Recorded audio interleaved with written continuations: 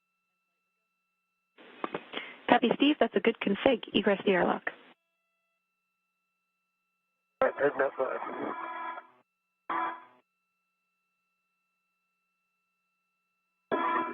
And we are seeing NASA astronaut Steve Bowen egress the airlock. He's designated EV1 today, and he'll be wearing that spacesuit with the red stripe, so he's the first out of the airlock.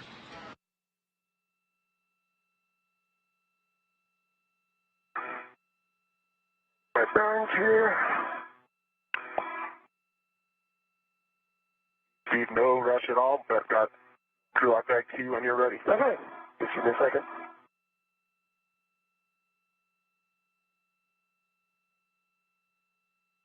Bowen is still inside the airlock. He'll egress here shortly, but first he's going to hand a crew lock bag to Steve.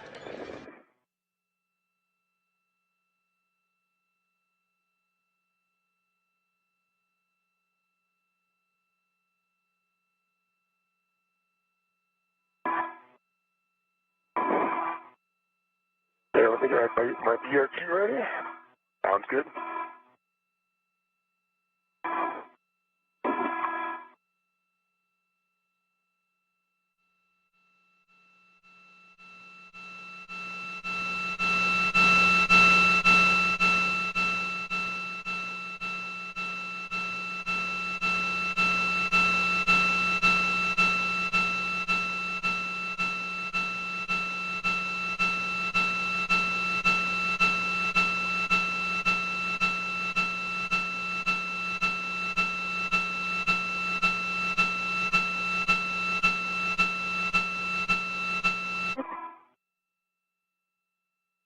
Steve, you have the bag. I am back. Is stowed on my BRT and locked. Houston, Right, copy. sounds good. Steve, awaiting your go to egress. All right. Trying to get my others clear. Like. All right, and you have a go to egress. Copy, go to egress. Thanks. After egress, you can both turn on your HECAs and perform buddy checks. Copy, Johnny. Thanks.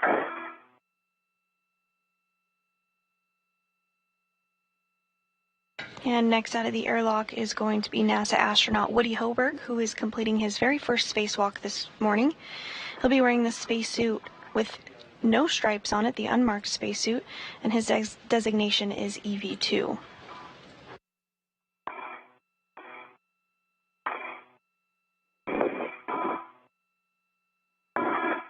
Once both crew members are out of the airlock, they'll work to translate to their next location, but first they're going to turn the lights on their helmet cameras.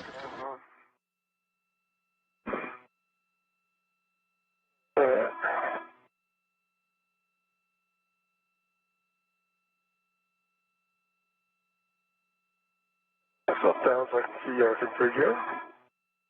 Okay, again.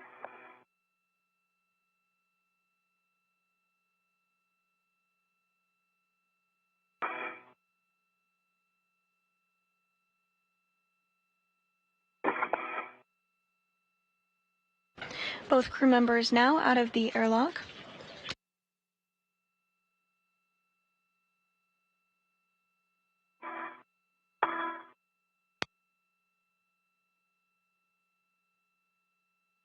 All right.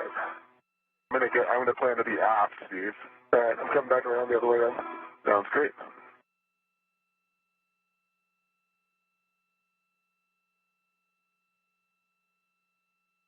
But I'm in a great spot for buddy checks if you want to do them here. Yeah, we'll just do them here. Okay, great.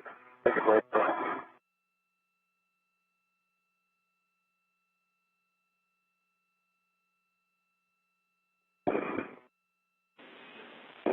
Houston's ready to copy buddy checks. Confirm your HECAs are on. And I see, what are you saying this way? I see green light. What's the other one? Your EMUTV is off. Is it? Okay. Goodbye. One. Keep the handle down.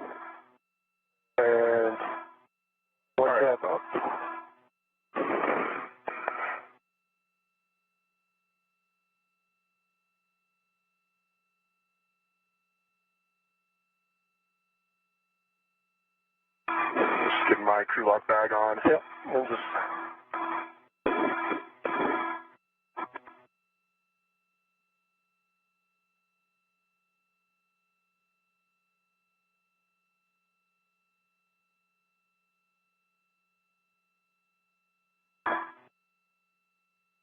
All right, Steve. Ready when you are. All right, let me see. One thing left to check. Oh, your lights are pretty bright.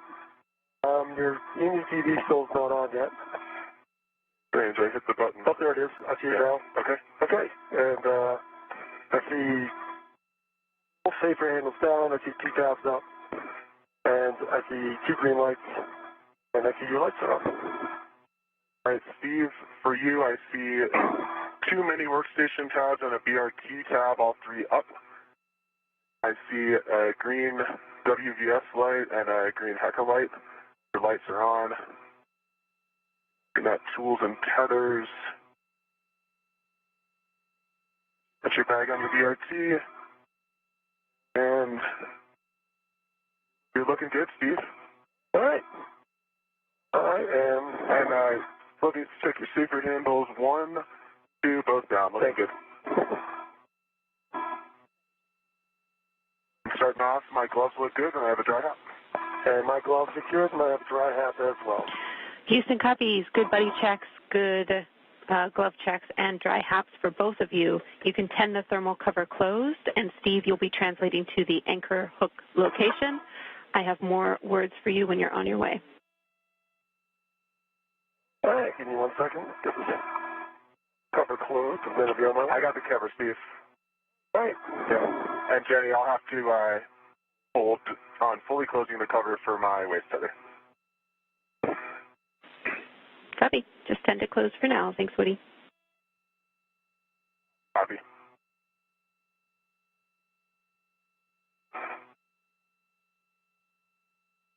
And Bowen and Hoburg completed some initial checks to ensure everything is looking good on their suits. They're now going to get that thermal hatch cover closed.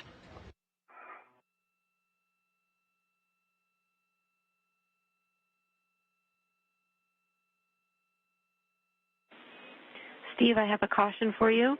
Avoid contact with the deployed TUS cable. Okay. Understand. Avoid contact with the TUS cable. Good readback for you both for around 2 minutes to sunrise. All right. What's my mile marker, by the way? You're looking for the FHRC, so S1 FHRC.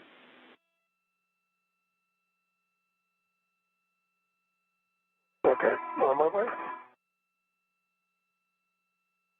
And Hoburg is getting the thermal cover closed. Meanwhile, Bowen is translating up the forward face of the truss. Steve, that mile marker is 6300. 6300, thank you.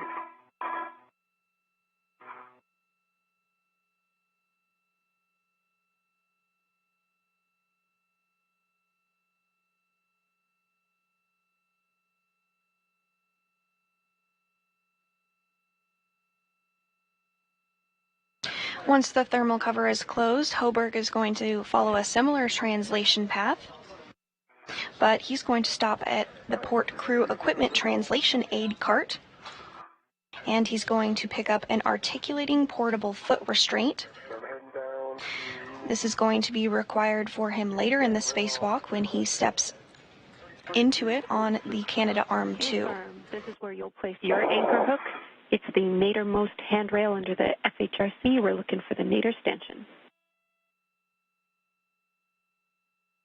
All right, nader stanchion. And blank hook, gate closed, slider locked. The green reel, which is unlocked. The yellow hook is locked, gate closed, slider locked. The red reel, which is unlocked. To my right, the D-ring extender, which is gate closed, slider locked. And the green hook between the green and red wheels is gate closed, slider locked. Copy. That's a good config, Steve. We need Woody's anchor hook on handrail 3247, which is the zenith handrail. just above yours. Okay, that's in work.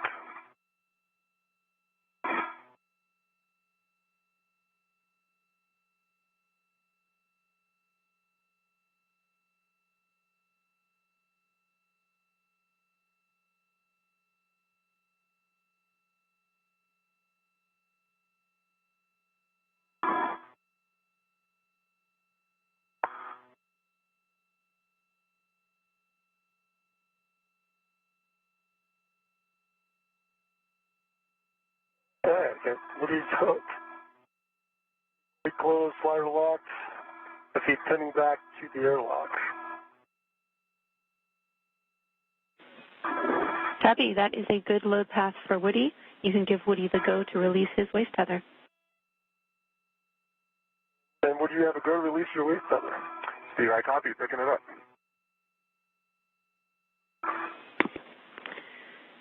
Steve, you can now translate to the FSE work site. You'll be dropping your green hook on S3, handrail 3011, which is nadir of the port Cedar cart. 3011. Out there now. Copy. Steve, or Woody, excuse me. Once that's complete, you can close the thermal cover. You broke up there, James, but close thermal cover. Copy. Woody, once that's complete, you can translate. You are headed to the crew lock bag stowage location on the port Cedar cart. All right, Johnny, I copy. Thanks. Steve, when ready, I have cautions and a warning for you. Okay, stand by. All right, ready to listen. Warning, grapple shafts and curvet coupling are no touch. And cautions, no aggressive movements or quick grabs on the FSE. Translate slowly. Wait for motion to dampen out before imparting loads. And do not contact the iROSA blankets. All right, I understand and copy all. And with the thermal cover closed, Hoburg is now working to translate to the flight support equipment work site. This is essentially a pallet that is currently holding the iROSAs.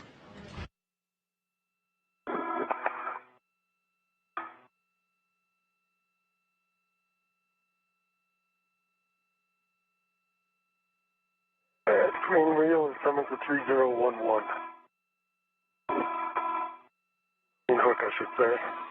I copy your green hook on handrail 3011. 3011 or 3011? 3011. Okay.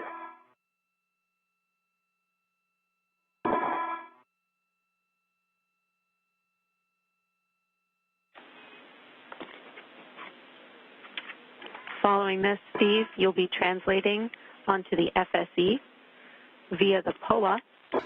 And the crew is running about 10 minutes ahead of today's timeline.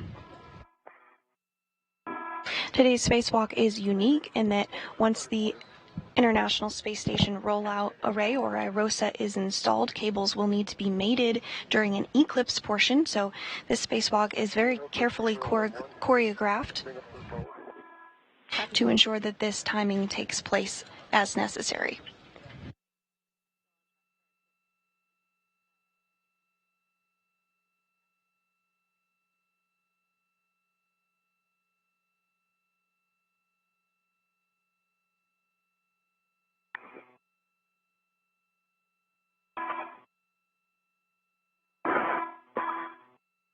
And you are seeing this view from the helmet cam of NASA astronaut Woody Hoburg, who is completing his first spacewalk today. He's continuing to translate or make his way over to the pallet where the iROSAs are installed. Crew log bag M on port Cedar cart, nadir handrail. Copy, James. He's currently at the port Cedar cart where he's going to temporarily drop off one of his crew lock bags. And he's also going to pick up an APFR, an articulating portable foot restraint, which will allow him to step into and ride on the Canadarm2. Hoburg will be carrying the iROSA while he's on the Canadarm2 in order to move it over to be installed.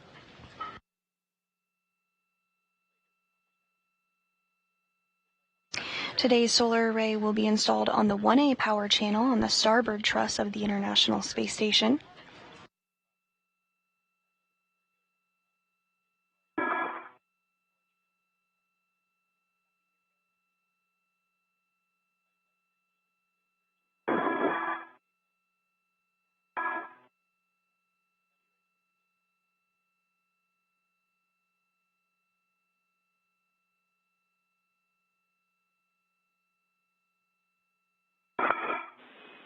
"30 seconds to a short handover."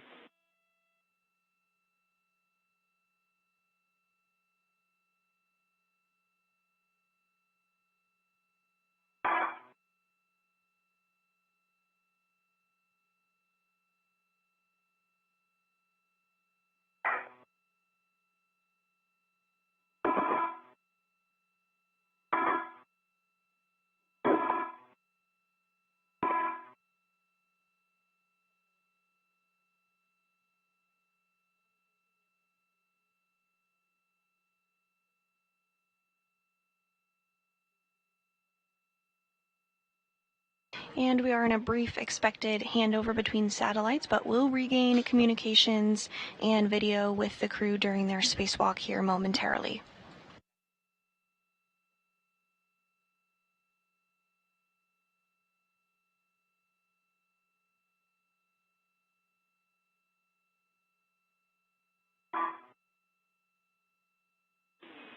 Steve, Woody, I'm back with you after the handover. Jenny, I copy. Can I see that small bushing on the lower iROSA? I'm passing it. Copy, you have eyes on the FOD. Thanks, Steve.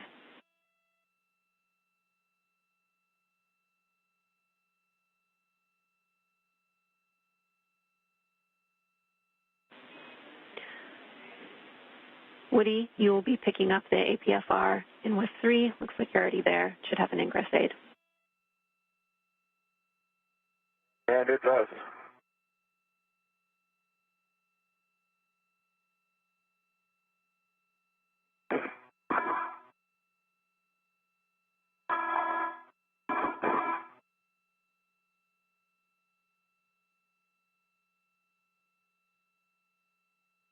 And this view from NASA astronaut Woody Hoburg's helmet camera as he works to pick up the articulating portable foot restraint from the port CETA cart. Danny, just reporting the locking paddles on this APFR is very sticky. Copy. Sticky locking color, Woody. Working on it. The paddles. Copy the paddles.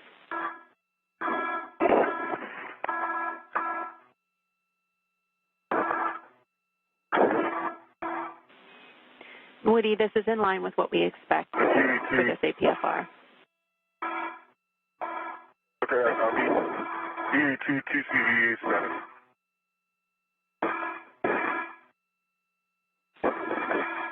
Copy a TCV of 2 for Woody. -7. Copy 7. Firm. All right, just confirming that the adjustable large small goes to 0008, and the integral goes to the upper handrail. Affirm, that's right. Steve, that handrail should be 13. Once that's done, I'll take a glove inspection hap check.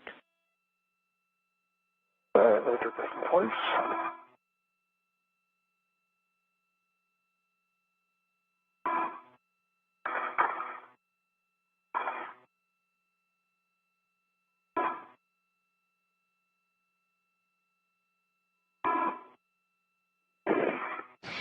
And While Hoburg works to secure that articulating portable foot restraint after grabbing it from the port seat of cart, we are going to hear Bowen complete a glove and hap check. On your VRT, you're headed to the inboard ingress location.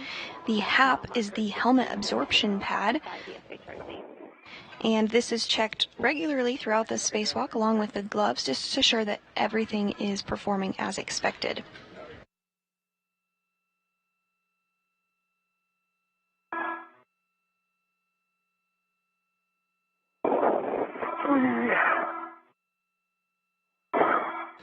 With the articulating portable foot restraint now in hand, Hoburg is going to work to install it on the Canadarm2.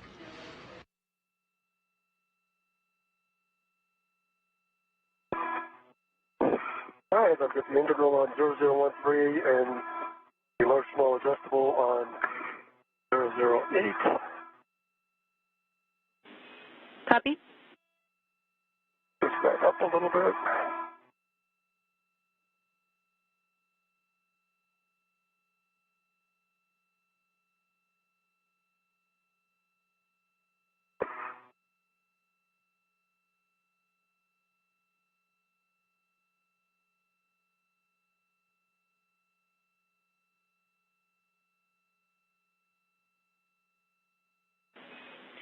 Woody, I have your next step, working with Frank to GCA to the published APFR install position. All right, James, I agree. Steve, do you need the column? Just for 1 second, I'm going to head over to R5 on the upper. And I see it. And what are my settings there, Jenny, if I'm going to lose talk? And Steve, can you confirm that you've picked up the PGT, left the RET on the bag, so that's now on your swing arm, and I need a glove inspection hat check. Okay, do the glove inspection hat check first. And we were getting a view there briefly of the IROSAs, and there we see it again here, the International Space Station rollout arrays. There's two on that pallet on the very left of your screen. One of them is going to be installed today, and the other will be installed on June 15th. We're also getting a view of the Canadarm2, which Hoburg will be utilizing today when he moves the IROSA to the 1A power channel. Give me 1 second.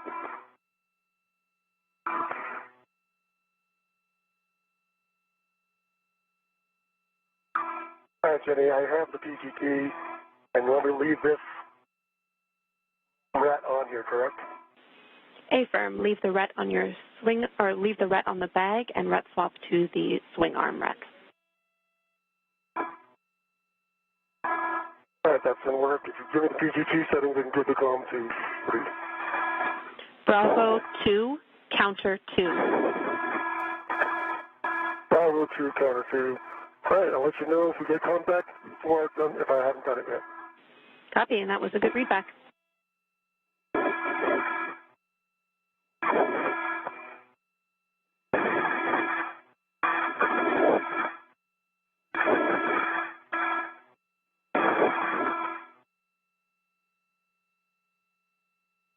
Steve, you good? I am Jared Woody. You may have the column. Copy, thanks.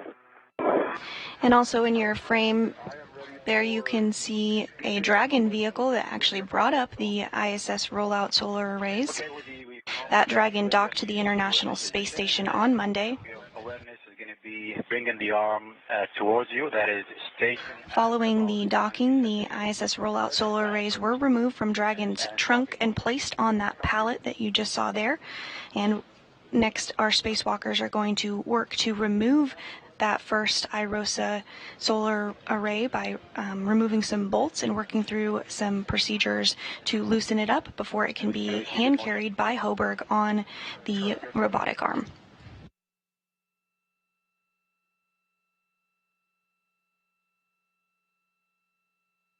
Half a meter to go.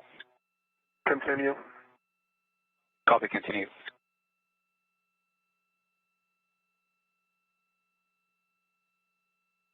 $20 to go. Continue to publish. 10 to go, continuing to publish. And ramping out.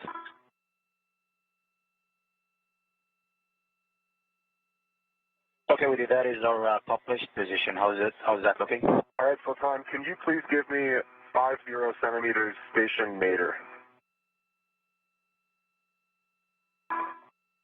Copy, Woody, half a meter station nadir in work. Thank you.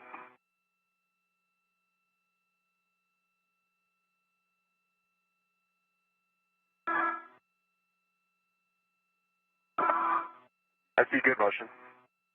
Copy, good motion.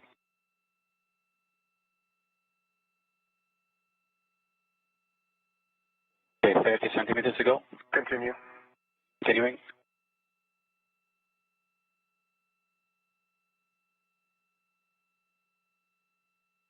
Okay, ramping out.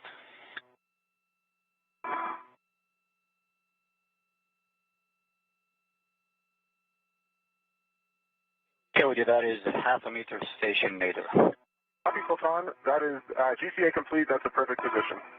Right, copy, GCA complete, and brakes are coming on. Copy, brakes on. And I'll be installing the APFR. Woody, we're looking That's for affirmative. You are go to install the APFR.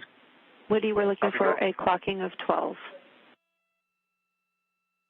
Copy, clocking 12, and I already confirmed Papa, Fox 6 set. Good settings. Steve, I'm back with you. Thanks, Jim. Yeah, 5 turns, 502, counterclockwise 2, and both releasing R5. Copy. The boat will spring out when fully released, and you'll see a white line indicator. Expect 18 to 20 turns. Hoburg continuing to step through procedures to get that articulating portable foot restraint installed on the Canadarm2. This articulating portable foot restraint, or APFR, allows him to click his spacewalking boots into it so that he can ride aboard the Canadarm2. He'll be carrying the IROSA while he does so.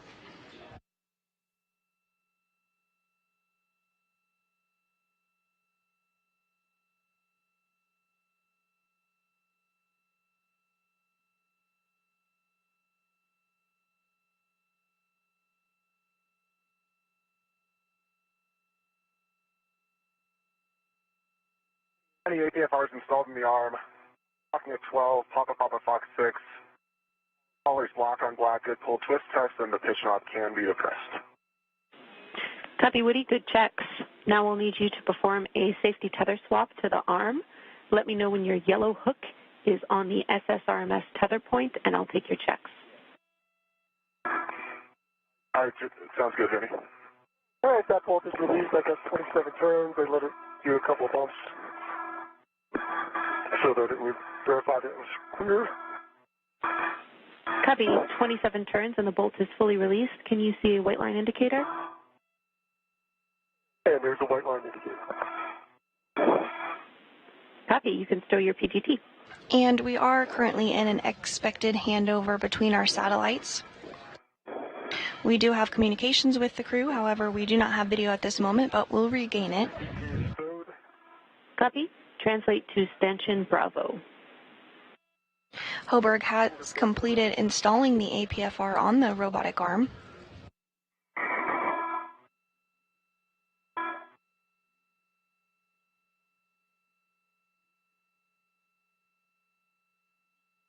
Hey, Jenny, my yellow hook is gate closed, locked, black on black to the SSRMS tether point. Green hook is stowed on mile marker 6360, and that green reel is unlocked.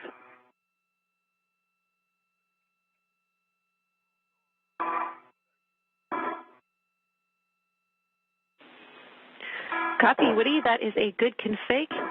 Ensure that Steve's tether is clear of your green hook, and then you can work with Frank to get to the ingress position. All right, let me get eyes on Steve's tether. It's well clear. And I am in a great config for APFR ingress. No GCA needed. Okay, Woody, we are copy, and brakes are still on. You are go for APFR ingress. Copy. Brakes on. Go for ingress. Thank you. Sultan. Woody, you need to attach a waist tether to the ingress aid.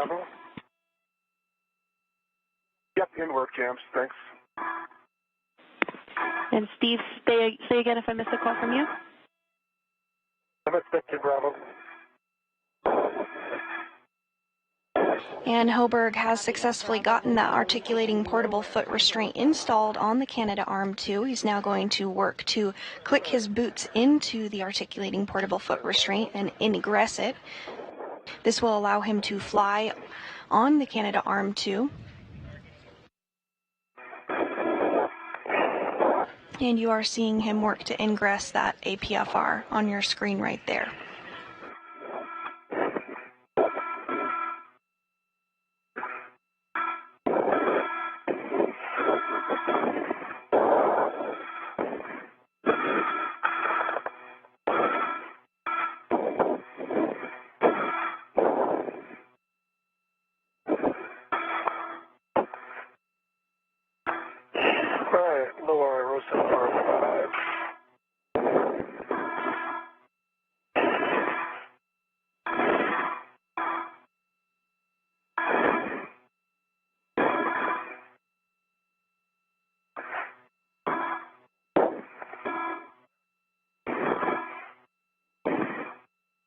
Alright, so I've got Bravo 2, counterclockwise 2, going to R5, and looking for full release and a white indicator. Good word, Steve. Expect 18 to 20 turns I have written here. Alright, 18 to 20 turns. Okay. And Steve, I'm going to look for the con again when you have a chance. Hey, we'll take the call. Thanks. It's Sultan. I'm ready for thrust back off. All right, copy. Woody, you are ready, and brakes are coming off. Copy, brakes off. Woody, check your tools and tethers are clear. We need you to confirm that. Thanks, James. Yep, tools and tethers are all clear. Copy. I agree. You are a go to proceed. Woody, we also are hearing that your left safer handle might be up. We need you to check both of them. Got it. Your team was correct. And both safer handles are down. Copy. Both safer handles down on Woody. Thank you. You guys are doing great on time.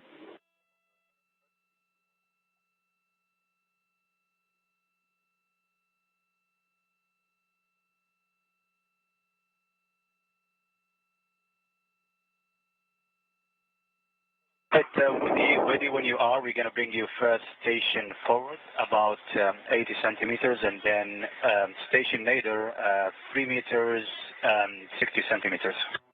Ron, I'm ready for all of that. You go. Then starting motion, station forward. Good motion, Sultan. Copy, good motion. And as you can see on your screen now, Hoburg now being moved while in that articulating portable foot restraint on the Canadarm. That Canadarm is being operated by United Arab Emirates astronaut Sultan Al Nayati, who is inside the International Space Station.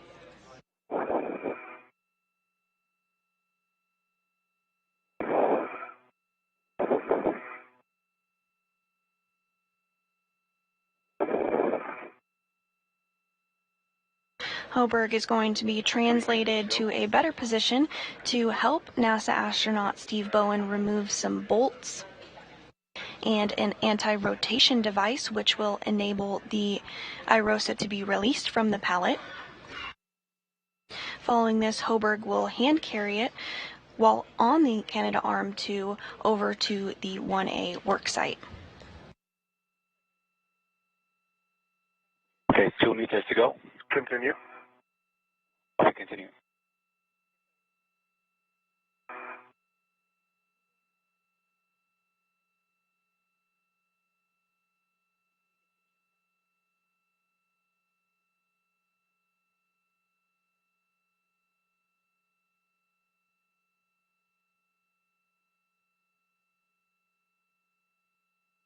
Okay, 1 meter to go. And this view from NASA astronaut Woody Hoburg's helmet cam as he is on the Canadarm2. Looks like he's taking this opportunity to get some truly out-of-this-world photography.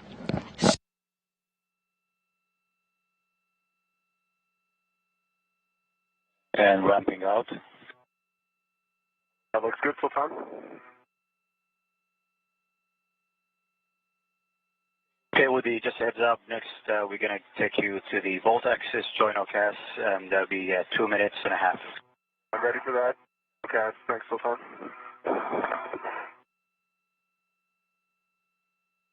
Okay, Jenny, I've got Bravo 3, counterclockwise 2 set up. There were 20 turns on the lower Irosa with a good white band. Copy, I release. I understand R5 on the lower Irosa is released with 20 turns. You should be pretty much at the bolts for C2. We are going to work on releasing these anti-rotation devices, so you can attach an adjustable equipment tether and from your small trash bag to the ARD tether point. Okay, let me get that done.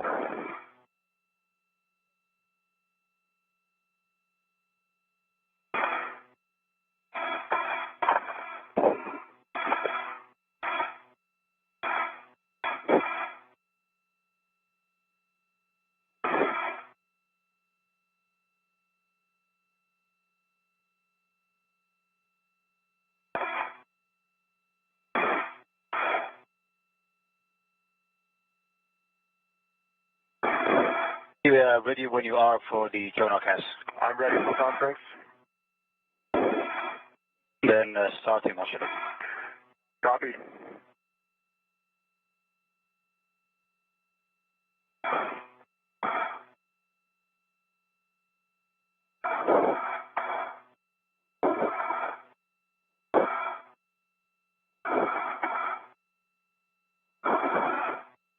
Good motion, Sultan. Good motion. And Hoburg continuing to be moved on the Canadarm2. Meanwhile, Bowen is working with the pistol grip tool, or PGT, to release bolts. This is a restraint bolt.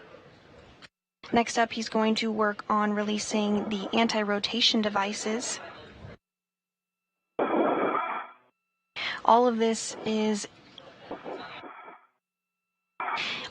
in preparation for ultimately removing the International Space Station rollout solar array from this carrier, this pallet that it is temporarily stowed on.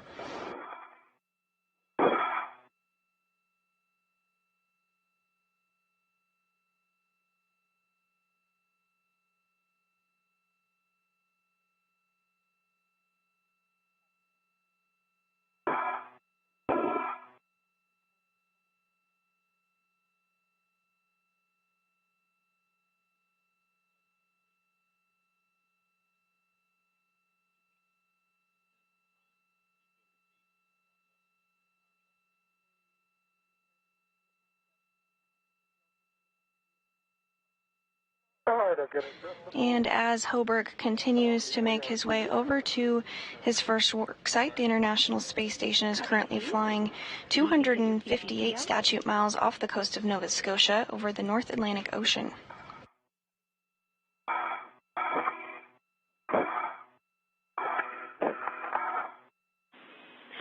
Woody, we need you to repower your HECA. Copy. Power off, then power back on. You got it.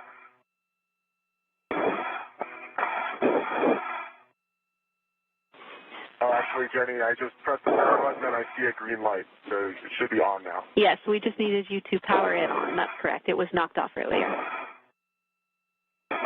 Okay, copy. Getting a really great view here of Woody Hoburg in the articulating portable foot restraint.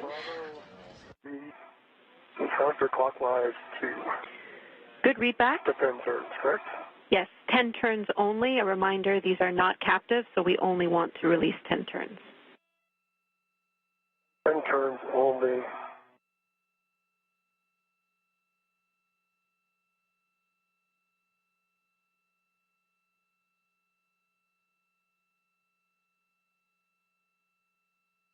And in Hoburg's hand, you can see the PGT, or pistol grip tool. This is essentially the space drill. It's going to be utilized a lot throughout today's spacewalk, first to remove the IROSA from the pallet and then to reinstall it on the 1A power channel. Copy. Thanks, James. Good reminder. I have Alpha 4 counter 2 set for R1 and R2. Those are good settings, Woody. It doesn't matter to us which of these bolts you do first, but the bolt will spring out when it's fully released. You have the same settings for both of them. Copy, thanks. All right, I get 8.8 turns. Happy, that was 8 turns. Steve, and you can remove the ARD, and then we'll be torquing back this bolt. All right, pulling the ARD off. So far, I'm ready for ML 3. Okay, Woody, we're need a few seconds to set up our values here. Take your time. Yeah, that ARD is removed. Copy, ARD removed. Your settings are Bravo 1 clockwise 2, and you'll be driving this stop block bolt to torque. Bravo 1 clockwise 2. That's up. Good settings. Bravo.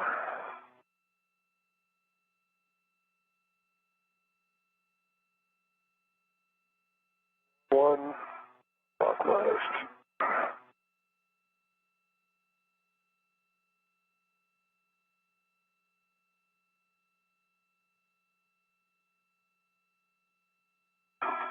Woody, ready for the next motion? So it's going to be body N, meter and 60 centimeters.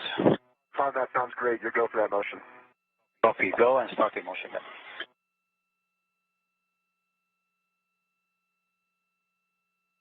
We are 48 minutes into today's spacewalk, and NASA astronaut Steve Bowen and Woody Hoburg are continuing to work together to remove bolts from the International Space Station rollout solar array in order to release it so that it can be carried on the Canadarm2. To step through the next set of procedures is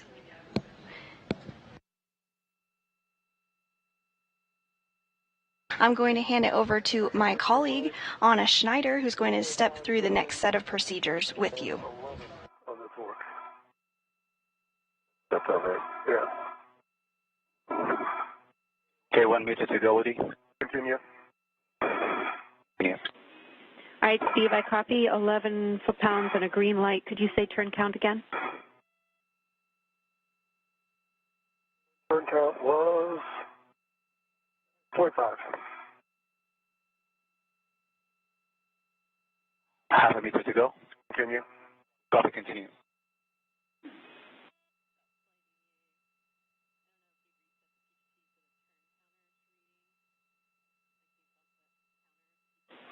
We're just checking on those turns, Steve. Bumper rolled on top of the mount. So you might not get as many turns as you might have expected. Okay, so it's on stop motion. But you can look at it. It's on there nice and snug.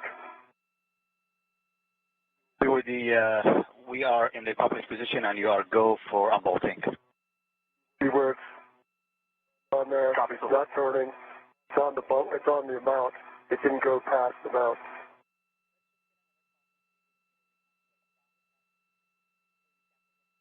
You see it? Now you can see NASA astronaut Woody Hoburg beginning to release the R bolts. All right, Steve, I'm sorry, one more time. We're going to have you say what you saw on those turns and whether you counted the turns or you're reading them off. Well, I counted the turns correctly. Bumper, the lock, when it turned, it went onto the mount for the bolt stanchion.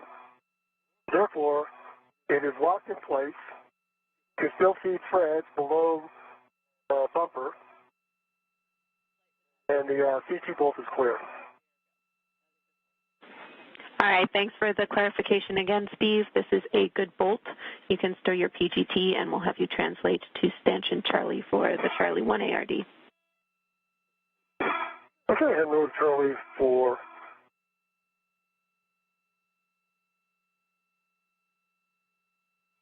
The bolts that Hoburg is working on are on the boom end of the upper IROSA, or International Space Station Rollout Solar Array. The first two bolts will allow the boom deployment system rollers to be moved into place to help with the array deployment later in the spacewalk. And we see you rotating the deployment system. Both sprung out, and it was 9.5 on R2.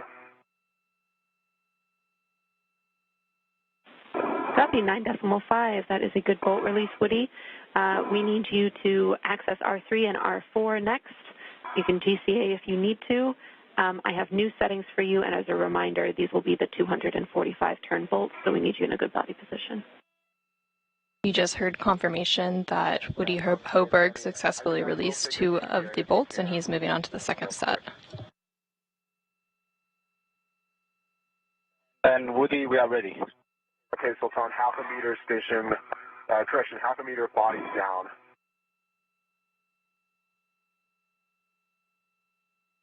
We copy half a meter body down.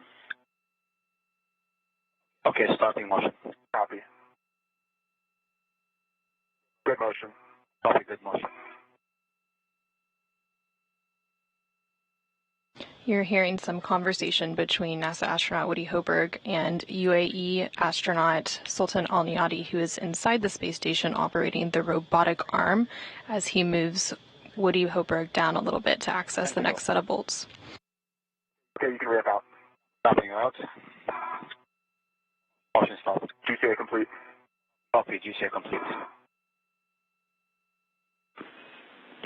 Steve, once in position, you can tether to the ARD tether point, and then I have settings for you for the stop block bolt. Complete. And I'm ready for settings. Bravo 3, counter 2, 10 turns only. Bravo 3, counter 2. And Jenny, I have alpha 3, clockwise 3 for R3. Copy Alpha 3 for clockwise 3. Verify your PGT turn count is 0.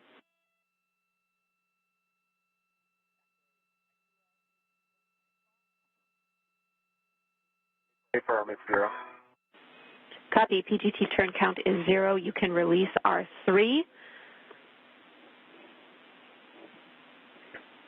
Copy. Starting turns.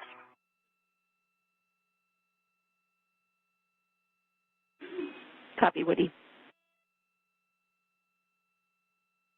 The second set of bolts that Woody Hoburg is currently working on will release 2 of 4 mechanisms that hold the ISS rollout solar array in its rolled up configuration.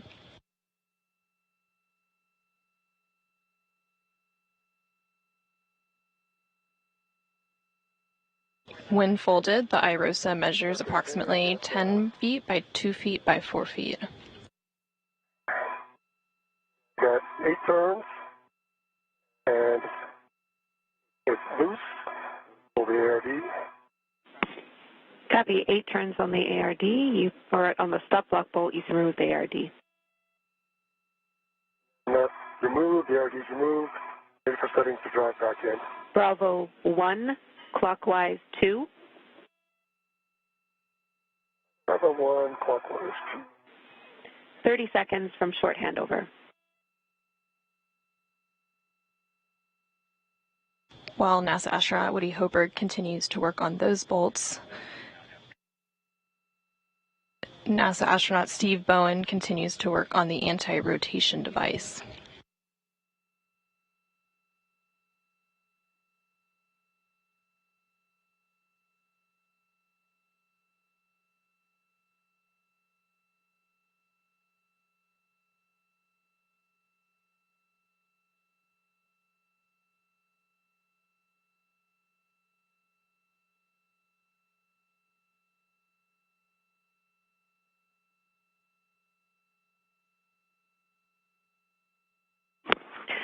Copy, Steve. You've driven the stop block bolt, 12.1 torque, 7 turns, and a green light.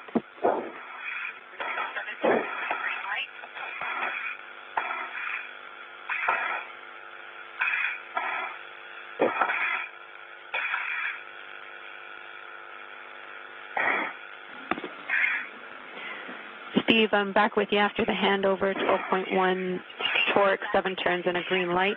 You can stow the ARDs in the crew lock bag. All right, heading over there.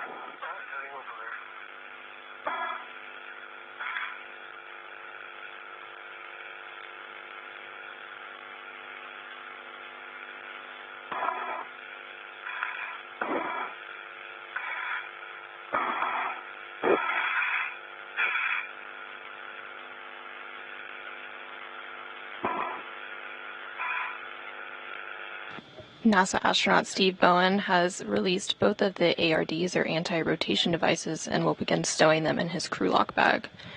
Here on the screen, we continue to see NASA astronaut Woody Hoburg work on releasing the second set of bolts on the boom end of the upper IROSA.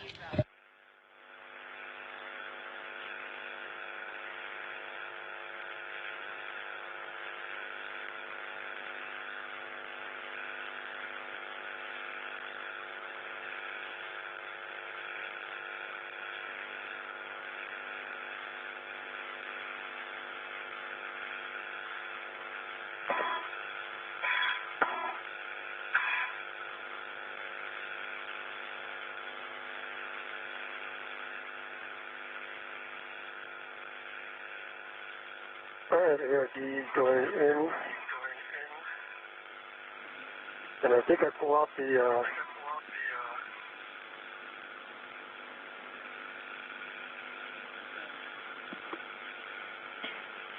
tool, the copy caddy. Affirm, Steve. Those are good words. We need the 5/8 12-inch wobble on your PGT, and you can stow the 7/16 on the socket caddy. All right, and I'll put that in work. ARD is nicely stuffed in here. Copy. Jenny, 245 turns, R3, turkey timer popped out. Copy. 245 turns on R3 with the turkey timer popped out. Your settings are alpha 3, counter 3 for R4. Alpha 3, counter 3, set 0 turns on the PGT. Here you go. Starting to.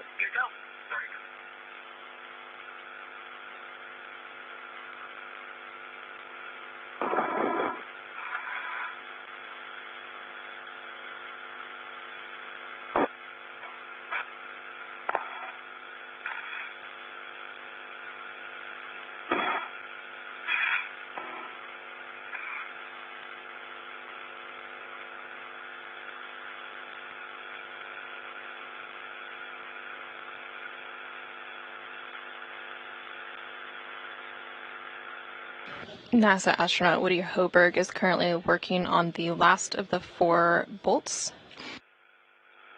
These last 2 bolts release 2 of 4 mechanisms that hold the IROSA or ISS rollout solar array in its rolled up configuration.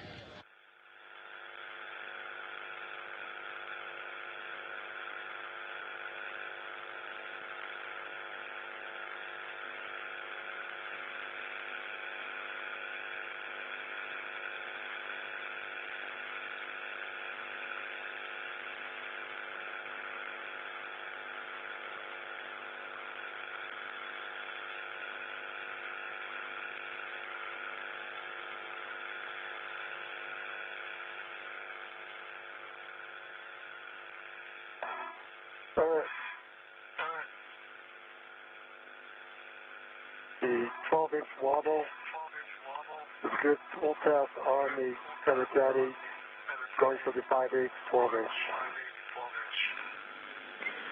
Steve, I copy a good pull test on the 7/16 12-inch on the socket caddy. That's correct. All right, good pull test on the 12-inch 5/8 wobble on my PGT. All right, and good pull test on the 5/8 12-inch on your PGT.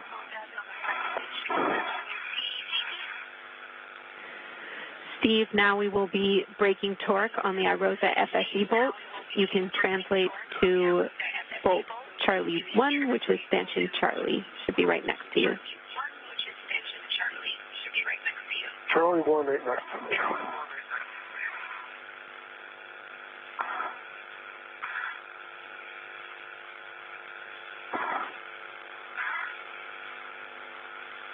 All right, there's Charlie 1. We'll be breaking torque on this bolt, less than half a turn. Your settings are Bravo 3, counter 2. Bravo 3, counter 2. Good words. And now I'll get myself in a good position.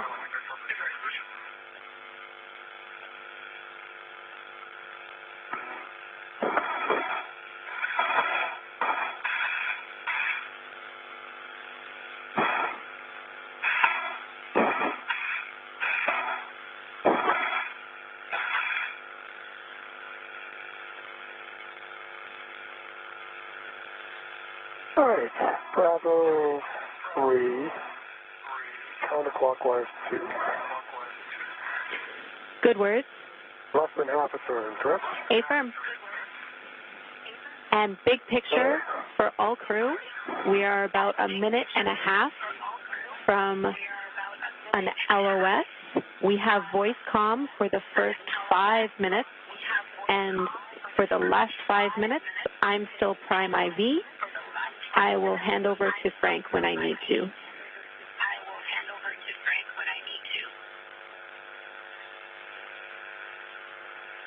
And Jenny, if you want copies, and I had 0.54 turns on C1.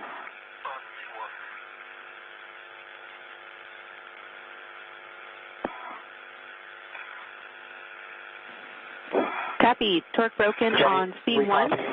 You can translate to C2.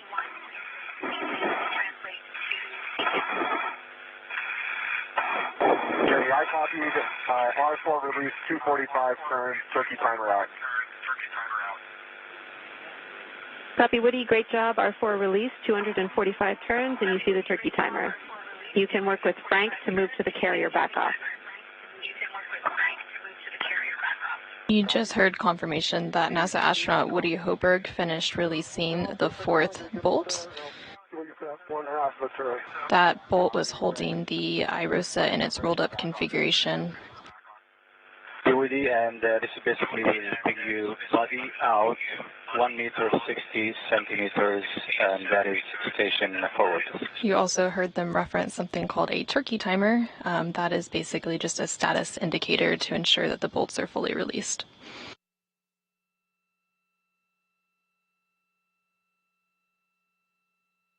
We are now in an expected handover that will last about 15 minutes.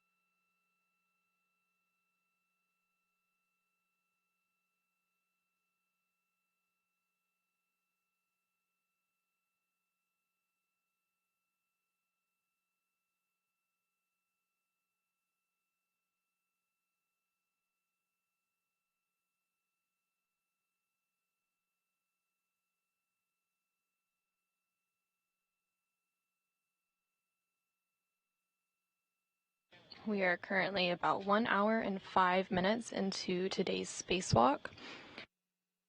It began at 8:25 Central Time this morning, 9:25 a.m. Eastern Time, when the spacesuit switched to battery power.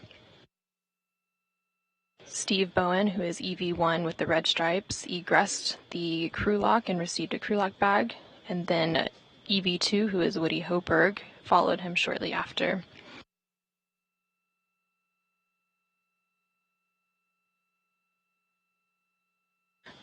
Bowen then translated up the forward face of the truss and went starboard, configuring his safety tethers on the way, and then Hoburg followed a similar path, but went to the port crew equipment translation aid, or CETA cart, to temporarily stow his bag and retrieve the articulating portable foot restraint.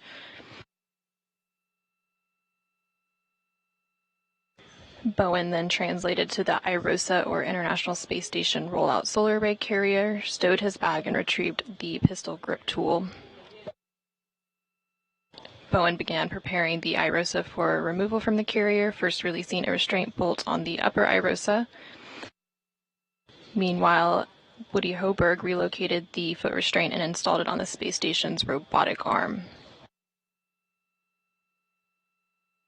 From there, Woody Hoburg ingressed the foot restraint, and then the arm moved him away from the truss and towards the work site.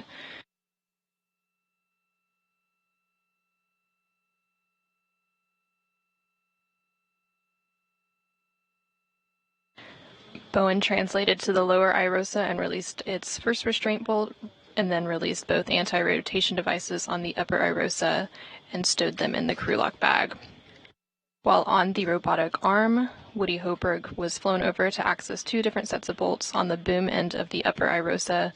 The first two bolts allowed the boom deployment system rollers to be moved into place to help with the array deployment later in the spacewalk, and then the second two bolts released two of four mechanisms that hold the IROSA in its rolled-up configuration.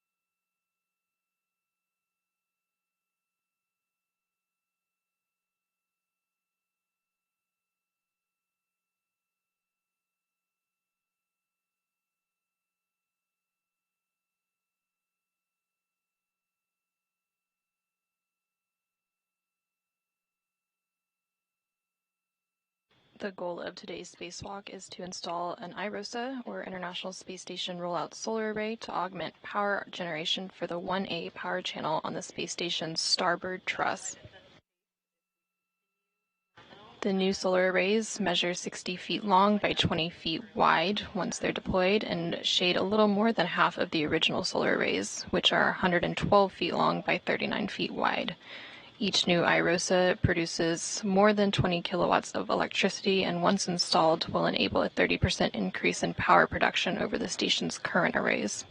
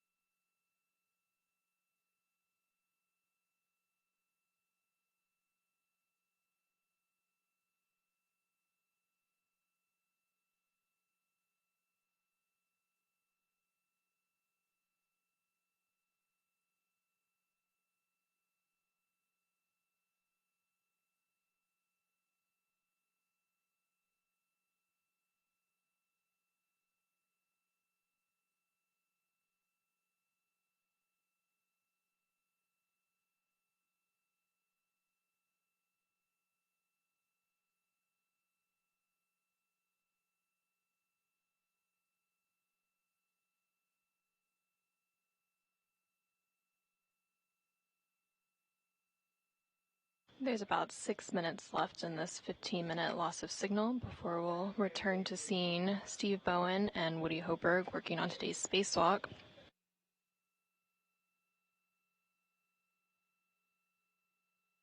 Once we're back, we'll see Steve Bowen working on releasing the upper IROSA restraint bolt and installing the first two handling aids called scoops in preparation for removing the IROSA or International Space Station rollout solar array from the carrier.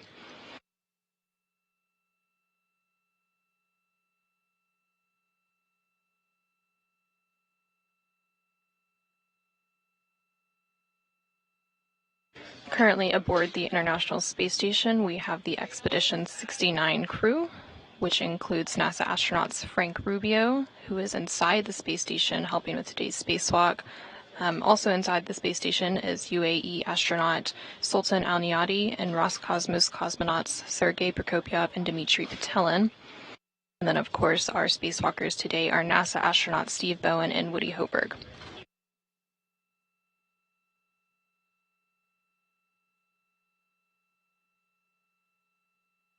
Here in the room, we have Flight Director Diane Daly at the helm, and she goes by the call sign Horizon Flight.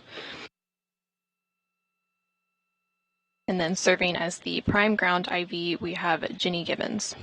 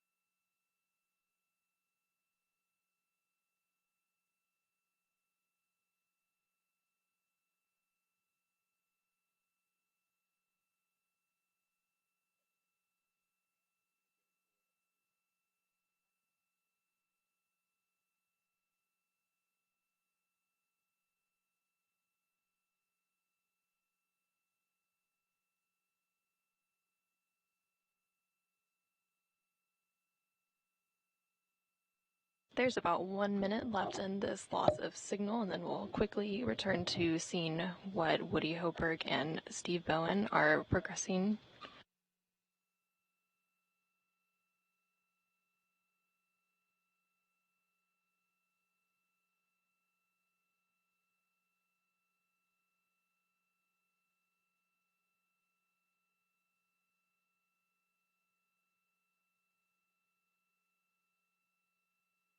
Today's spacewalk is the 264th spacewalk in support of space station assembly, maintenance, and upgrades, and the 7th spacewalk out of the space station for this year.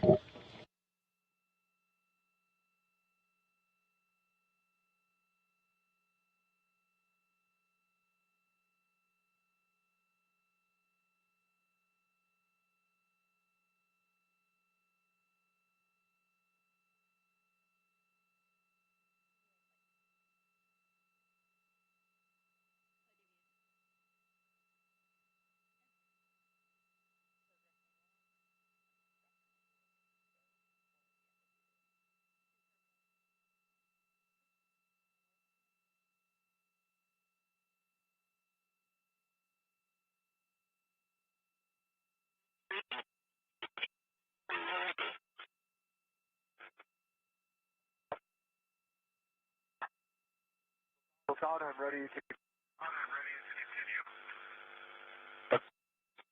You have 40 centimeters to go. Start.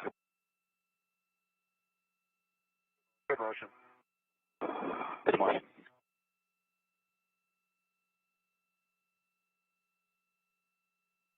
So during that loss of signal, Steve Bowen released the upper IROSA restraint bolt and installed the first 2 handling aids called scoops in preparation for removing the IROSA from the carrier.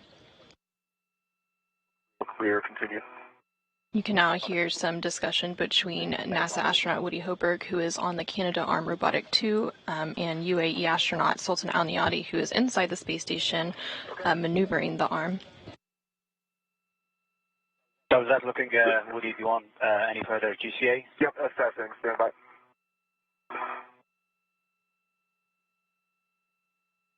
Sean, could I please go body down about 20 centimeters? They are flying Woody Hoburg to the hinge end of the upper IROSA. Once there, both Woody Hoburg and Steve Bowen will work to remove the final bolt holding it to the carrier, and then Steve Bowen will install a second scoop, and Woody Hoburg will then lift it off of the carrier. Holding. And Sultan, that's a great spot. GCA complete. Okay, GCA complete, and that was 15 centimeters body down. Perfect.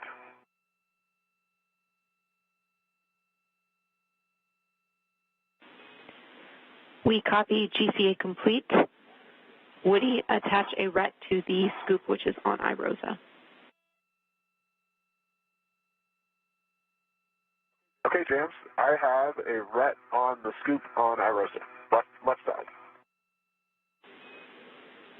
Copy. Warning for both of you. Okay, Jenny,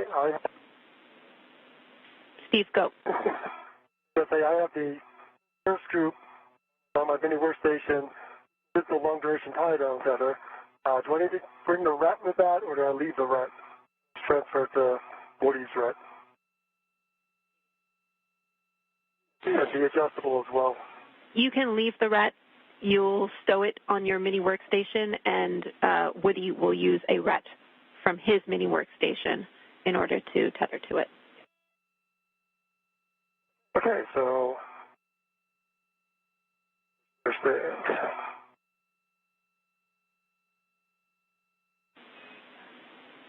we can get ahead on our checks here. So a warning for both of you, do not release C1 until I give you the go. Copy. Copy.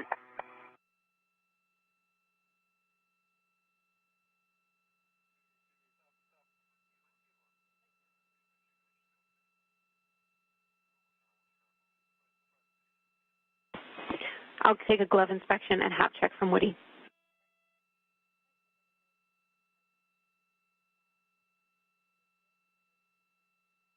There's no change to the gloves. App is dry. I can also report visor down, glove heaters on, TCV set for reference. Copy. Good glove inspection and hap check. Cooling, visor, glove heaters are set. Check gauntlets down. They're both down. Check tools and tethers are clear, and your ingress aid is clear.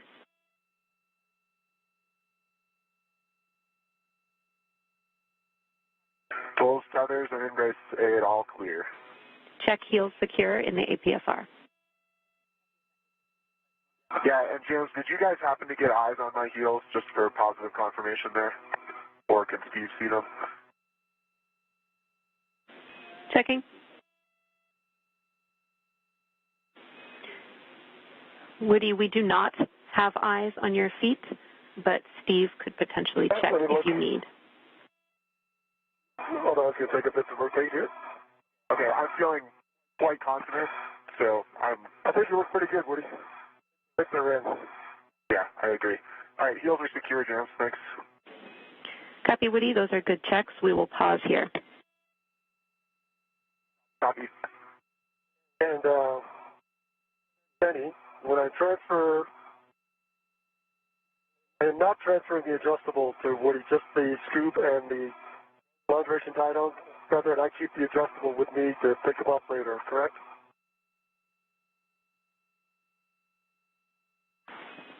Checking, Steve.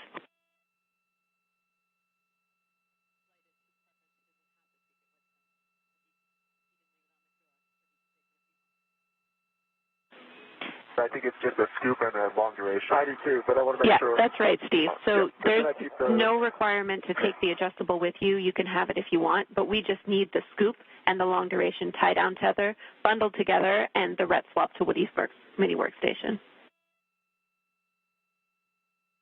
Okay. Understand.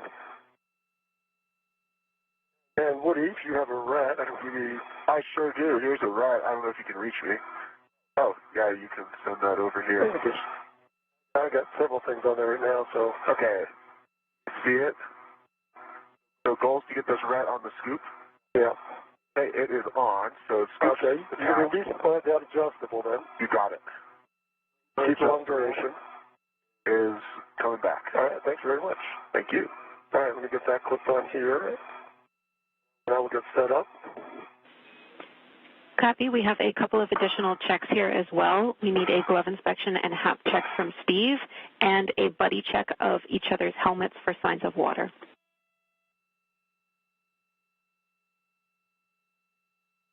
You have your visor down.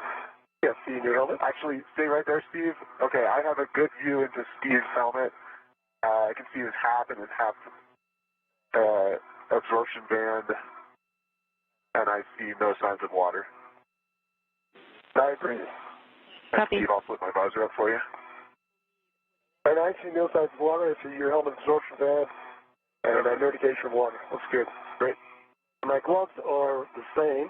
They're still good, and my hat is dry. Copy. We have good checks.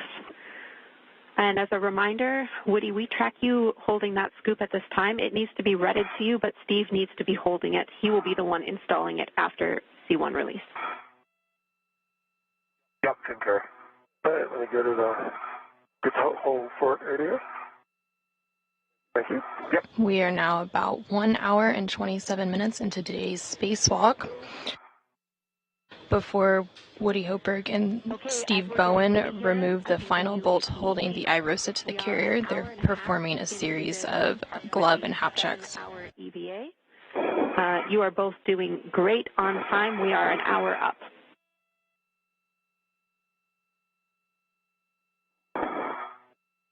All right, copy that.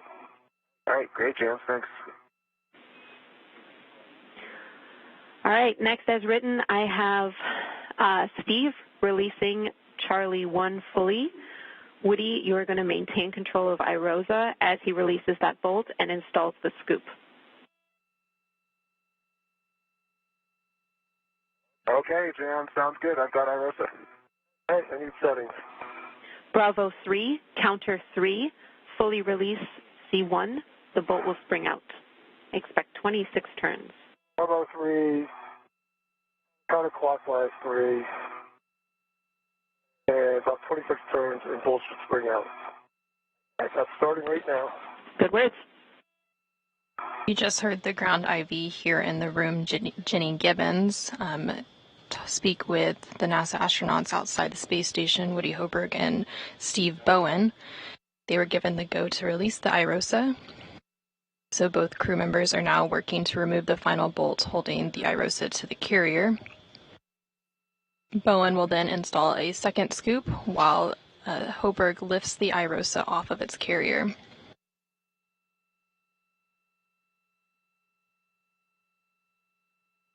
All right. I've got 27 turns. To come off. I think I need to turn a few more, but not 3 of this bolt. Copy, 27 turns, So going for more. Turns.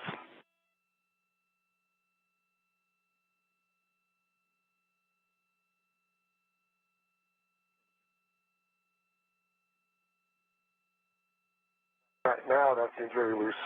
Again, additional 10 turns. How does it feel, Woody? Yeah, I think it feels, quite loose. Okay. Still my PGT and get the scoop in place. That's great. Good words.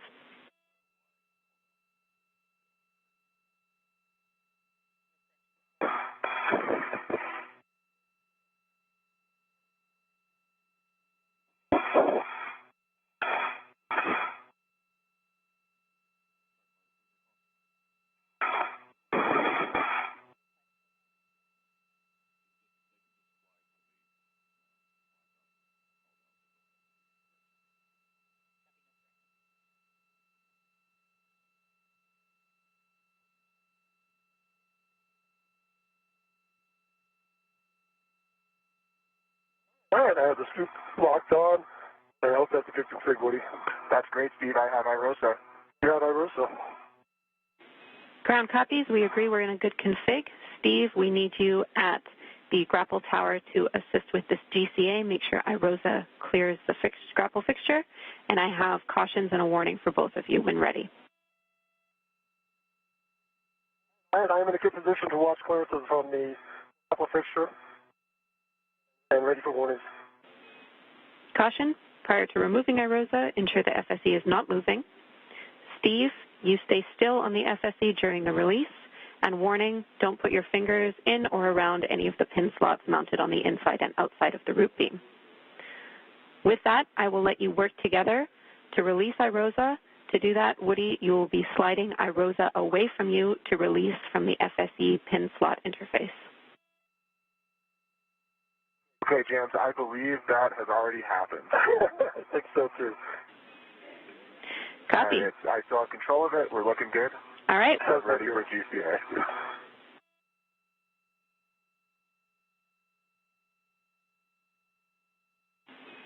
Your go to work with Steve, Frank? over to you for GCA. All right, Frank, if you're ready, I'm ready for the IROSA back-off position. I've got a good eye on the tower, and I'm looking for this to go straight. And Woody, it's drifting a little bit toward the tower. You want to bias it a little back. Okay, that's fine. Good. Ready to go, Frank. Right, Steve, we copy, and for this motion, we expect about 4 meters, and for Woody, it's going to be body down. Okay. Great. And we are starting motion.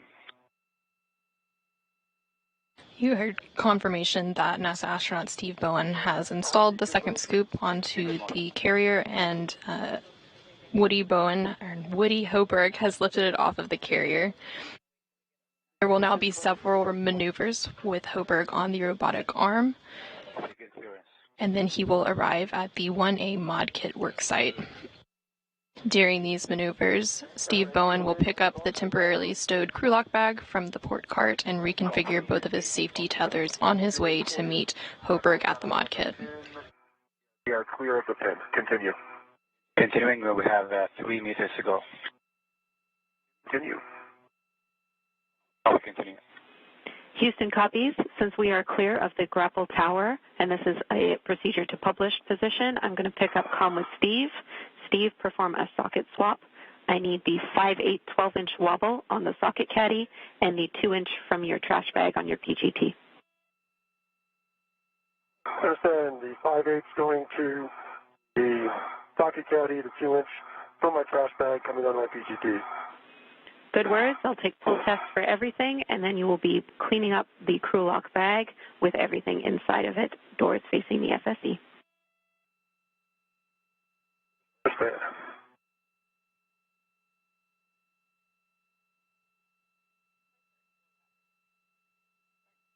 From this view, you can see NASA astronaut Woody Hoburg attached to the space station's robotic arm as he moves away with the International Space Station rollout solar array.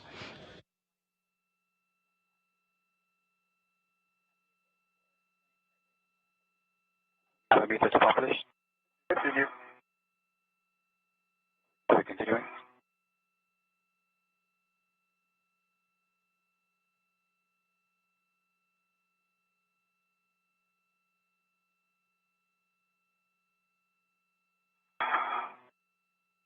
And ramping out. Copy.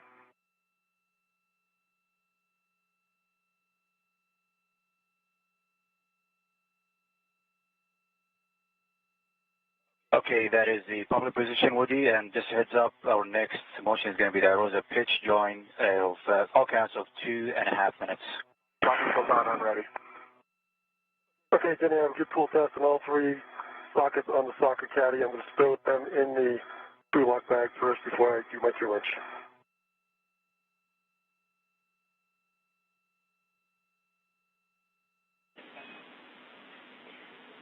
I copy, Steve. You have completed the pull test, correct? That is correct. And all 3 of the sockets on the socket caddy, that's complete. Copy. Again, you can stow that socket caddy. We'll have the crew lock bag buttoned up with the doors facing the FSE and the adjustable equipment tether cinched. Understand.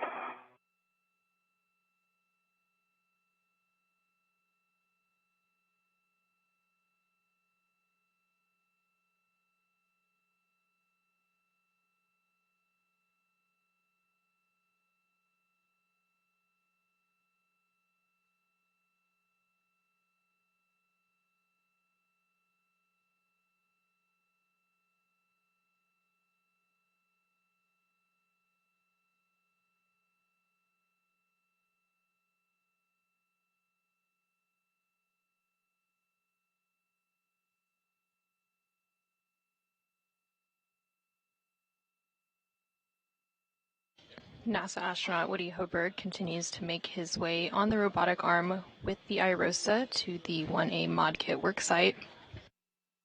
Okay, so on the outside of the crew lock bag, I should have the needle nose, the wire tie, and an adjustable. And then I need a small adjustable attached to the lower handrail. And then this rat should come with me if I'm reading this correctly. Am I correct? There should be no rat on the outside? That ret can go into the bag, Steve. I understand. I'll put it in the bag.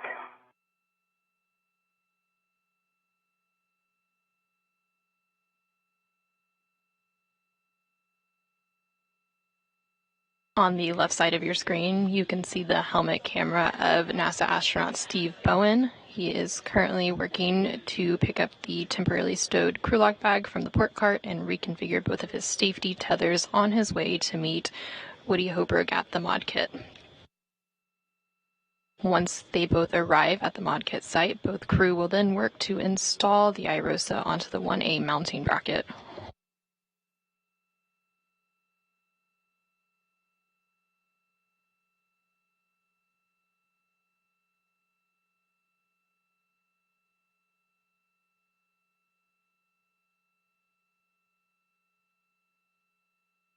And We are ready for the IROSA pitch.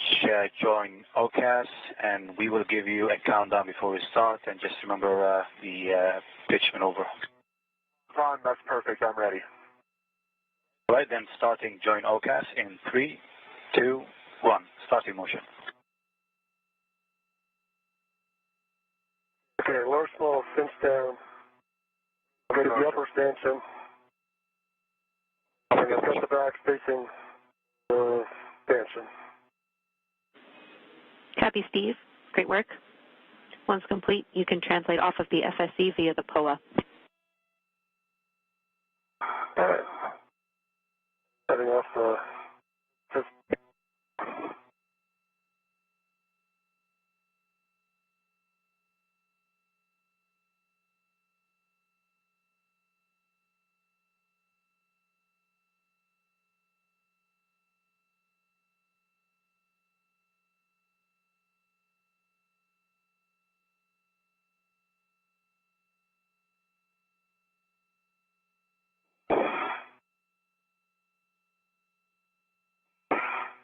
Oh, I'll do it later. I'll do my 2-inch transfer when I stop again. I still have the 2-inch in my trash bag. Didn't put it on the PGT yet. We need that 2-inch on your PGT, Steve. I understand. I'll get it when I stop. Okay, that sounds great. You can do that at the mud kit. I have to go pick up the bag and pick up Woody's tether. A-firm, your first step once you are off of the FSE is to retrieve your green hook from 3011. Good. I'll do that then, right there.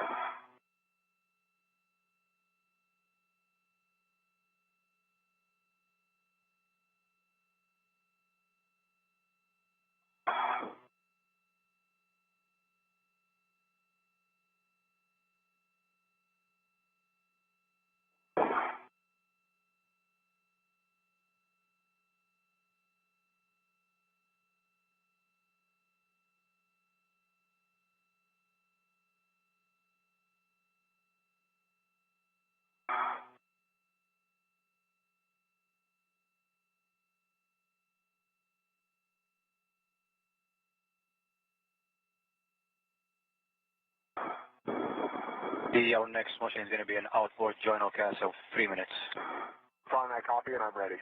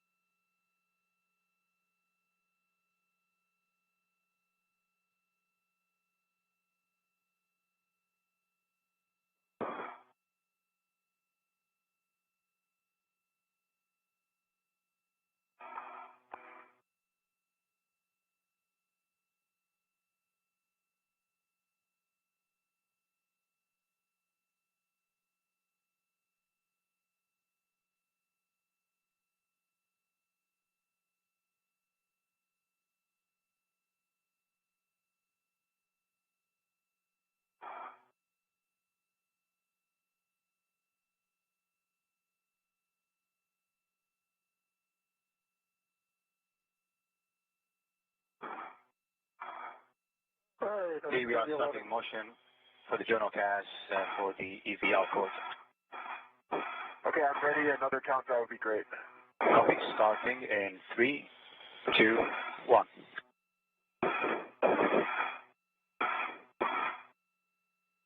Good motion. Good motion.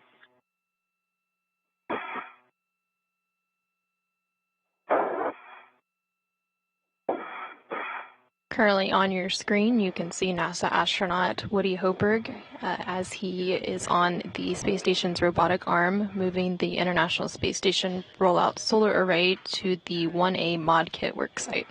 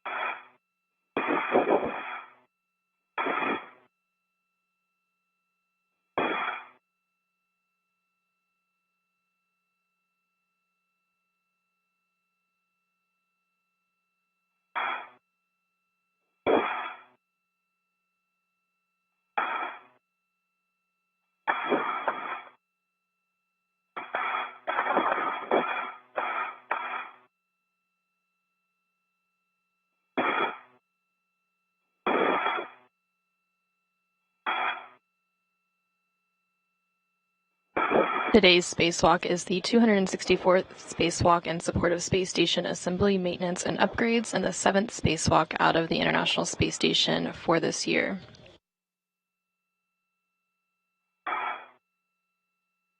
Today's spacewalkers are NASA astronauts Steve Bowen and Woody Hoburg. They are working to install an IROSA, or International Space Station Rollout Solar Array. This will augment the power generation for the 1A power channel on the station's starboard truss structure.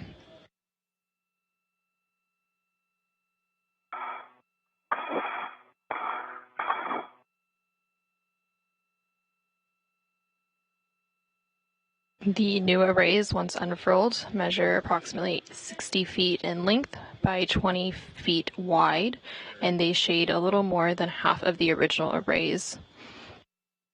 Each new IROSA will produce more than 20 kilowatts of electricity, and once installed will enable a 30% increase in power production over the station's current arrays. This spacewalk is the 9th spacewalk for NASA astronaut Steve Bowen and the 1st spacewalk for NASA astronaut Woody Hoburg. Copy. The 2 inches installed on your PGT was a good pull test.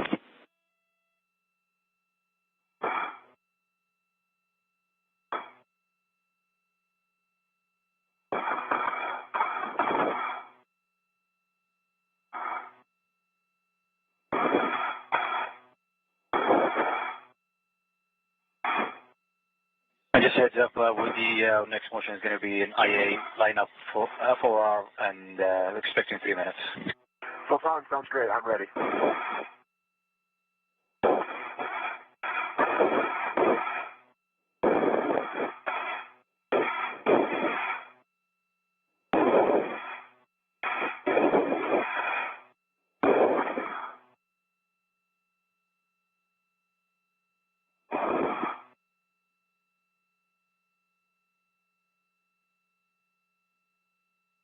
All right, green hook is retrieved. Copy. Steve, you have your green hook. After this, you'll get the bag and Woody's green hook. All right, bringing up the bag and Woody's green hook. Good words. Okay, Woody, we are ready to start the motion, and this will put you in lineup position under the IEA. All right, Sultan, I'm ready. Okay, starting in 3, 2, 1. Start the motion.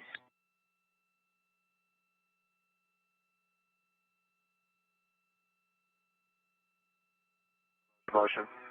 Copy, good motion.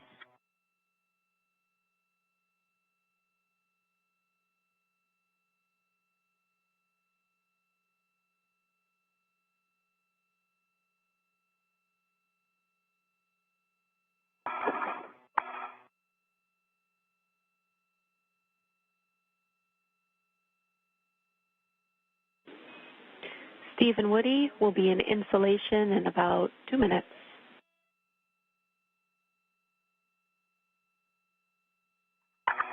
Hey, my copy. Thanks, James.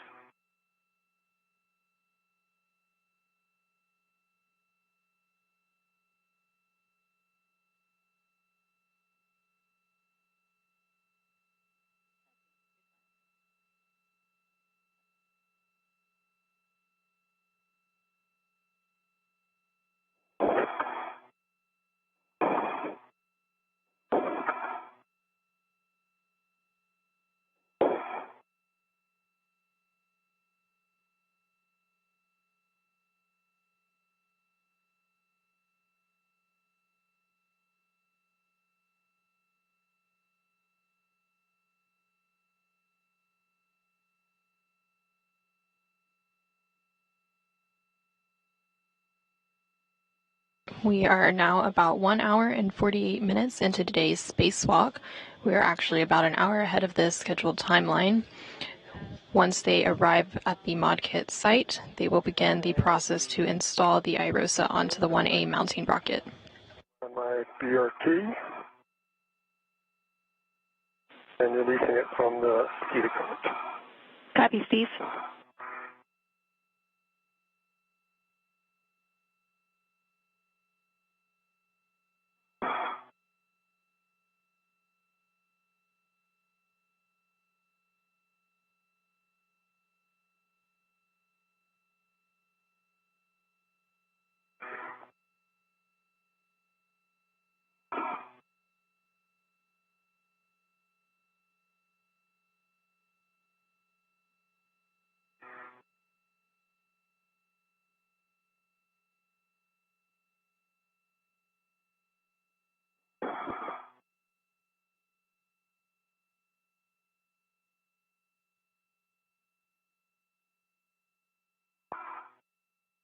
During the installation process for the International Space Station Rollout Solar Array, the crew will release the scoops, and Woody Hoburg will then move into position to release the final bolt holding IROSA into its folded position. Once released, Woody Hoburg will hold IROSA closed.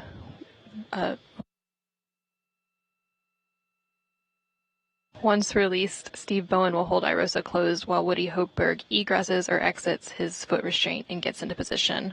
Both crew will then work together to unfold IROSA and secure the right side onto the mounting bracket. Once secured, Woody Hoburg will then drive 2 hinge bolts that IROSA into the unfolded position.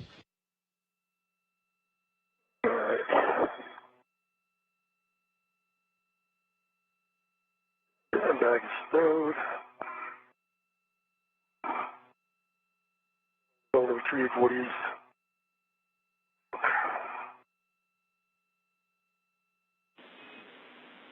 Copy, Steve. Woody's green hook is at around mile marker 6300. 6300.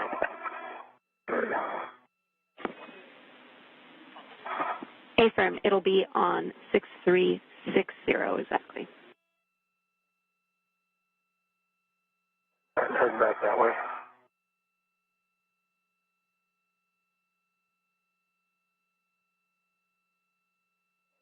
See his green hook.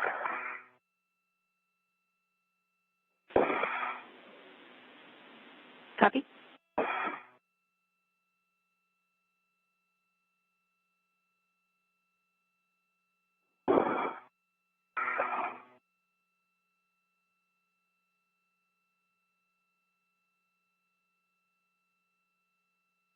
And Woody, we are ready.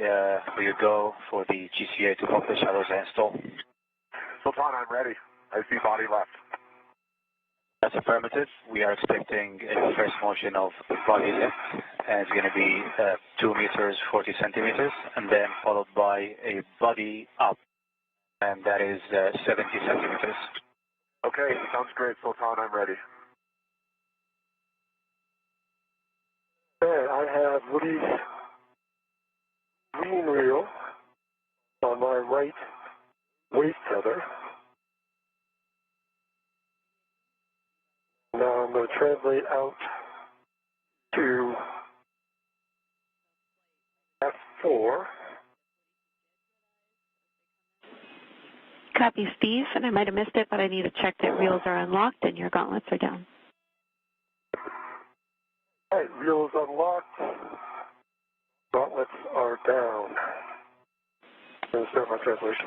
Copy. Like you said, you're headed to the S4 IEA. I have words on where to attach Woody's green hook when you're ready. All right, I'll give you a call in a minute. And Woody, we are ready to start motion body left in 3, 2, 1. On the big loop, for all crew, do not start this next motion. Stand by 1 while we sync up on the ground.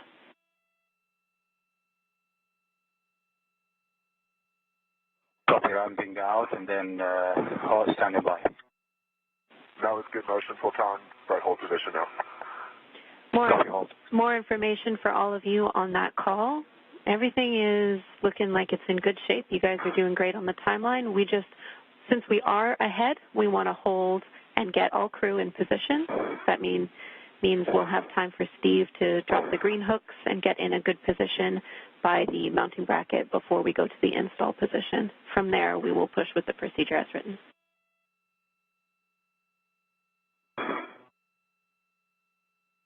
Hold your Woody, be waiting on me. You're doing great, Steve. Thanks for doing all the work while I just ride the arm. And IV crew, copy. All right, great job, everybody.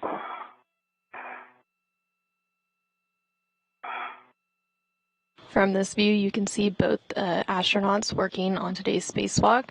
In the upper right-hand side of your screen, you see NASA astronaut Steve Bowen as he works to configure some safety tethers and work his way over to the ModKit site to meet Woody Hoburg. And then a little bit further down is NASA astronaut Woody Hoburg aboard the International Space Station's robotic arm, holding on to the International Space Station Rollout Solar Array, or IROSA, as he makes his way to the ModKit site. I get my bearings here.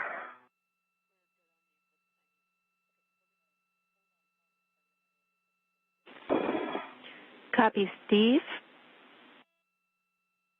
All right, give me 1 second. You're looking for hand. So I'm looking for which handle number for his screen. 2219. And I'm rated 2219. I'm ready to drop this hook here. Give me a moment. Copy. And you'll be fair leading Woody's tether around the outside edge of the IEA. The outside edge of the IEA for his fair lead. Copy. Good words.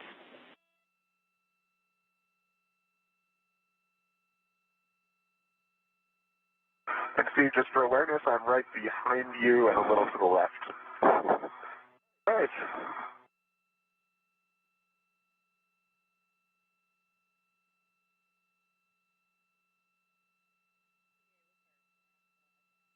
All right, your green hook is now on 2219. And I release my base tether. Copy. Good words, Keep Steve. heading back, and it looks clear of my tether. Good words. And confirm the reel is unlocked. And his reel is, see a big U, unlocked. Good config, Steve. You can continue on your translation path. Your next step is to drop your green hook, handrail 2218. 2218, heading down to 2218.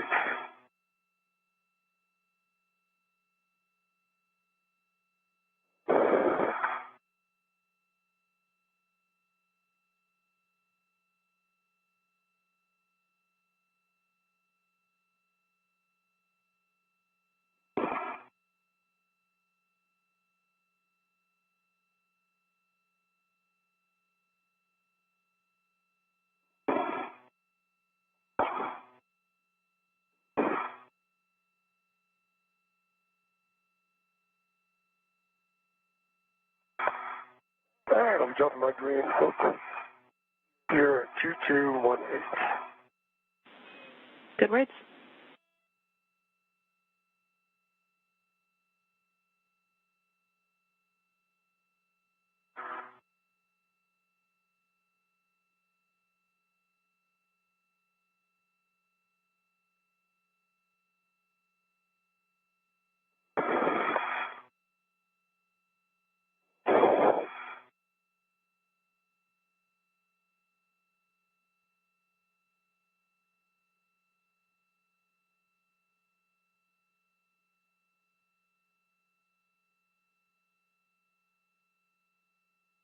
Yeah, green hook is on 2218.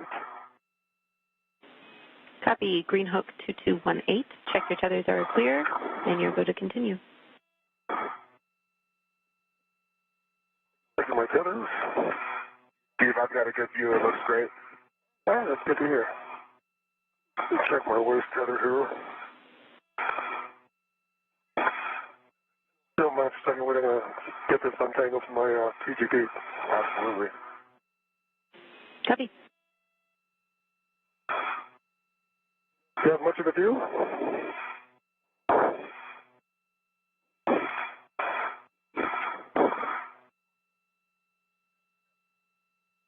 All right, I see my tether clear now. Copy, Steve. I have a To caution. be clear, I meant the... Go ahead, James. Go ahead, Jerry.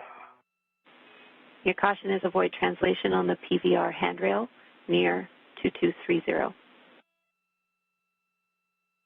2230. Steve, you'll continue your translation to the left side of the mounting bracket. Check your tether routing for snags and crosses, and place fair leads such that your tether is running around the perimeter of the IEA. Okay, I'm going to get myself in a config here. Okay. I'm looking for a fair lead on the corner, I guess.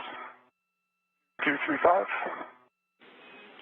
I have your fair lead handrail written as 2248.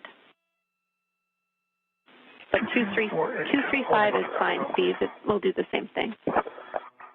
Okay. We'll be right in the same spot. Copy. That sounds good. We are 45 seconds from a short handover.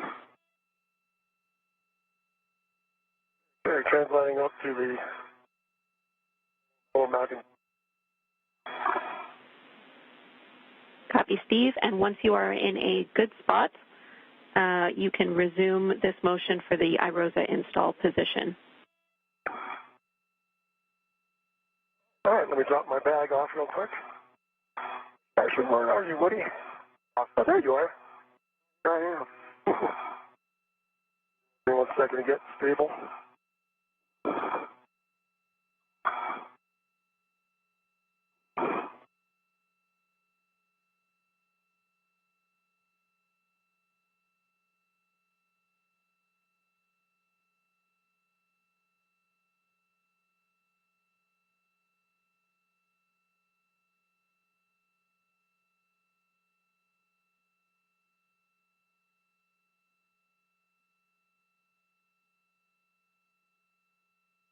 Woody? All right, sounds great. Over to Frank until on. Ready to continue. Okay, copy. Ready to continue, Woody. And again, this is going to be a continuation of the body left. And we'll give you a countdown here in 3, 2, 1. Starting motion. Good motion. And copy, good motion.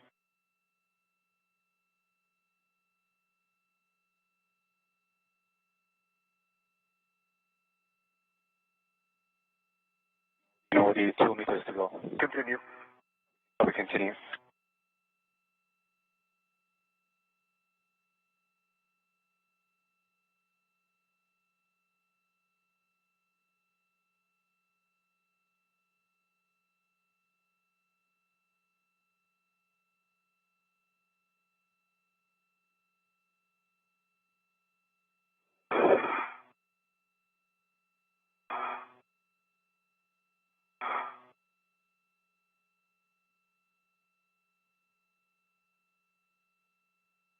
Meter to go. Continue. Copy, continue.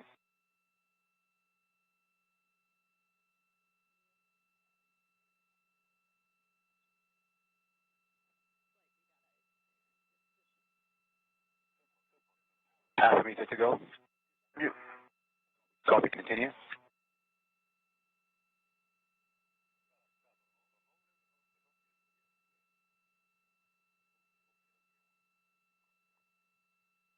And ramping out body left motion. Okay. That looks good. Right, ready to start the body up motion. Stay firm. Ready for body up. Okay, starting in 3, 2, 1. Good motion. Copy, good motion.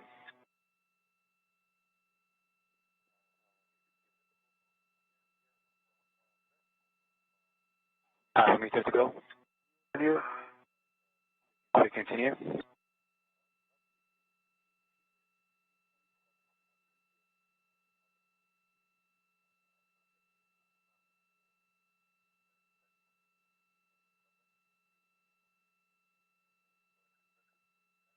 Let's hold position there. Hold position. Feels a little high, actually. I think feels a little high and a little short. You need to come toward me another 40 centimeters. Yeah, I see that, Steve. And you are still a little high. Yeah, Sultan, could I come... Yeah, by checking. You gotta take the scoop off when you closer, that's all. Actually, this feels pretty good, Sultan. Can we just go body in 20 centimeters? Okay, we will give you that body in 20 centimeters. Starting motion in 3, Did you take your hands off? 2. All right, here you go. Continue. Okay, starting motion in 3, 2, 1. Motion. I agree. Okay, good. You are hearing conversation between NASA astronaut Woody Hoburg and Sultan Al-Niyadi, who is a UAE astronaut inside the space station operating the space station's robotic arm. I'm ready to take the scoop off. All right, the soft docks are set. They have not been cycled. They were cycled just a little bit ago. Houston's back with you. Great. We see that the soft captures are in a good position. We do not need to cycle them. Steve, hold iRosa steady while Woody removes the scoop. And I have some cautions and warnings I need to read. Warning, when you're on the aft side of the mod kit, Steve, avoid contacting the legacy blanket boxes and trunnions. Caution, while you're both on the mod kit, don't simultaneously impart loads. Sudden stops and quick grabs are not allowed on the mod kit. 30-pound max lateral load on the mod kit. And finally, confirm no BGA motion prior to installing iRosa. Copy all. Copy all. Sounds great, James. Thank you. And Steve and Woody, just to confirm that you don't need any further GCA, and we'll call it complete. GCA complete. Can you give me 20 centimeters toward the mass canister? Woody, do you have enough for that? Oh, yeah. Okay. That's GCA complete. I agree. All right, GCA complete, and brakes are coming on. Copy, brakes on. Houston copies. Brakes are on. You can work together for install. Just go slow, Steve. Yep, I agree. Went real slow this way. Yep. Moving my perch here. Okay. Want to push toward the mass canister. Okay, I see them starting to get in. Oh, they can continue toward the mass canister. Running up into something. Let's see. Get eyes on it. Both of our spacewalkers have made their way to the 1A mod kit work site. From here, the crew will work together to install the iRosa, or International Space Station rollout solar array, onto the 1A mounting bracket. Are we aligned with the slots? We are in the slots. We are just waiting to continue to the left. How does the soft dock look on your side? They're still popped out. Do they just need to be pushed down? No, they should be fine. Should come right through.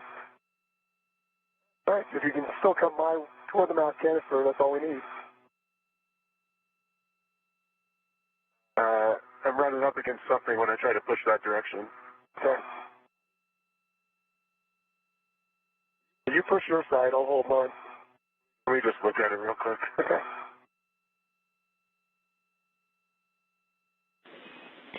Steve, your HECA might be contacting iRosa and preventing the soft dock. You might have to adjust your body position. Oh, I understand. Okay, working on that. Okay, let's try that, Woody. Pushing hard left.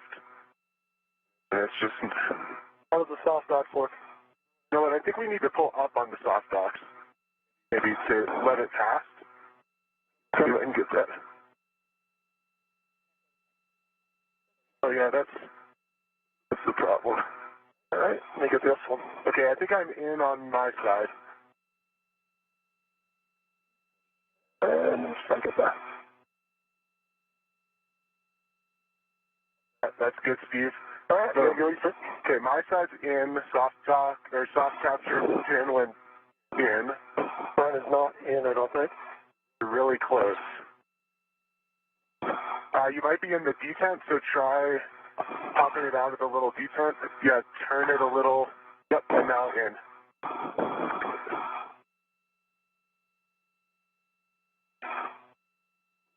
Let me look. Yeah, I think it's just in the little lip that holds the pin.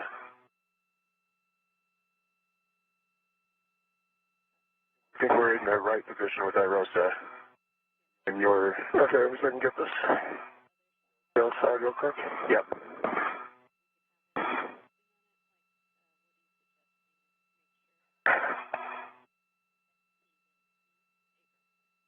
Trunnion to your right. Yep, I see it. I'm hitting it. All right, let me try and get down here. There you go. Nice. 20 seconds to a short handover.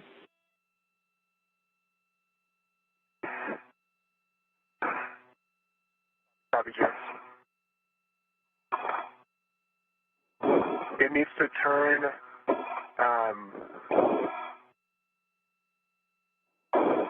clockwise from above. Clockwise from above. Other way? Other way. Yep. Now it should go in.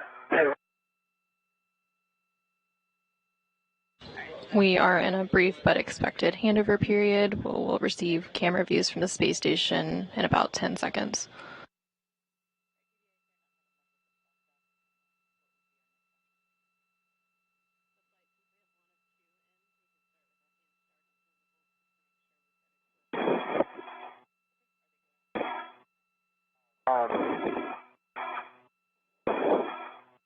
Let's try and get her better. Houston's back with you. How to get there. Okay, so Jenny, just to describe what we're seeing, we believe Irosa's in a good position. The centermost. Okay, so you just got it. A little bit more. Got 2 pins in. Yeah, we agree. We have a really good view from your HECO, Woody. So good job at this point. Irosa is soft dog, so you can release your RET from the scoop and maneuver to the R6 backoff. Steve, for you, you're finalizing the config for the crew lock bag, and you will eventually receive the scoop bundle from Woody when he's ready. Yeah, Steve, any chance you can pass me a RET when you get a chance? Sure, give me 1 second so they can get on. Thank you. For both of you, we are just over 2 hours into an EVA tracking for 7 hours and 30 minutes. Limiting consumable is battery on Woody, and you guys are still about an hour ahead on the timeline. Well done. Thanks, James. Come right the other way to give you the route. Okay. If now's not a good time, we can wait. Yeah, just give me 1 second. Let me drop off the bag, and then it'll, oh, here, can you reach this? Oh, yeah, that might work.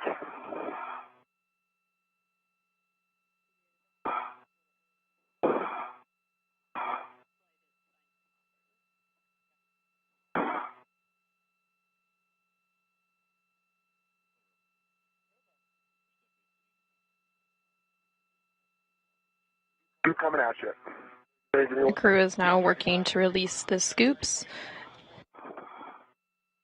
And then Woody Hoburg will move into position to release the final bolt, holding Irosa in its folded position. Maneuver for that.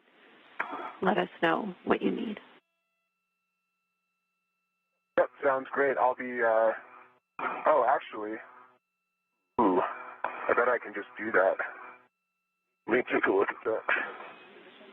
If you have the position, your go, Woody. For settings, James. Okay. Bravo 2, counter 2. Copy your bolts. Head of the scoop on long duration. Yeah, you should have 2 scoops there, Steve. Okay, you ready to get your rep back? I'll give it to you. Let me know when you, yeah, go ahead.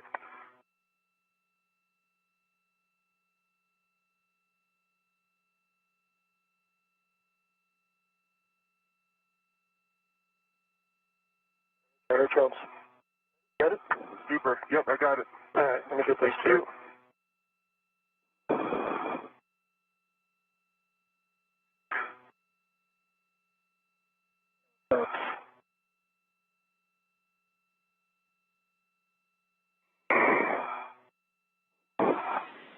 Steve, once you temp stow these scoops and the long duration, they can just be temp stow for now, but that's up to you. At the crew lock bag, we'll need you to position to hold Irosa in a folded config while Woody does this bolt and then egresses the APFR. Let me get the bag in place, and then I'll be pretty much set to do that. Bravo 2, counter 2 set, James. Copy. Those are good settings. You'll be releasing R6. The bolt will spring out when fully released. You'll see a white line indicator. Expect 18 to 20 turns. Wait 1 second.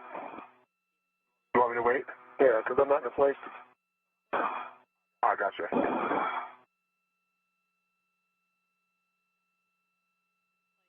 I'm in a great place to control it, though, Steve. All right. Well, if you want to stay there, then that's fine. I just got to put this bag in place and clean up. great. Start.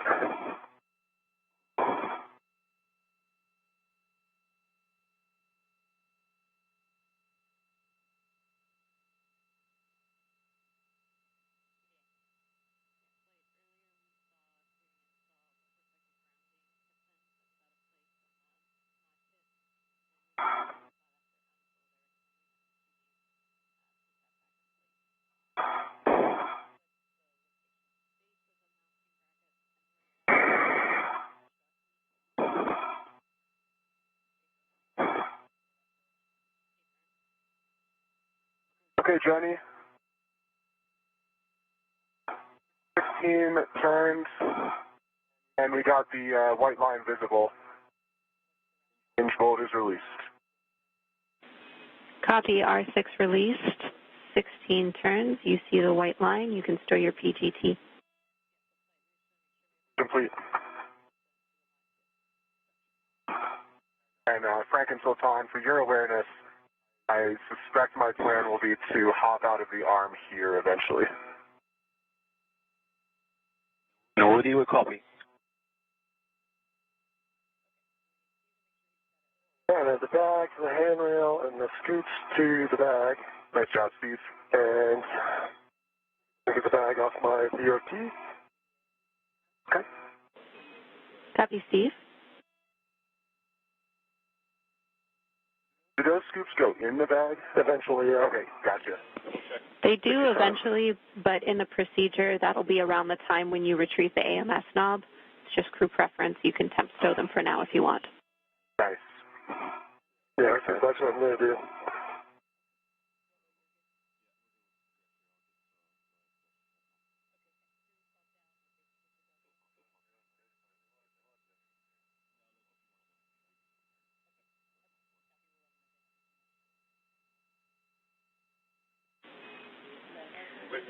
For you and for Steve and Woody, we copy, Woody, that you think you can egress from here. That's no problem with us, and we're coordinating with Robo and the IV team. Steve, we see you getting in position to hold IROSA folded. We'll need you to do that while Woody egress is using only the ingress aid. All right, let me get my hand on the other handrail. I guess it's an hold on to. Yeah, take your time, Steve. Just watch your helmet is hitting the other side of IROSA. Yeah. All right, let me get my feet up then. I'll do that. At tons of town. NASA astronauts Woody Hoburg and Steve Bowen just worked to release the final bolt holding IROSA, or the ISS rollout solar array, in its folded position. From here, Steve Bowen will continue to hold IROSA closed while Woody Hoburg egresses or exits his foot restraint and gets into position. Yeah, we saw that. Thanks, Woody. After that, the crew will work together to unfold IROSA and secure the right side onto the mounting bracket. 1 second to figure out what to hold on to. Absolutely. All right. I think what I'm going to do is this. Okay, I think I'll get my body around here.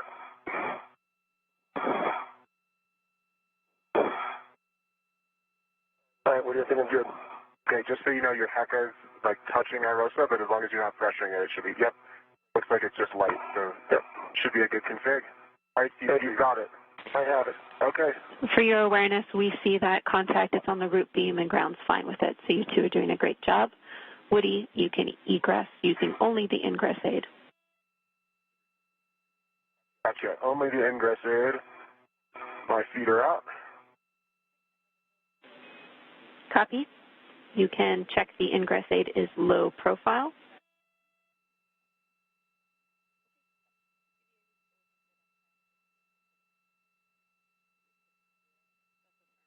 Actually, that is going to be interesting. Let's see.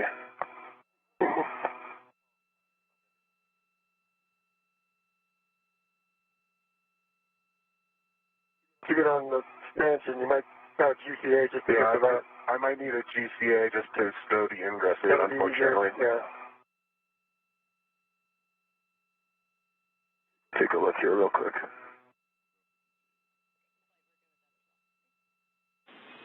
And Woody, we copy and we're standing by.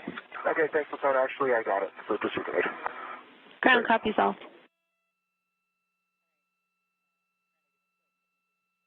From this view, you can see that Woody Hoburg has egressed the foot restraint from the robotic arm. All right. Steve, I am in a, let's see, get my eyes on this soft dock. Yeah, I'm in a good position. You want to cycle it? I'm holding it. Make sure it's free. I want to think about my safety tethers, so... NASA astronaut Woody Hoburg is now moving into position to unfold IROSA to help secure it to the right side of the mounting bracket alongside NASA astronaut Steve Bowen. Might have to just have them move to that position. Yeah, we might need that. And as soon as it's clear, we can open this. Yep, I agree with that. James, is that making sense to you guys too?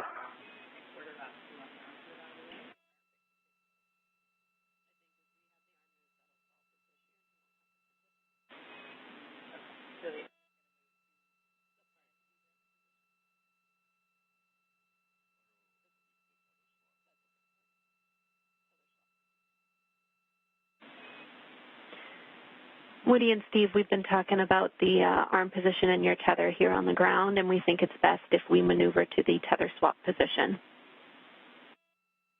Yep, that makes sense to us too, James. We like it. All right, you can initiate that with Woody and Steve. You can initiate that with M1. Once you do that, since that's a published position, I have some big picture words for you because we need to pause anyway before you put in a fair lead, Woody. But you can go ahead and coordinate with M1 for now. Okay, great. Sean, we're ready for you to move to the published tether swap position. Okay, Woody, we copy. This will take us 3 maneuvers to get to that position, and we'll let you know when we're there. All right, sounds great, Sultan. I'll be watching while the arm's near us. We'll be starting with the backup position, and we're expecting about 2 meters, like any body was body right. Okay, yeah, body right looks correct. That sounds great. Okay, brakes are coming off.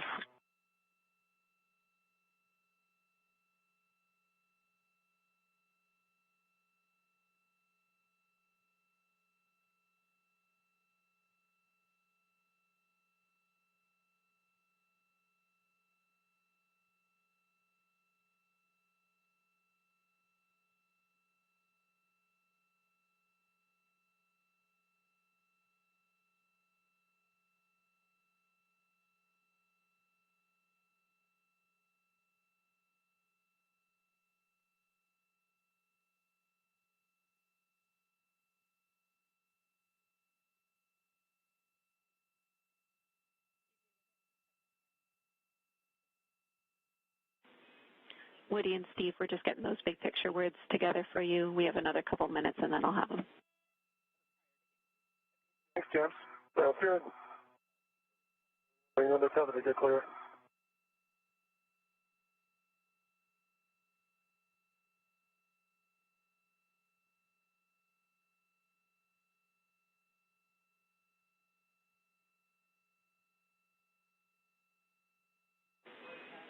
All right, I have Okay, Woody, we start in motion now.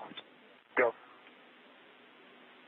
I have those big picture words for you. Let's let M1 start the next motion, and then I'll pass them.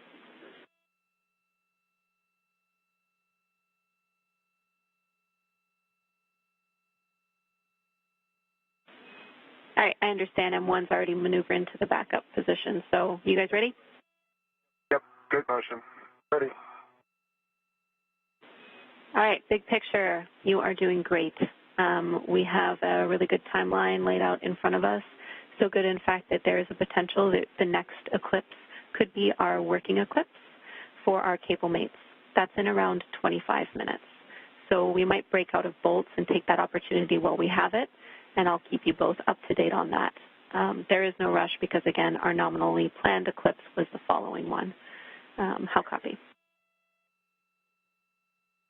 Did you want a copy? You need 2 copies. That sounds great, James. It does. All right, good. Next piece of information I have for you is that we have noticed that a grounding pin is out of place on the mod kit. It's at the base of the mounting bracket where the mounting bracket meets the left lower strut. After the unfold, we're going to have to address that grounding pin. It should be no problem, but I will let you know and I'll give you those words again when the time is right. Okay. And just to be clear, that's on Steve's side, and we don't want him to check it now. Yep. I'm not going anywhere. I can't let go. We agree. Please keep hanging on.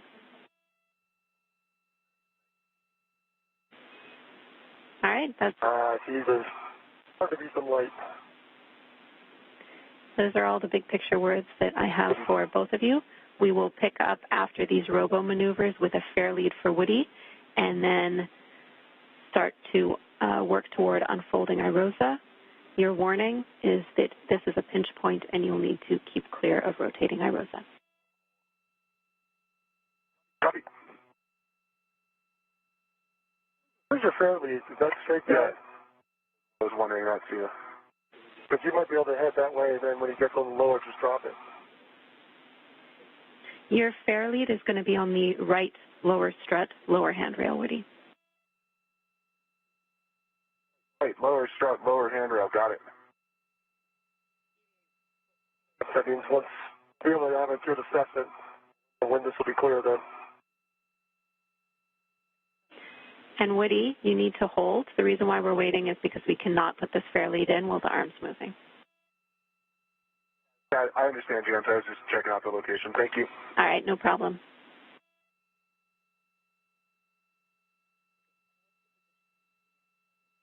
Okay, Woody and Steve, we are starting. Our next motion is going to be a journal cast, and it will be 2.5 minutes. Okay, we copy. There we go. Starting motion.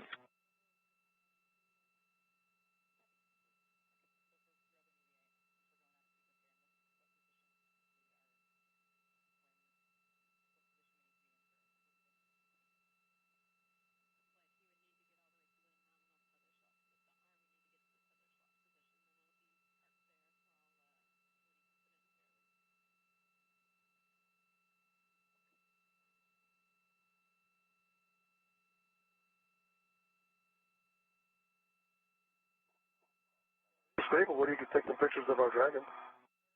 That's a good idea. Stand by.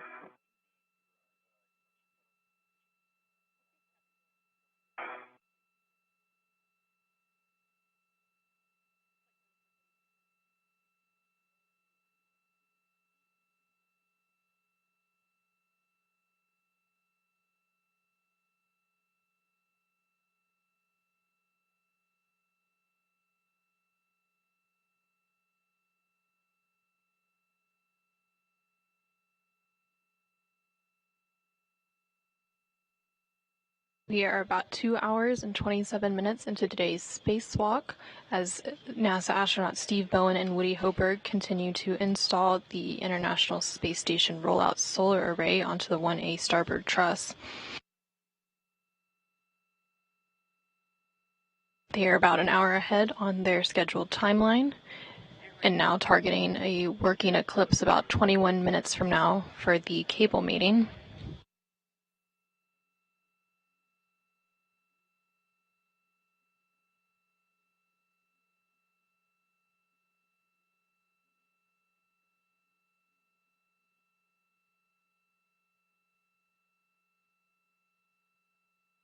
Oh, and since you have your visor down, take a selfie, you'll get the whole, a pretty good chunk of station.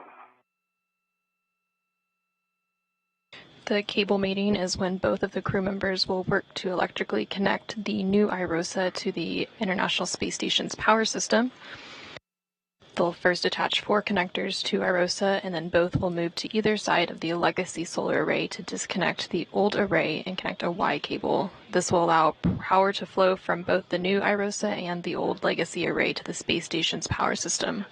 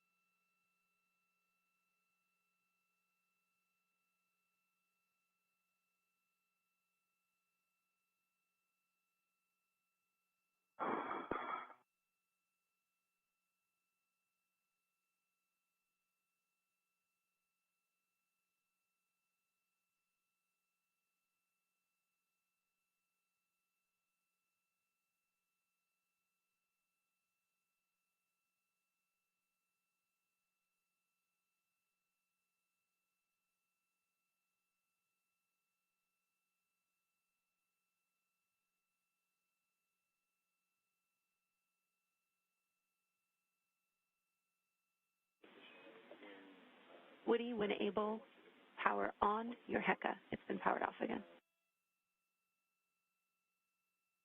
Green light, that's good. Complete jams, thanks. Copy all, thank you.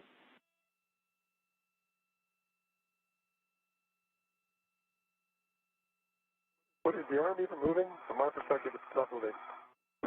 Yeah, I concur. I think they're setting up for the Joe cast. Okay.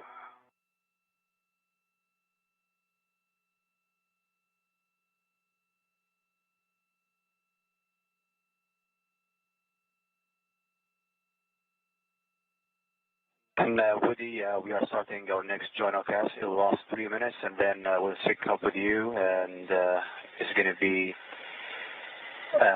step in here to meet with you and for the telescope. Okay, continue. Sultan, we're ready. Okay, starting motion for the journal cast.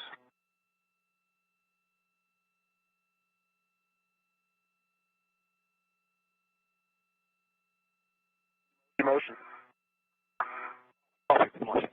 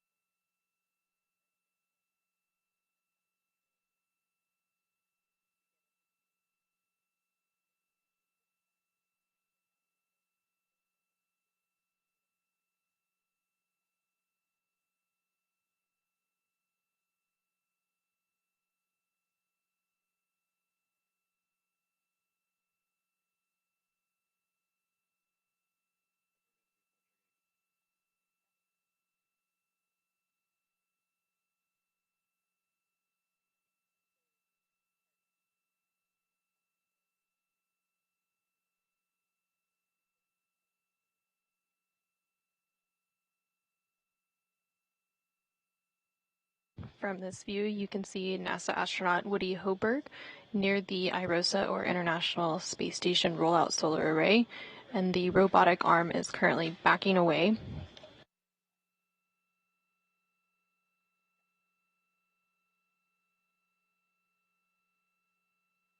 See, Jenny, if I happen to have a capkeeper in my hand, would it be a good to remove the J1 through J4 caps?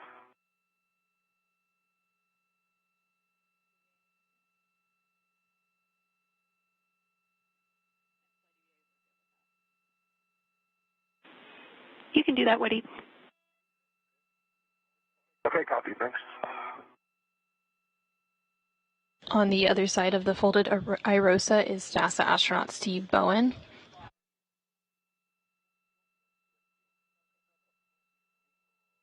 Steve Bowen is continuing to hold the IROSA closed.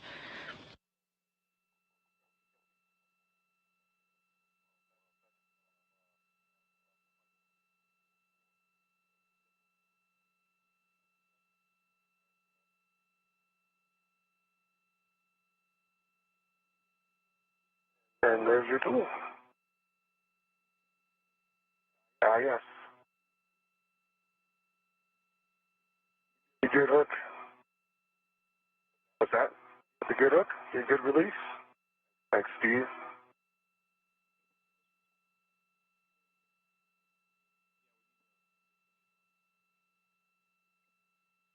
You are seeing the helmet camera of NASA astronaut Woody Hoburg as he configures some of his safety tethers.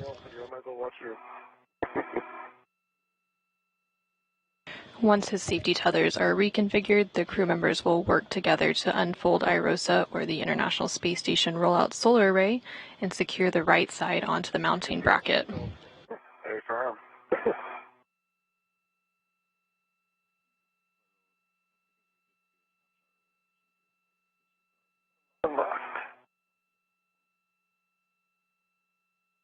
Good.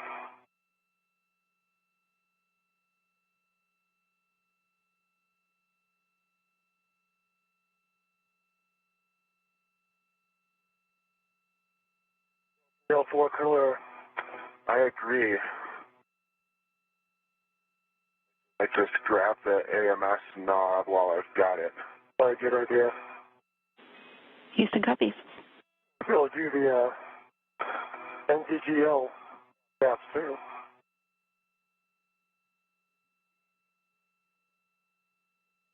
Yeah, let me look at that. Stand by. And AMS knobs threaded to my MIDI workstation. Sounds good. And J1 through J4 caps removed. Jeremy, they're in crew lock bag on. We copy, Woody.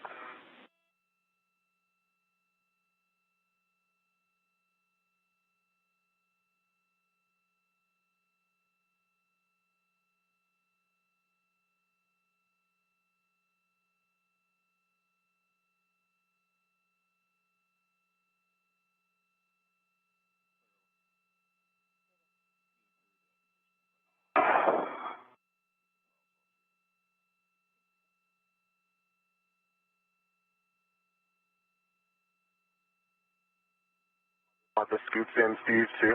Yeah, if you can put them in, I'd really appreciate it. Of course. We have an integral ret farm, right? Yeah, there should be a ret available for that.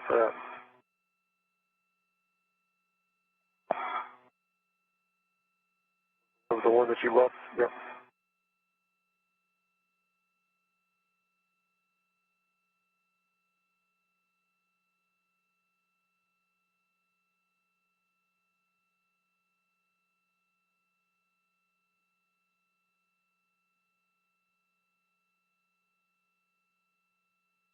Yep, here it is.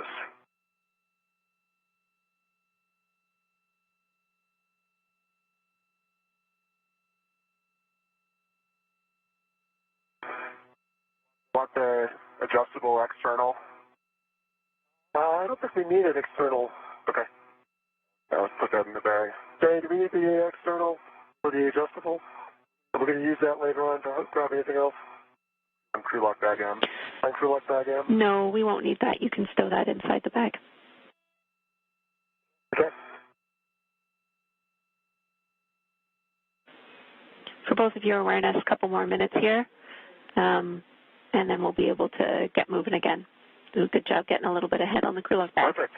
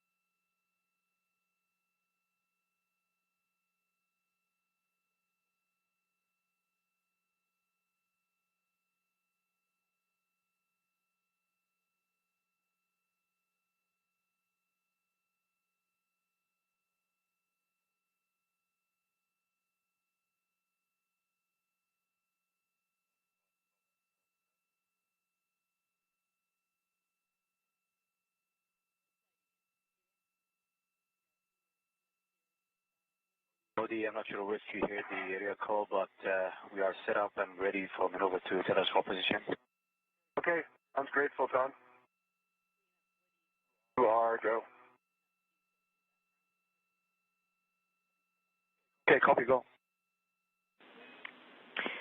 So Since this is a published position, Woody, you also have an option of assisting keeping iROSA in a closed configuration, so stopping it from unfolding while Steve, addresses that loose grounding pin.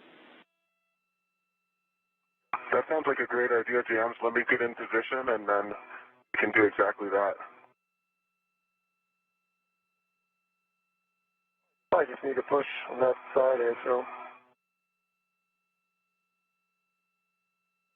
We're starting motion now. Copy, Sultan.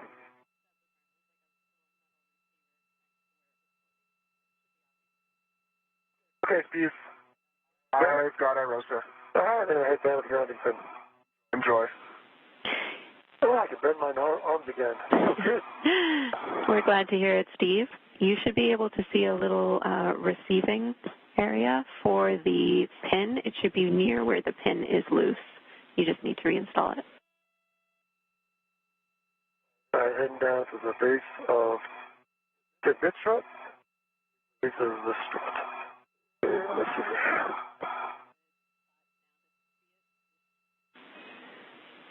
You should not have to translate far, Steve. You should be in a good spot to see it. Where is it? It is at the base of the mounting bracket itself, where it meets the left strut. Where it meets the left strut. Right, so I see these two pins here. Another one? Yep, there is another one that is not installed. Oh, that's not in. Yes, the second one that you touched is not in, so we need you to reinstall that. This one here. That's right. Thanks, Steve.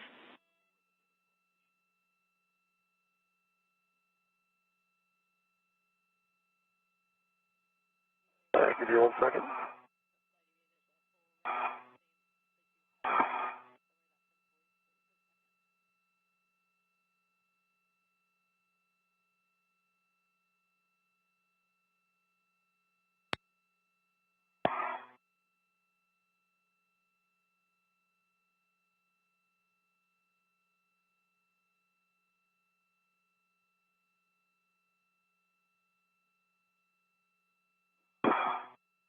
All right, I think that's in.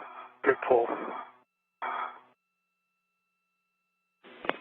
All right, great job, Steve. We are good to continue with the procedure. We understand the arm is in its final position. So, Steve, we need you to hold iROSA in a closed configuration, and Woody, you can place that fair lead. All right, give me 1 second to get my hook back in place.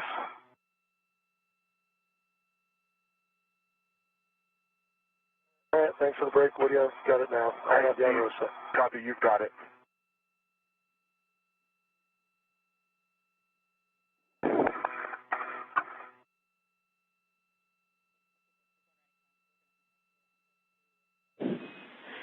Big picture call for all crew.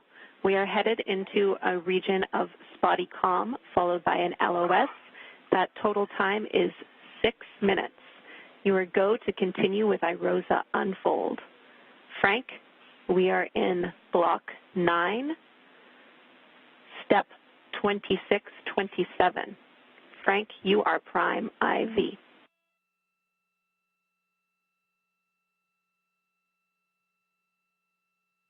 Jams, we copy block 9, step 2627. We are go to continue with unfold. We are prime.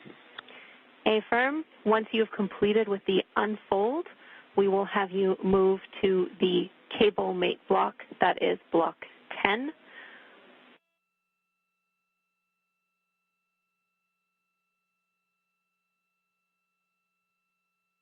With the space station's robotic arm backed away and in a safe configuration, the crew will now proceed with unfolding the iROSA. Good words.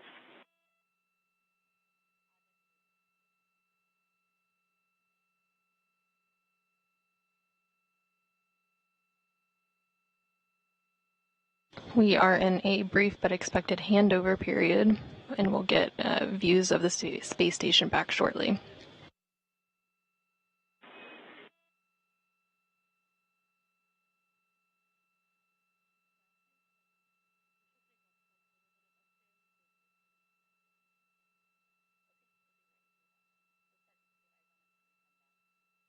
The first working eclipse is about 3.5 minutes away from now, and that is the first targeted window to mate the cables. So after they unfold the IROSA, they will move ahead to that step. Okay, now it's starting to clear your PGT. You're almost there. There you go, you're clear. What's it? Happy to see you, thanks. Your lead installed. Let me just take a quick look at my tethers. Absolutely. And then we'll get into unfold.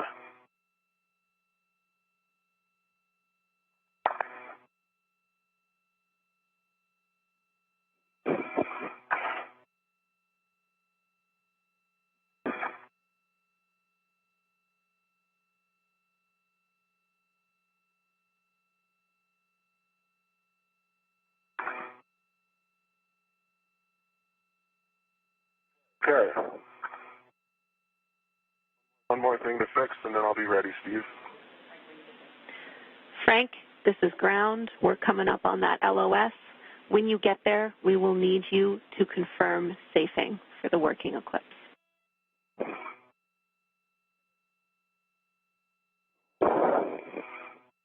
And Jenny, we copy. We will need to confirm safing, and that'll be 2 minutes.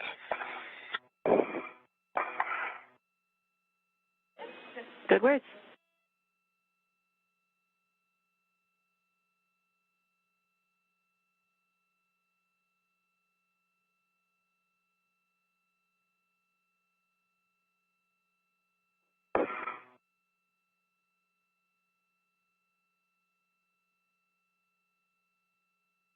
Okay, Steve. All right. I think we're ready, Frank. Okay, guys, this is going to be a warning for you both. There's a pinch point, so keep clear of the rotating IROSA. And Steve, verify that, or Woody, verify that you've cycled the right soft capture feature. I'll go ahead and do that right now. Okay, thanks, Woody. And then just make sure that you leave it in the soft capture feature down position.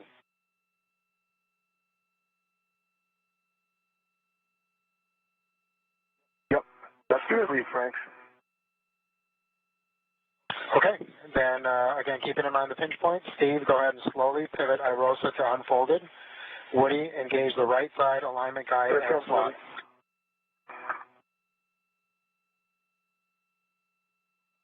Okay, get around this turn channel on.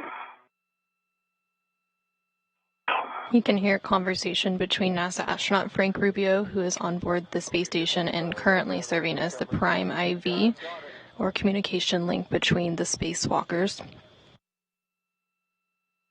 All right, nice job, guys. And so, Woody, then go ahead and verify the soft capture feature is properly engaged. So I have control, and we're still rotating. Thanks, Frank. Today's spacewalkers are NASA astronauts Steve Bowen and Woody Hoburg, and they are currently working to unfold the IROSA, or International Space Station Rollout Solar Array. Once it is unfolded, they will verify soft capture is properly engaged, and then they will perform some glove inspections and hap checks before moving on to cable mating. Soft capture engaged, Frank. Okay, great job, guys. I need you both to perform a glove, hap, and gauntlet check, and then we'll start moving towards our cable mating positions. Okay, Frank. EV1 has no change to gloves, dry hap, and gauntlets down. Yep, I agree. EV1 does have. Sorry, Steve. EV2. Gloves, dry hap, and gauntlets are down. That's correct, EVA.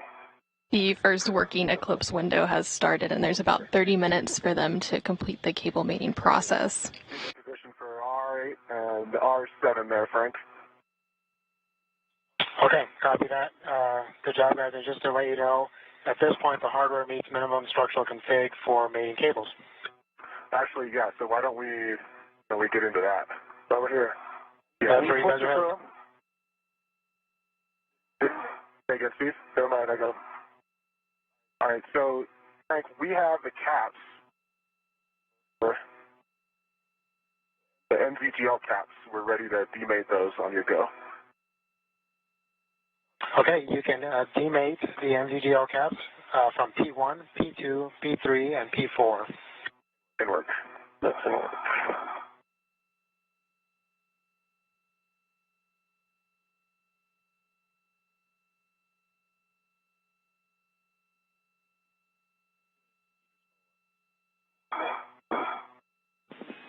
EV and IV crew, Houston, our last little bit of comm here. We can confirm our safing is in place and we are in our eclipse condition, so you are go for the eclipse required cables. Copy, go. Thanks, James. And do you guys have a time for when our window ends? You have 28 minutes. We'll be back with you by then, and as an additional reminder, you'll need to complete the NZGLs before you move to the eclipse required cables. Hey, like you. Say again, Steve. Copy, James, and we are decapping the NZGA caps now. These are pretty sticky. Yeah. Okay, guys, once you have the caps off, Not even close. Steve, you're going to be mating P1 and P2 to J1 and J2. Stand by, Frank. Still haven't getting the caps off. Both Woody Hoburg and Steve Bowen are now working to electrically connect the new IROSA or ISS rollout solar array to the space station's power system. Yep, no, I understand. Those things can be a bear.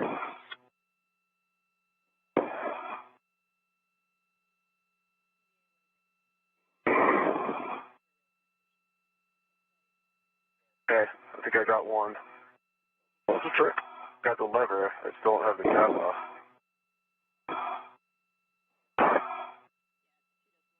Okay, got one.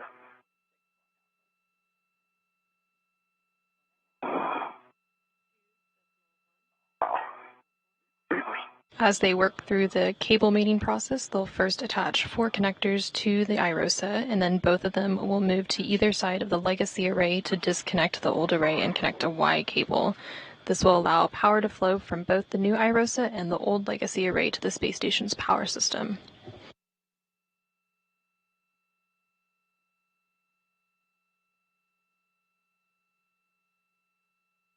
We are about 2 hours and 53 minutes into today's spacewalk, and we are about 6 minutes away from getting signal back from the space station.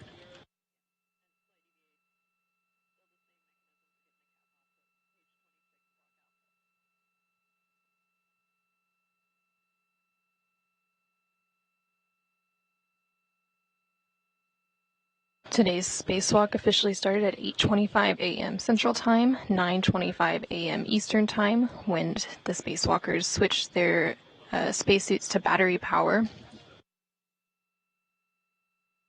Steve Bowen, who is EV1 with red stripes, egressed the crew lock first and received a crew lock bag and put it on his body restraint tether. He was then followed shortly by EV2, or Woody Hoburg, who is in the unmarked suit. They then translated up the forward face of the truss and went starboard. Steve Bowen stopped to configure his safety tethers, and then Woody Hoburg followed a similar path, going to the port crew equipment translation aid cart and retrieved an articulating portable foot restraint. Bowen then translated to the IROSA carrier and retrieved his pistol grip tool and began preparing IROSA for removal from the carrier.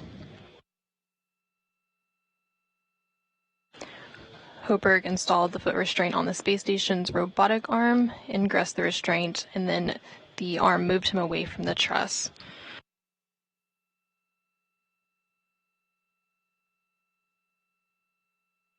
Both Bowen and Hoburg then worked to release a series of bolts, both restraint bolts and anti-rotation devices.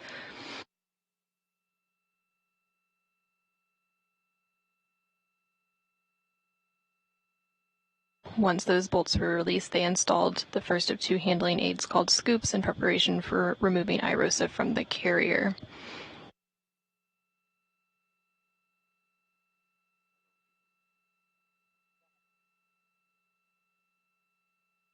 Once they installed the second scoop, Hoburg lifted the IROSA off of its carrier, and then after several maneuvers on the robotic arm, he arrived at the 1A mod kit worksite. During these robotic arm maneuvers, Bowen worked to make his way over to the ModKit site, where they met to install the IROSA onto the 1A mounting bracket.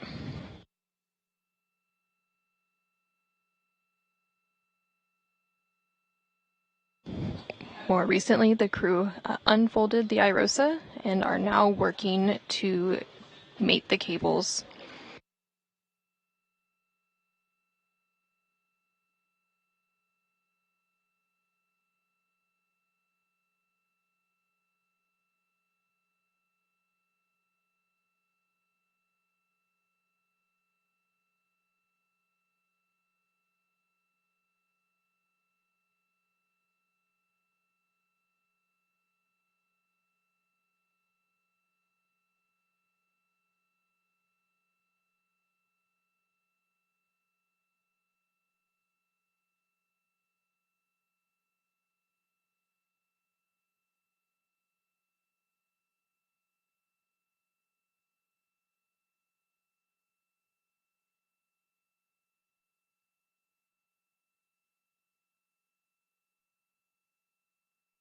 Once the crew members finish electrically connecting the new IROSA to the space station's power system, they will work to drive some hinge bolts.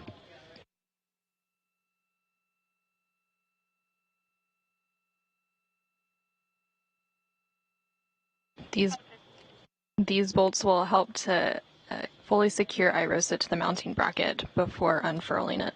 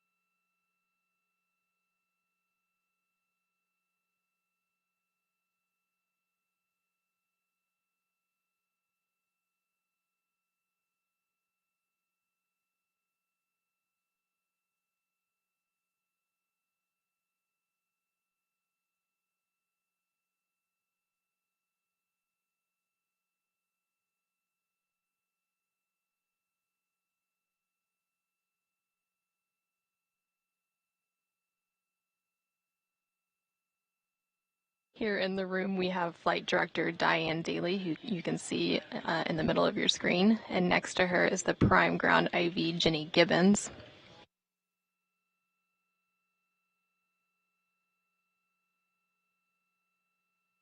Also in the room, we have our EVA flight controller, who is Megan Shudica today.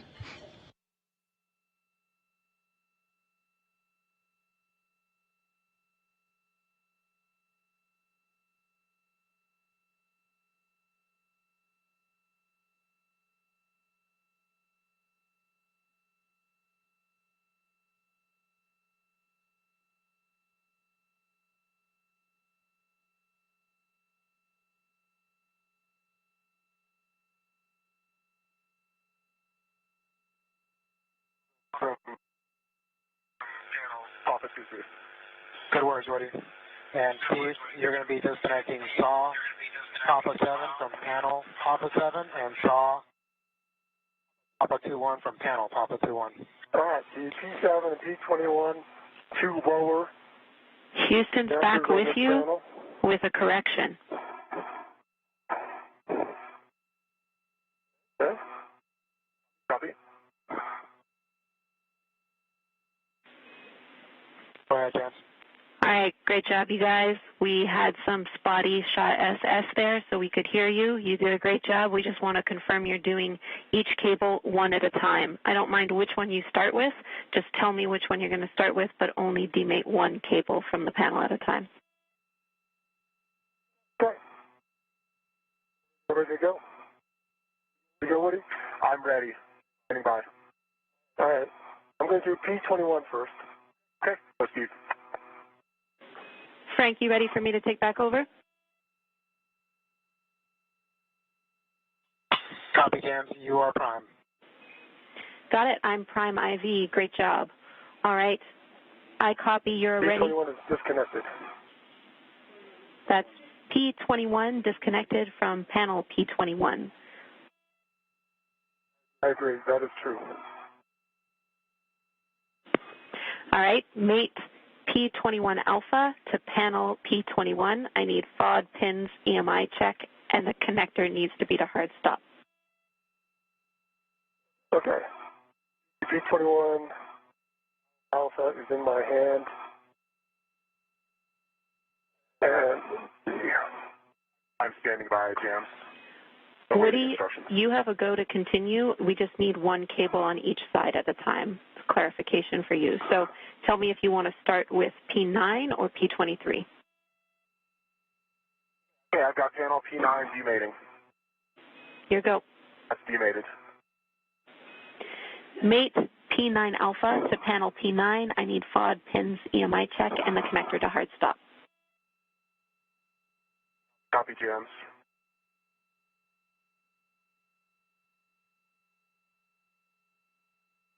Okay. P9 alpha to panel P9. No bent pins, no FOD, good EMI band.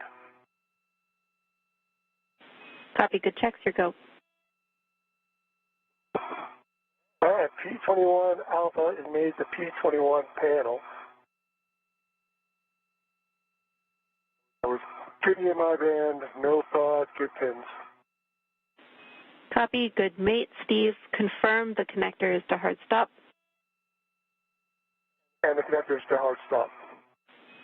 Great work. You can move on to J21 alpha, mated to SAW cable P21. All right, that's in work. And James, I have P9 good panel hard stop. Copy, that's a good mate, Woody. You can move on to J9 alpha, mated to SAW cable P9.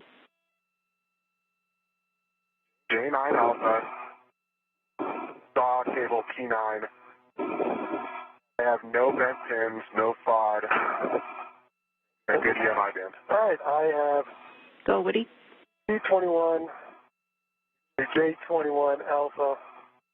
There's good pins, no FOD, and good EMI band, and that's connected.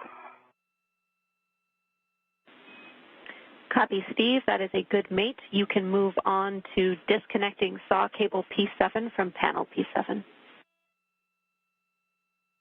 All right, SAW cable P7 from connector P7.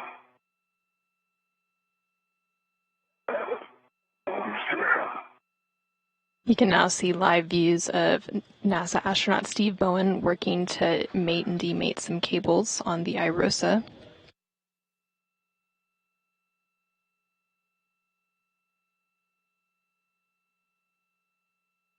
Okay, James. P9 to J9 alpha connector, or shot connector hard stop. Ready for panel P23. Good words, Woody. Move on to disconnecting SAW cable P23 from panel P23. Demated, no bent pins.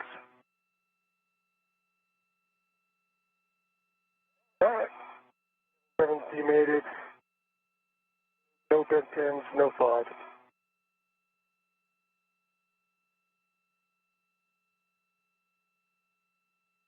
Installing J7, P7 alpha. Copy, Steve, and copy your checks. Affirm mate P7 alpha to panel P7.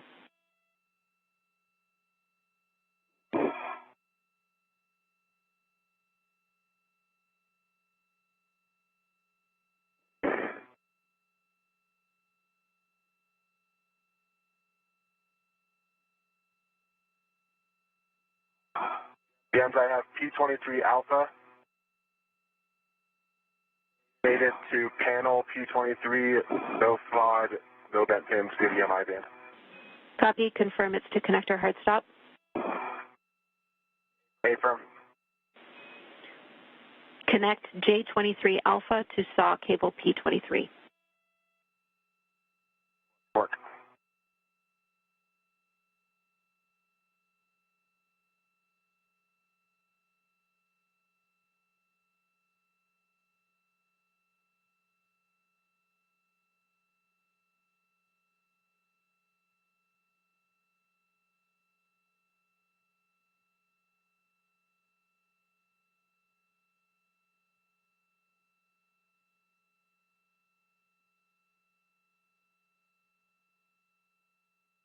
Saw cable P23 to J23 Alpha, no vent pits, no FOD, good EMI band, in-cap connector hard stop.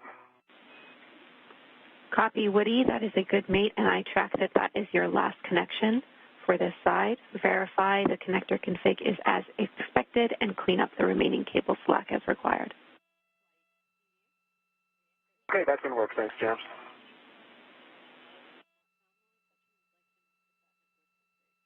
All right, yeah, hard time getting this one aligned.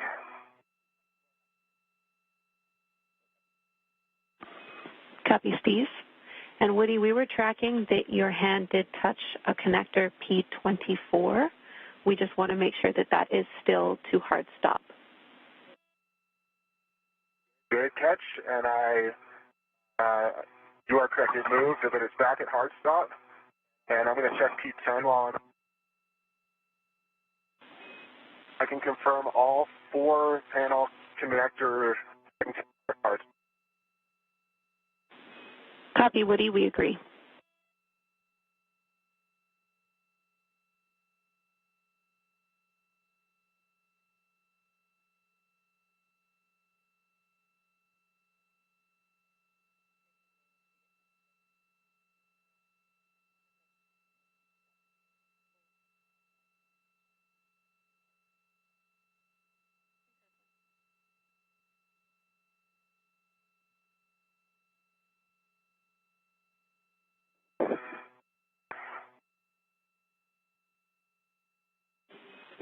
Woody and Steve, you're both doing great. We have over 12 minutes left of this working eclipse.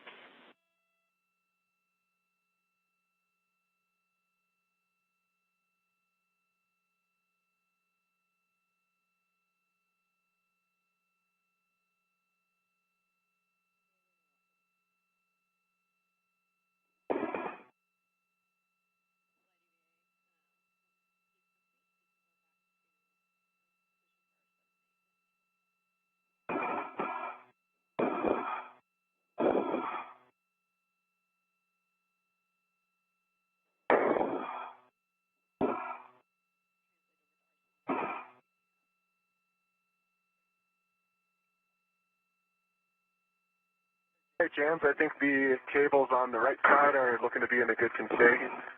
Got one wire side located. Keep them secure. We agree. All right, finally, P7 Alpha made the P7. Great job. Steve, you can move on Good to hard stop. copy to hard stop. You can move on to connecting J7 Alpha to SAW cable P7. And that didn't work. Woody, we agree your worksite is in a good config. We will have a glove inspection, hap check, and gauntlet check for you before you translate to R7 and 8. NASA astronaut Steve Bowen is currently working to connect the last cable. Once it is connected, he will verify that all the connectors are configured as expected and clean up any remaining cable slack. I got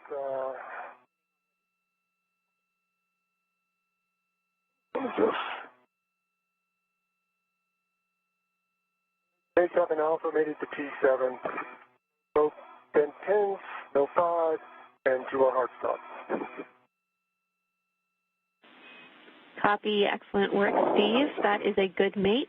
You can verify that your connector config is as expected and clean up any remaining cable slack. All right, I see.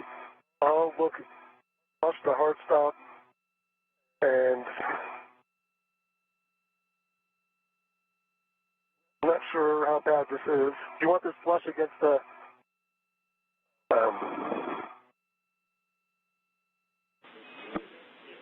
Checking. I think it looks not too bad. Let me put this on the handrail, will be good. We're taking a look, and it looks like you're in a good config, Steve. We're happy with that. Thank you. Jams, no change to gloves. Hi-hat.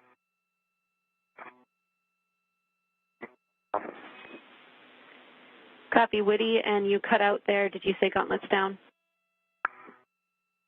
Hey, firm, that looks down. Copy. Good checks from Woody.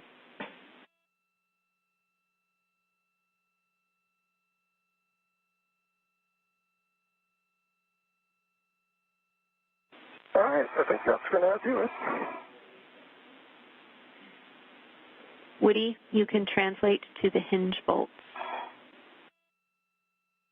Copy, James, thanks.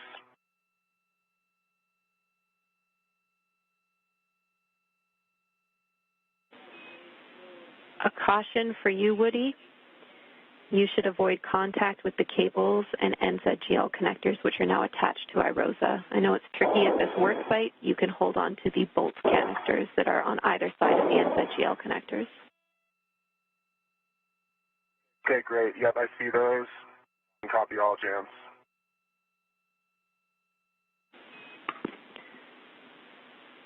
Steve, again, we're happy with your work site. This is the end of our Eclipse requirements for this EVA, so great work to both of you.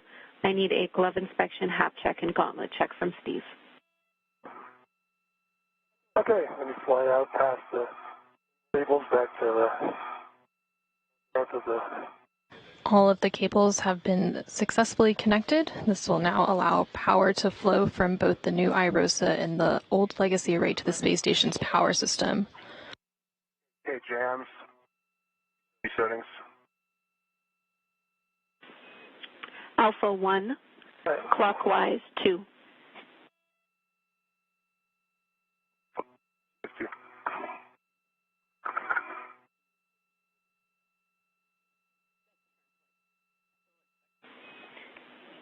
Steve, your job at this time is to provide extra stability to Woody because he might not have much to hold on to when he drives these bolts.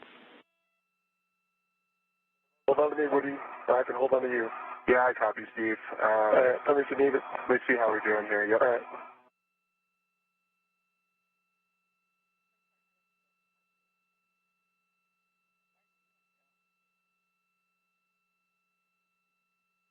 Alpha 1, clockwise 2 is set. Good settings. Drive the hinge bolts 14 to 17 turns to hard stop. 14 to...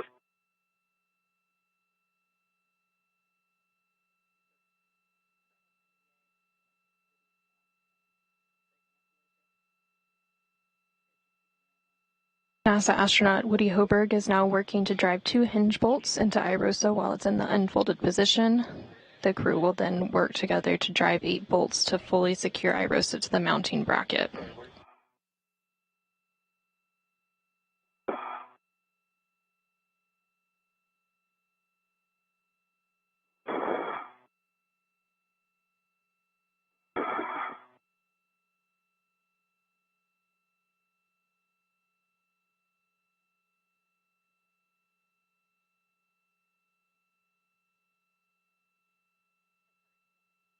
I got 17 and a half turns, green light, 2.4 foot-pounds on R7. Copy R7, 17 and a half turns, green light, 2.4 on the torque. Copy. Driving R8. Here you go.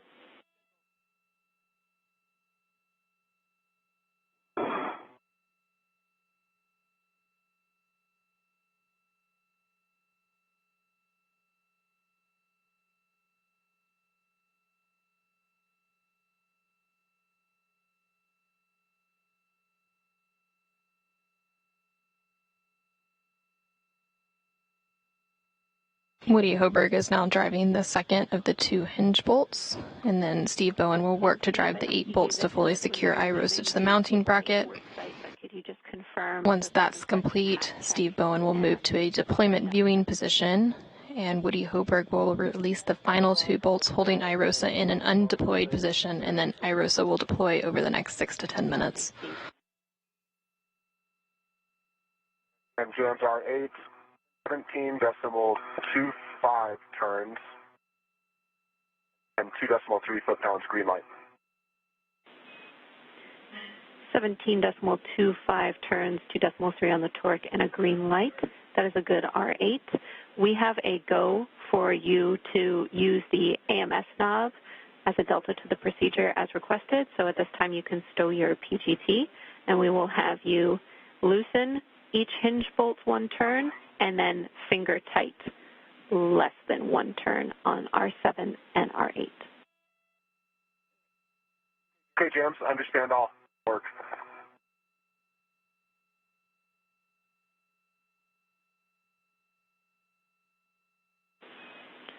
Woody, after this is complete, or excuse me, Steve, after this is complete, you will be stowing the AMS knob in the crew lock bag.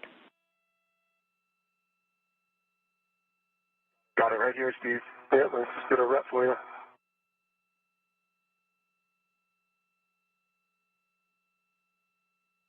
I'll hand it to you. There you go. I'll hand you your rep back. And I have my rep. Thanks. All right, James. R7, R8, finger tight.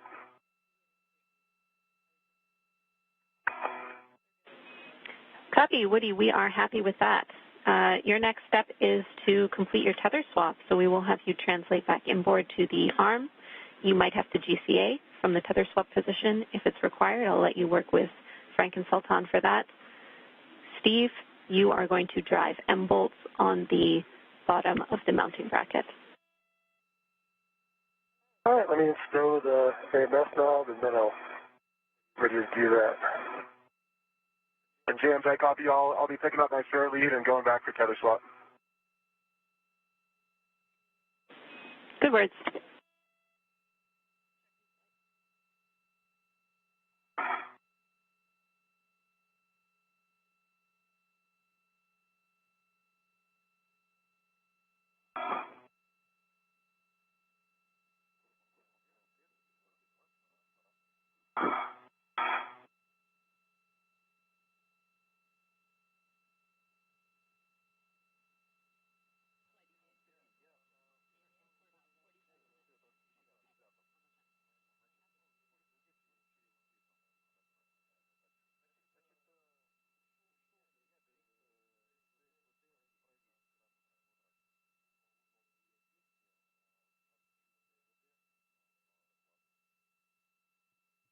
All right, AMS, stow it back on the cap keeper.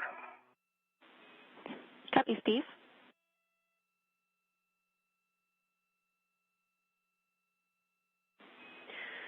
For Steve and Woody. James, just verifying there's no preferred order on the M bolts, correct? No preferred order. You can start with whichever one you want first.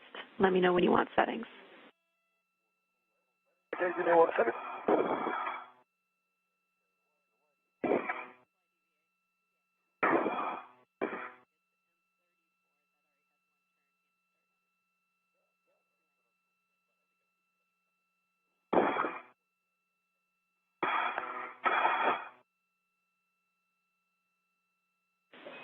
And Steve, for your awareness, we are tracking that M34 had one turn hand started on it. If you started any other bolts, just let us know. All right, and so the first one is M21, is that correct? Right underneath the stanchion? 31. M31? Yeah, so I started that here as well with one turn. And James, I started a few as well, so Steve can call them out. I'll call them. I can see which ones they are. Yeah. Okay, that works well for us. All right. I copy the M31 already has one turn on it. Steve, your settings are Bravo 5, clockwise 2. Bravo 5, clockwise 2. Go to do a quick cow. Oh.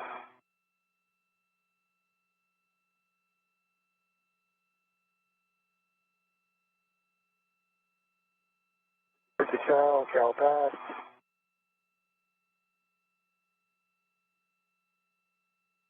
Good lights. And 39.9 volts. And so you got the settings again, Jenny? Bravo 5, clockwise 2. Yeah, Bravo 5, clockwise. You'll be driving these bolts such that the black line is flush. It'll be to torque. Expect 11 to 14 turns. Expect 11, 14 turns, flush, and to torque. Good words. For both of you, we are 3 hours and 20 minutes into this EVA, tracking a time of 7 hours and 30 minutes. Limiting consumable is Woody's battery, and we are around 45 minutes ahead of timeline. Great job.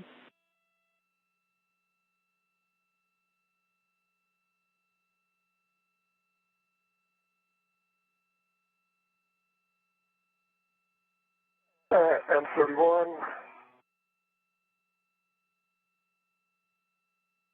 NASA astronaut Steve Bowen, who is EV1 today, is currently working to drive the 8 bolts to fully secure iROSA to the mounting bracket.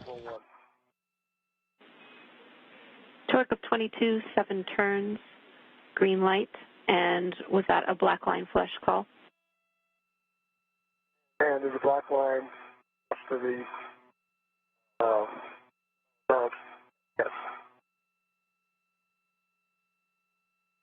And my green reel is locked to my red reel, picking up my yellow hook. Copy. That'll end up on your green reel locked. I'll take your checks.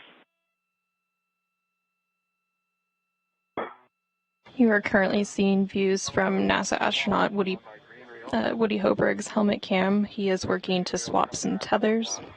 Copy. That's a good config, Woody. Okay, and I think my next thing is to reposition APFR to clocking 6. Good words. He's now about to start working on repositioning the articulating portable foot restraint on the robotic arm. You can both see it here, but we're heading. Meanwhile, NASA astronaut Steve Bowen continues to work on driving the final 8 bolts.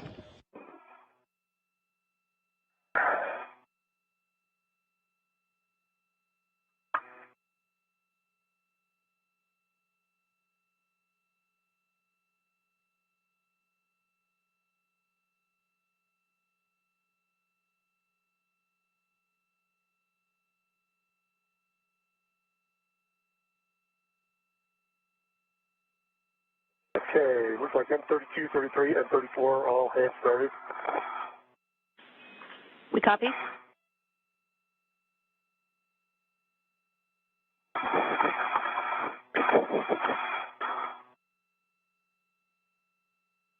And verifying settings.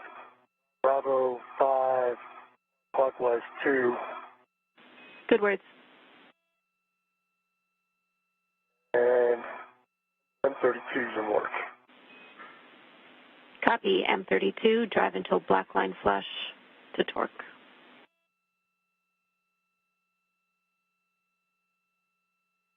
And spray APFR. Go. Hey, repositioned, clocking 6, Papa, Fox 6. Position out can to be depressed, good pull shift test, collars black on black, and ingress aid is low profile. Copy. Good install, Woody. You can give M1 a go for the IEA back off, and we will have you translate back to the mounting bracket. All right. Green lights, 1.31 turns, and torque of 21.1 for M31 and M32. Copy. That is a good bolt for M32. You can move on to M33. That didn't work.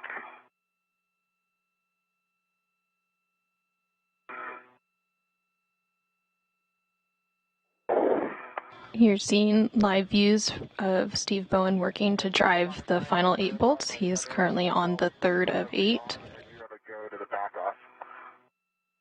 And we copy that all the tethers are being removed from the and the APFR reconfigured and ready to maneuver to the park position.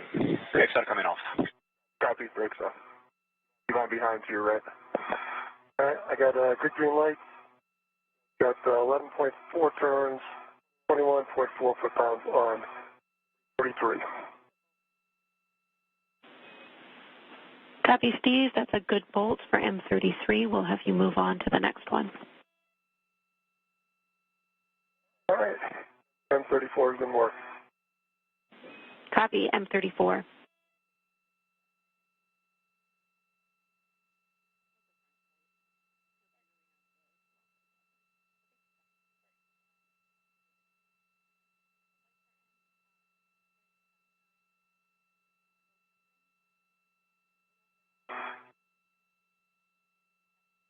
All right. A good green light. 1.1, 1.5 pounds, 11.5 turns and 22.0 per pound. And Steve, I copy green light and that bolt is driven, but I need you to read back the torque and the turns you cut out. Torque was 22.0, turns is 11.5. Woody, arm is starting motion. Copy, so far. Copy, that's a good bolt, Steve. All right. You can move on. 35 was not hand started. Okay, copy, M35 has not been hand started. You have the same settings.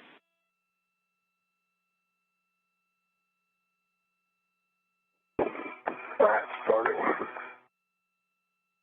NASA astronaut Steve Bowen is now halfway through installing the 8 mounting bracket bolts. He has 4 to go and has completed 4 of them. Meanwhile, NASA astronaut Woody Hoburg is currently translating over to the mounting bracket.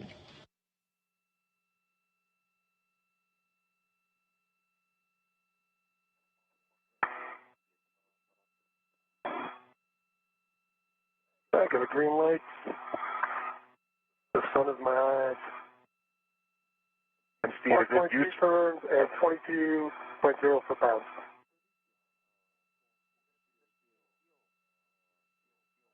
Yes, Woody? Is it useful for me to socket swap and help drive these? Or sure, once you just take my PGT, you just go off straight. Otherwise, I have to run over your side. Yeah, absolutely. I can do that. We're okay with you doing that, but Steve, say again the number of turns for M35. 12.2. Copy, 12.2, that is a good bolt. Then if you transfer your PGT to Woody, we can drive the remaining bolts. We're looking for M36 through 38. That should be Bravo 5. Let me toss it back under here. Okay. They got it. I got it. Okay. I just got to get in position. No, that's fine. And Stephen, Woody, arm will be in motion. Copy, Sultan. Okay. NASA astronaut Steve Bowen just handed off the pistol group grip tool to Woody Hoburg, who's going to help him drive the final 3 bolts.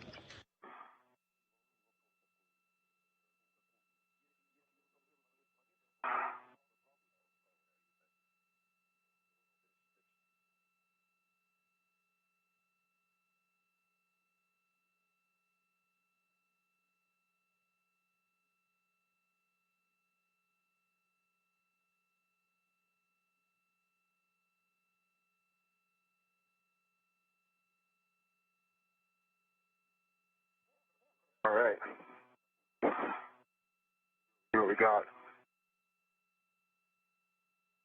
I got 26.29 turns, green light, 21.9 foot-pounds. Oh, you must have gone back out. That's double. So subtract the turns, Kenny, from the last bolt.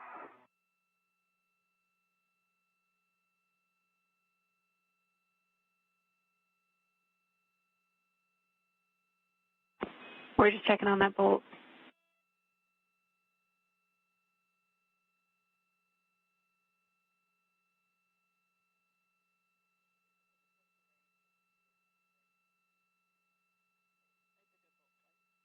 By my memory, that's 14 turns and a good green light and good torque.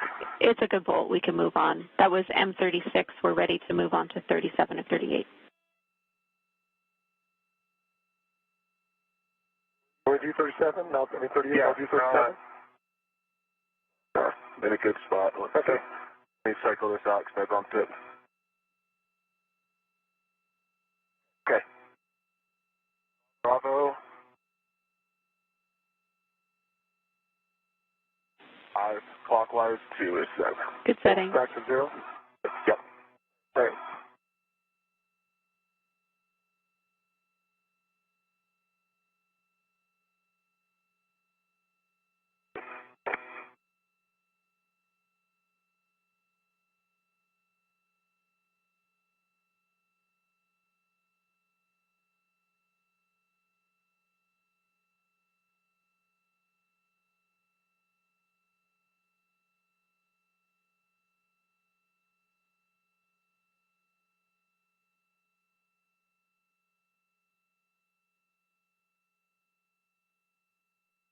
Right.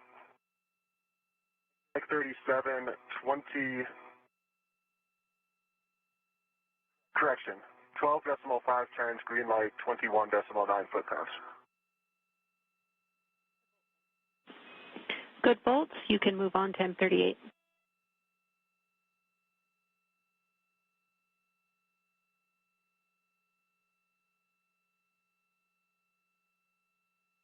NASA astronaut Woody Hoburg is now working to drive the final of the 8 bolts to fully secure the International Space Station rollout solar array to the mounting bracket. After that's complete, EV1 or Steve Bowen will move to a deployment viewing position, while EV2, who is Woody Hoburg, will release the final 2 bolts holding IROSA in an undeployed position. Trying to find a position where I'm not side-loading the bolt. 1 sec. We copy. That's why that one's so awkward. This one's a little awkward. Yeah, I think you end up sliding a little tight a little bit. We're good. I see it.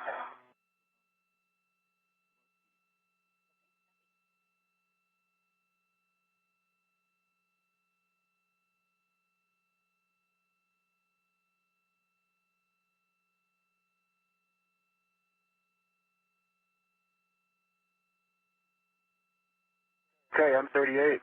We had 11.93 turns, green light, 22.2 foot-pounds.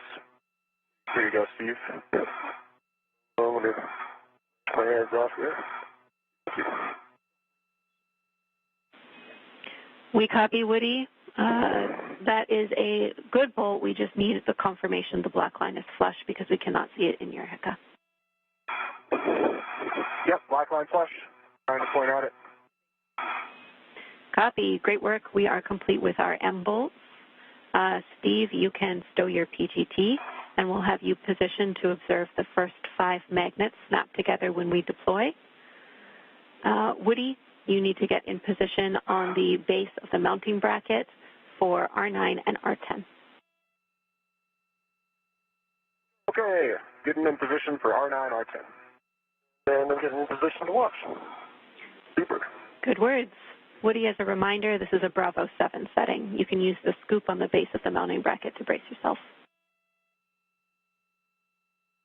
All right, I see that. Thank you.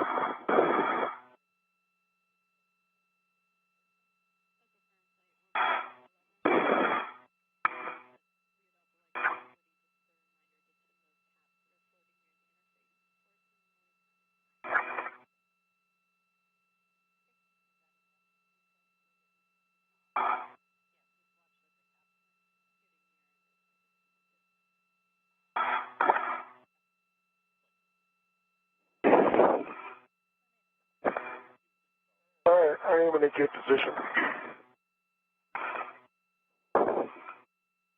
Perfect. Thanks, Steve. Copy, Steve.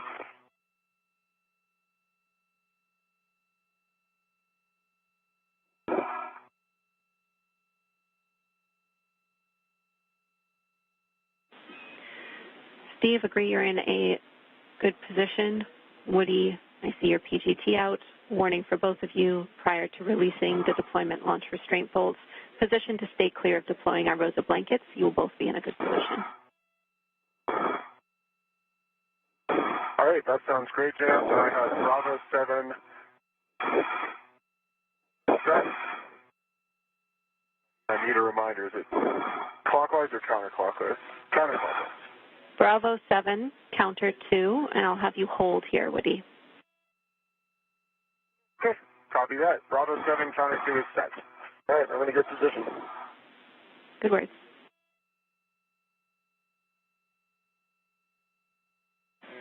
NASA astronaut Woody Hoburg is standing by to release the final 2 bolts holding the ISS rollout solar array in an undeployed position. You are going to release R9 and R10. The white line will appear when they are fully released. Expect 17 to 20 turns. IROSA will deploy after the second bolt is released. All right, I copy. Starting with R9.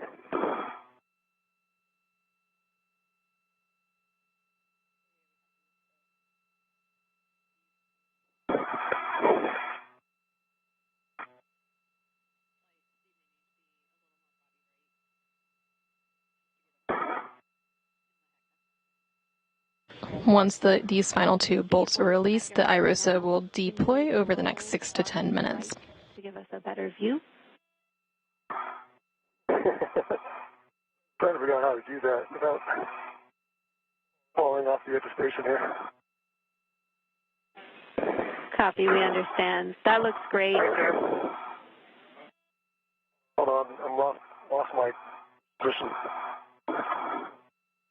White line visible, I counted 17 turns on R9. Copy, 17 turns on R9. Continue to stand by, Woody. The first of 2 restraint bolts has been fully released. Hold on.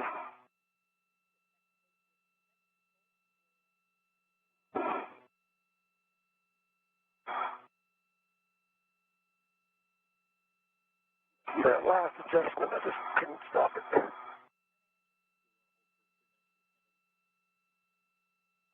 How's that? Is that better? Speed up a little bit.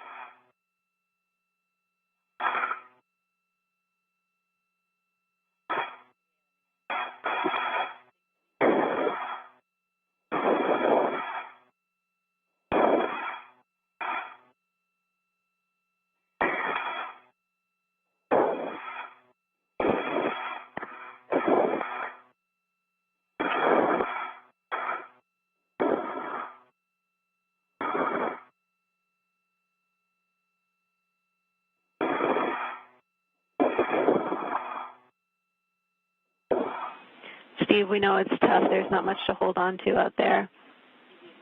Trying to get you some additional words. Try a different position.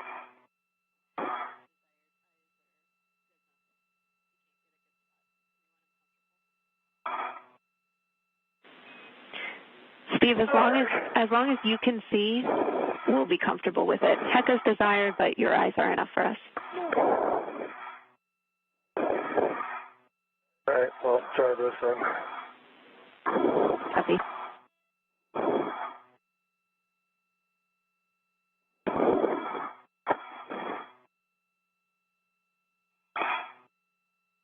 I have that.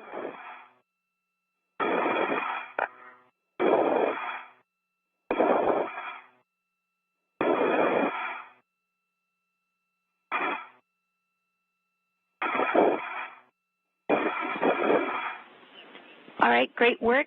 Steve, if you are in a stable position, we're happy with your view. Woody, you are go to release R10. Copy, go for R10. Starting turns.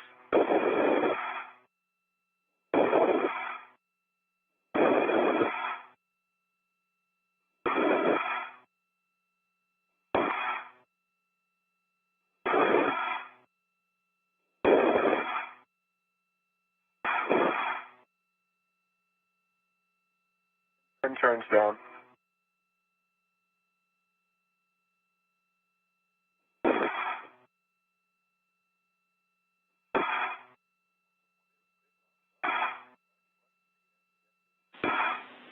30 seconds to a short handover.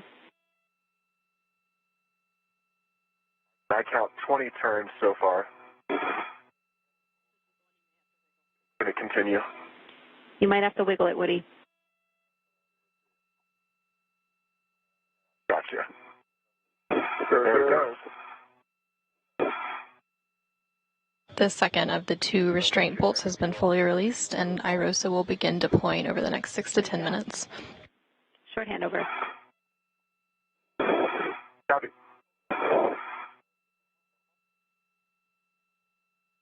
We are now in a brief but expected handover period, and will regain signal of those beautiful views of the space station in about 10 seconds.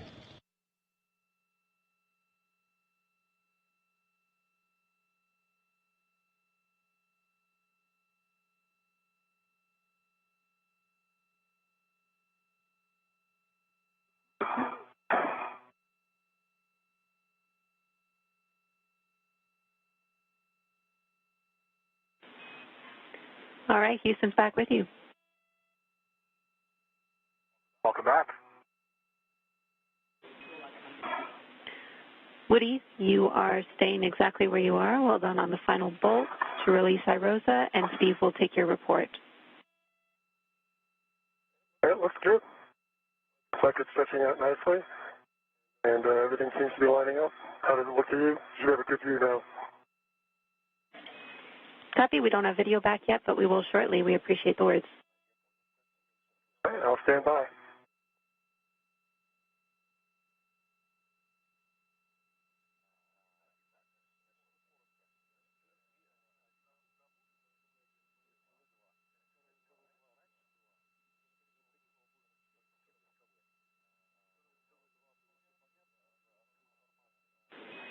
We have our video back. Everything is looking great. I have 2 cautions for you, Woody. You can now see live views of the International Space Station rollout solar array as it begins to unfurl as the space station flies over the coast of the southwest United States. Lateral load. This is 5 less than before. Okay, I copy. Thank you. I'll be cautious. Sounds good to us.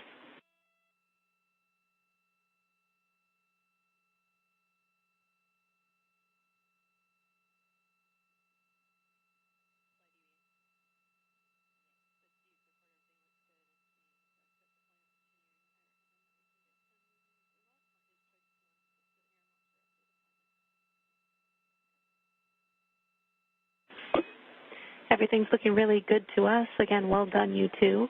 Woody, again, you have to stay put, but Steve, you can get moving if you want to. We're still well ahead of schedule, so you can stay and look a little longer if you prefer it, but your next step is to pick up your green hook. All right, I'm going to head back and pick up my green hook. Yeah. Copy.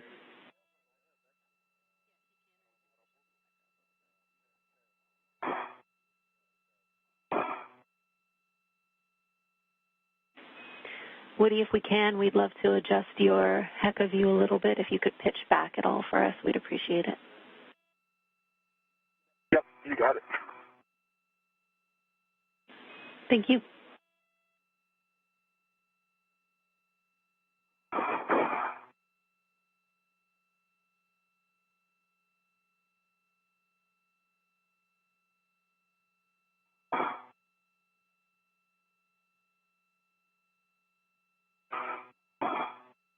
Woody Hoburg is continuing to monitor the IROSA as it deploys. Meanwhile, Steve Bowen is translating back to the IROSA carrier to reconfigure the carrier beams that previously held the upright IROSA. These beams will need to be rotated out of the way to allow access to the lower IROSA, which will be installed on next week's EVA on June 15th.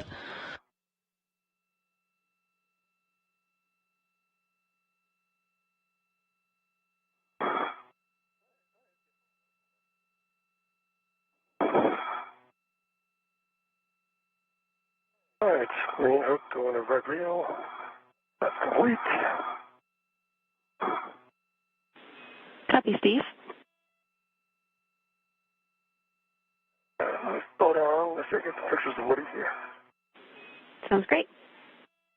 Once fully deployed, the IROSA, or International Space Station Rollout Solar Array, will measure 60 feet long by 20 feet wide and will shade a little more than half of the original array.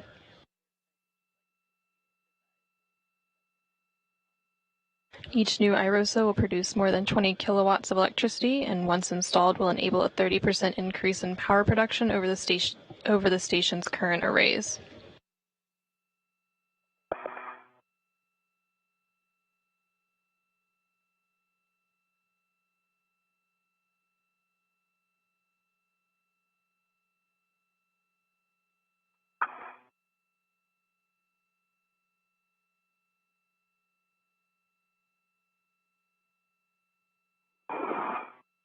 Hopefully those came out. We'll see.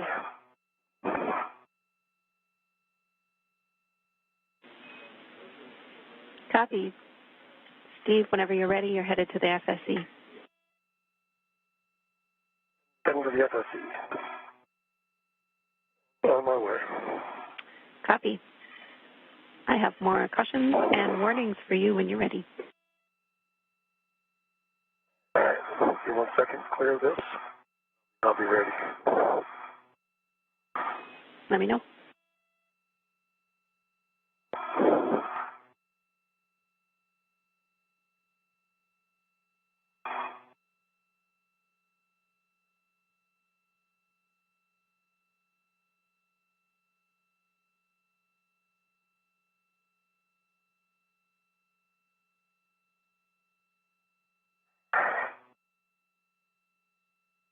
All right, I'm ready to copy. Steve, warning and a reminder, grapple shafts and curved coupling are no touch zones. No sudden movements, quick grabs on the FSE. Wait until motion dampens out before imparting loads on the FSE. Don't simultaneously impart loads into the FSE. This is for when Woody is also ready to translate. And do not contact the IROSA blanket. And I copy all.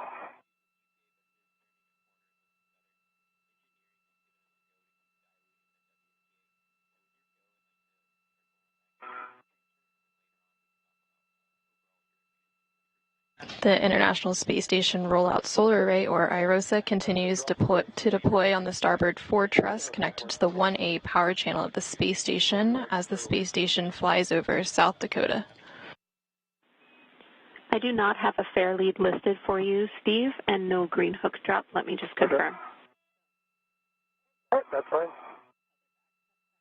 No. Yeah, I can confirm that now, Steve. There is no action for a fair lead or green hook drop. You are just translating directly onto the FSE from the port CETA cart. So do not take the POA path. Not take the POA path. All right, I will do that. A firm, different path than last time.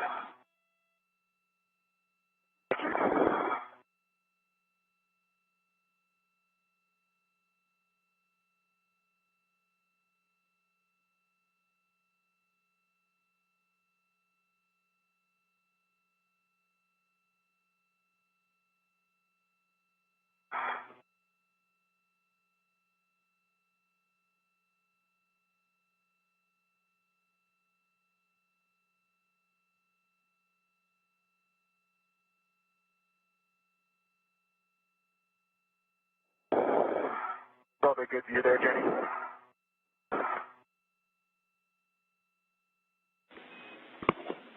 A firm.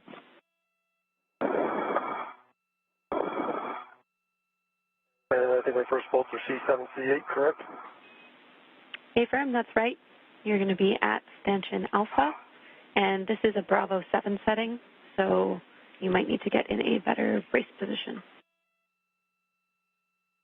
All right, hope the setting works. Copy, let me know when you're ready for settings. That works.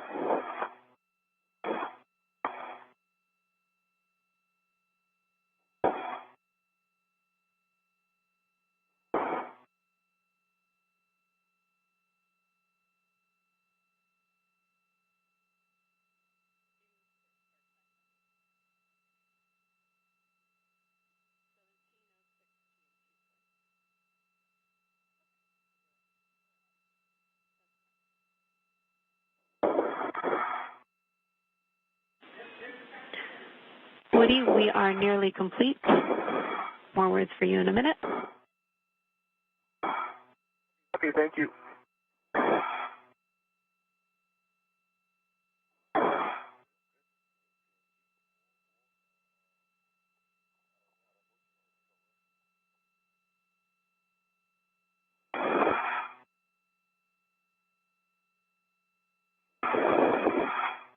All right, what's the settings for C7, C8? Bravo 7, counter 2. Bravo 7, counter 2.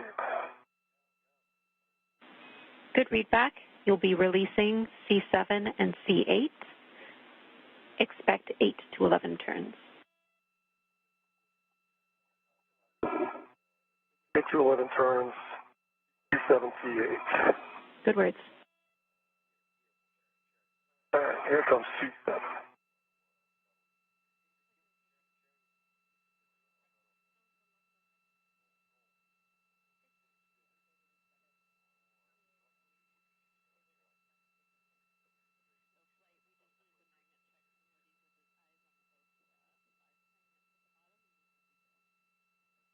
Hey, James, it looks to me like motion is stopped. Yep, we're just double checking that we can confirm a good deploy, Woody. What would help us is if you could confirm the bottom 5 magnets on both booms. We don't need a heck of you, we just need you to see that the magnets have snapped together.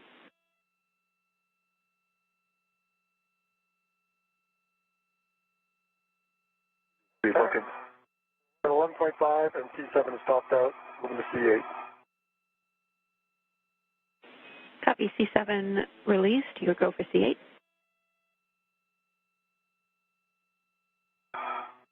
And James, I'm thinking I might need to move to see those. Do you agree with that, or am I missing something?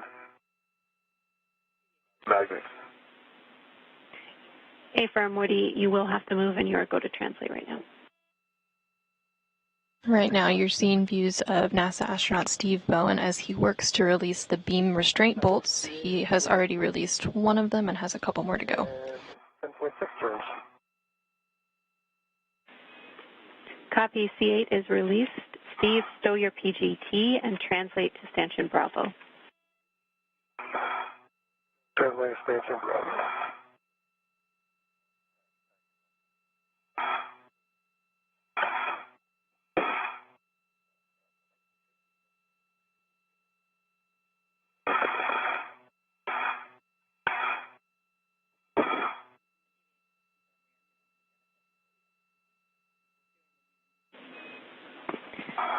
Steve, a delta to your plan. We'll have you continue translation past stanchion Bravo to stanchion Charlie because we have enough time for a small efficiency here. Okay, going Charlie.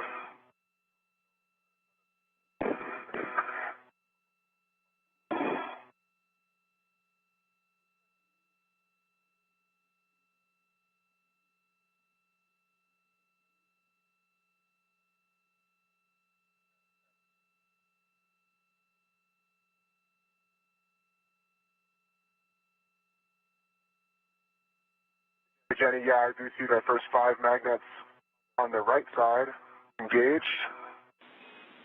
Copy, Woody. That sounds good.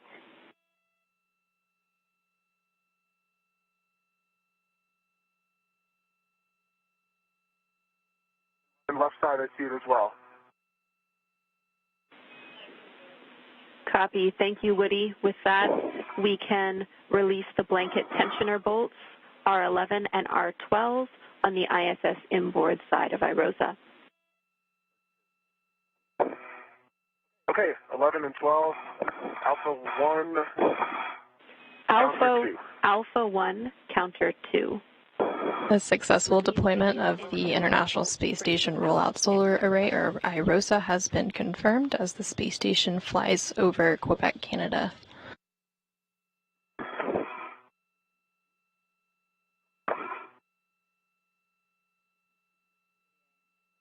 NASA astronaut Woody Hoburg is now working to release blanket tensioner bolts.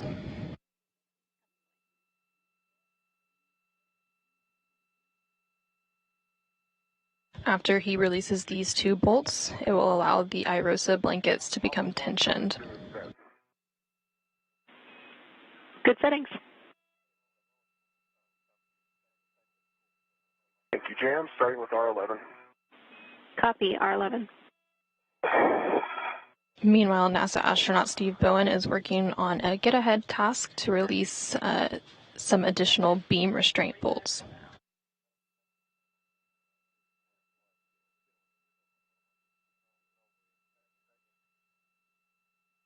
Okay, and expansion Bravo, what would you like? Retrieve the pit pin from the stowage location, push the C1 bolt into the can, and install that pit pin. Okay, so I got Charlie. It's Charlie, right? Bypass Bravo? Affirm, you should be at Stanchion Charlie. Let me back to Bravo. Thank you. Since I got 5 turns on R11, it popped out with a white band, and I saw the tension on the array. Copy, 5 turns, R11 released. You can move on to R12. Starting turns.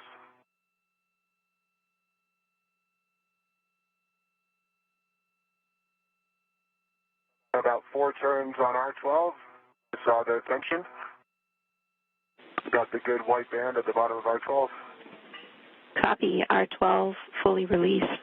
You can stow your PGT and verify all the MLI on the mod kit is in place. We want no metal struts or collar bolts showing. NASA astronaut Woody Hoburg just released both of the tensioner bolts that allowed the IROSA blankets to become tensioned. He's now going to work on cleaning up the mod kit worksite. I would not describe the bolt as having popped out. That expected? We're checking, Woody. Thanks for the go back. And the pit pin is installed in Charlie 1. Copy, Steve. Your next step is to release Charlie 4 and Charlie 3. So 2 additional beam bolts. This is a Bravo 7 setting, so I'll let you get in position. All right, give me a second.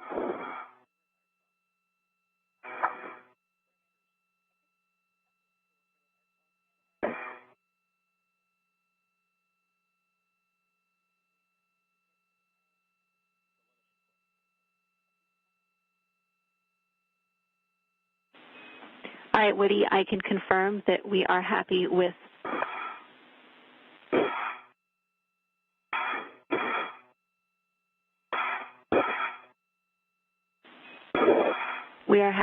both R11 and R12, so we need you to verify all the MLI on the mod kit is in place. Copy all. Jam testing work. Right side is looking good. Copy, right side. Bravo 7. Counterclockwise 2. Affirm, Bravo 7, counter 2. You will be releasing these bolts. Expect 8 to 11 turns. All right. Starting with Charlie 4. Copy, Charlie 4.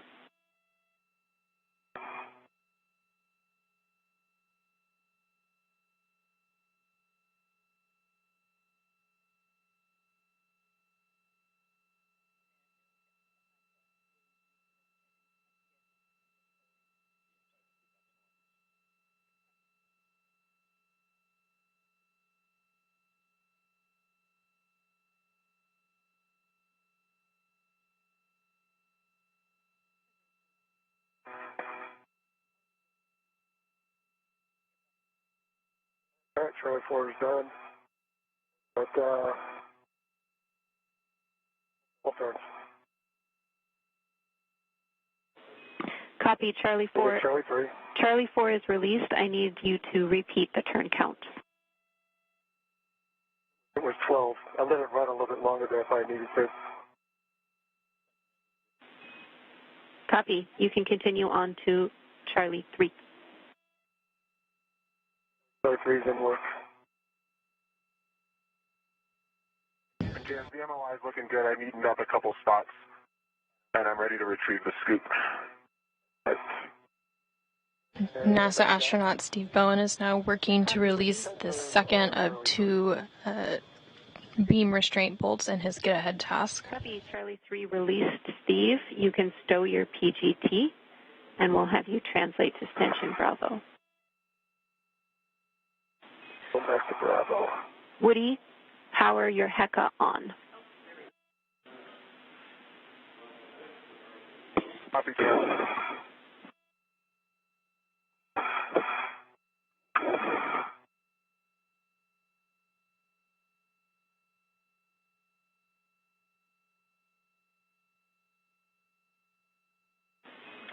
All right, and Woody, we are happy with the MOI current config, and we do not need a HECA scan. So you're exactly right. You can remove the square scoop from the mounting bracket along with the adjustable tethers and stow it in the crew lock bag. You can close up this crew lock bag and stow it on your BRT. Copy all. In work. And we do not need a crew lock bag inventory. Lucky you. Oh, thank you so much.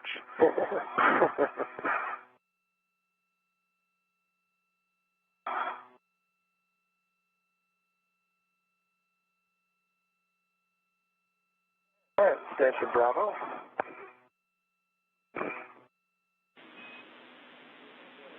Copy, Steve. You will be retrieving the pit pin from the stowage location and stowing the C2 bolt. All right, pit pin, Charlie 2. Good words.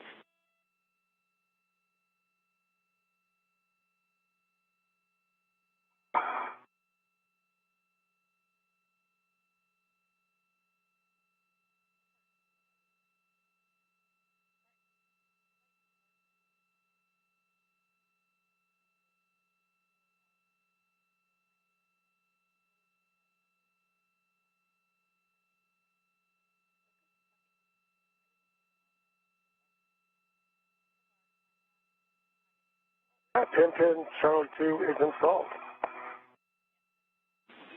Copy, pit pin installed on Charlie 2. We need you to connect a RET to the adjustable equipment tether D-ring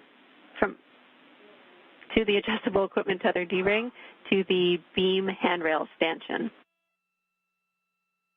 Understand. Get my adjustable ready to attach to the stanchion. Okay, that'll be in work. Okay, copy.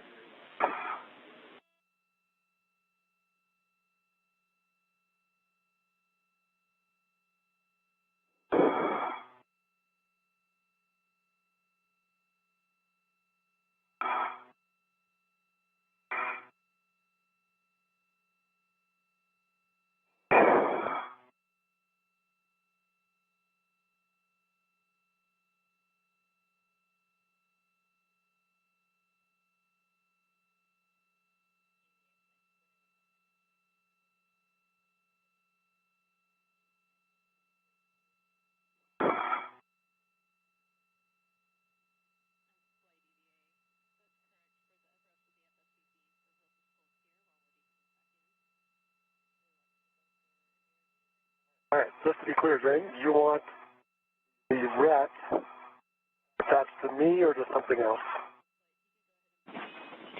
There should be a RET to an adjustable equipment tether D-ring, and that adjustable equipment tether hook should be on the closest beam handrail stanchion to you.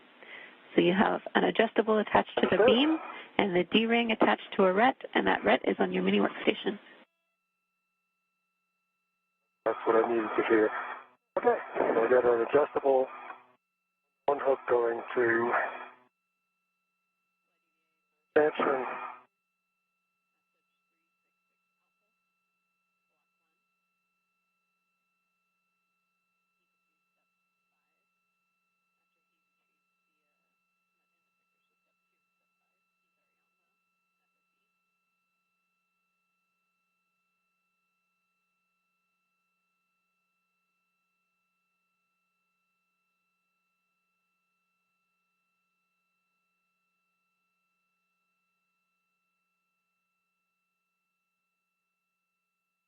All right, let me configure all my other adjustable.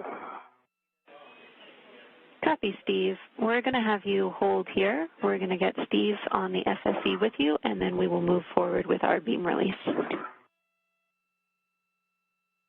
All right. You're way well, Woody. Sounds good. Yeah. We will have you get your I don't know if I play that much, so. All right. We'll have you get your PCT out. We're not releasing any bolts yet. Again, we're waiting to do that, but this will be a Bravo 7 setting to release Charlie 5 and Charlie 6, so you can get ready for that. You have some time.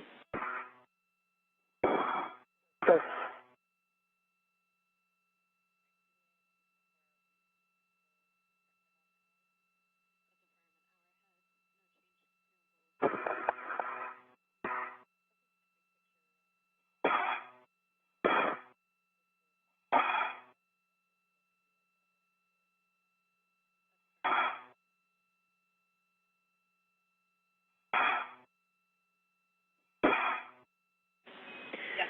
Woody, you... Hi, Jazz. I'm translating inboard. Affirm. I was about to tell you, your next step is to press the starboard CETA cart brake release, and then you will be translating to the port CETA cart. All right, you got it. While you're translating, Woody, I have big picture words for both of you. Great. Jazz, do I need both brakes or just one of the two on each seat of cart?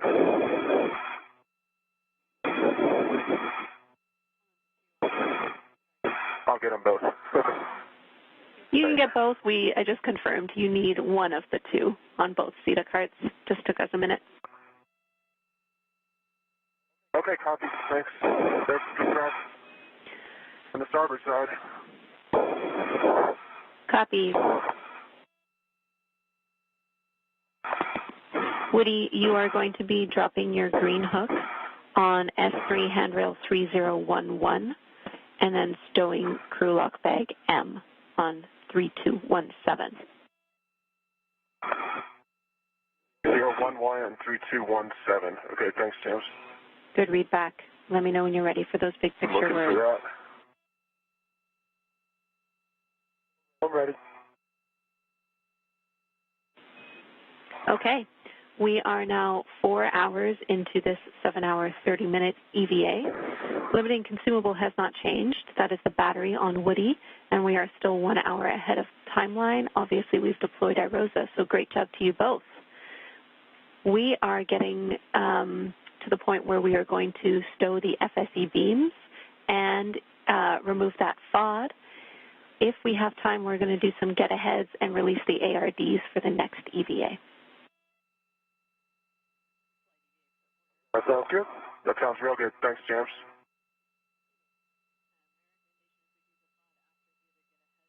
Okay, I found 3011. That was my green hook location, correct? Affirm. Copy.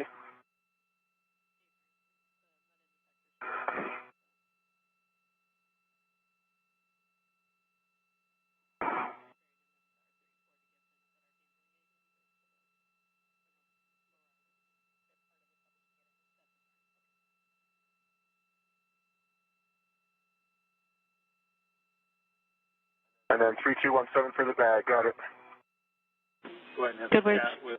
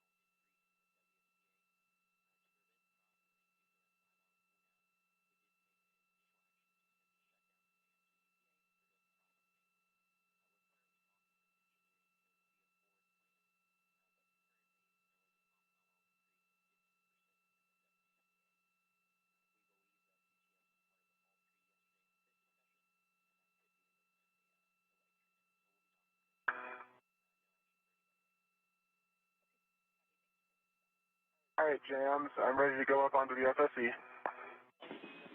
Copy. Ensure you go via the POA path, fair lead on MBS handrail 8400. 8400. Copy that. Affirm. Yeah, I'm looking for it.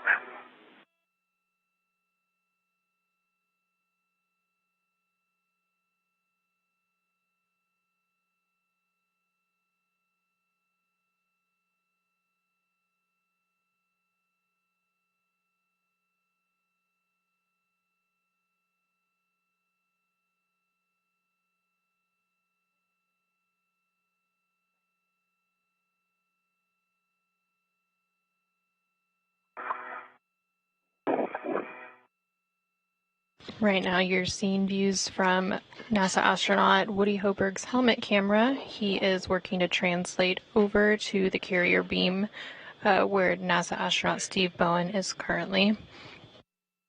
Once they're both over there, the crew members will work together to release the bolts holding the beams in place, and then they will rotate them out of the way and secure them back down. The spacewalkers continue to remain about an hour ahead of schedule.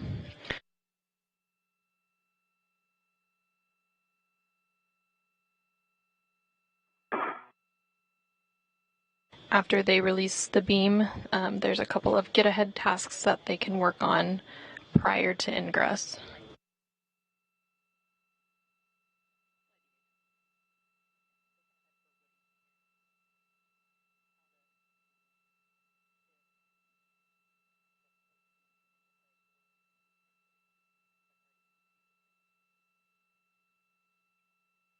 All right, am I heading to Alpha, Jams? Affirm. Copy.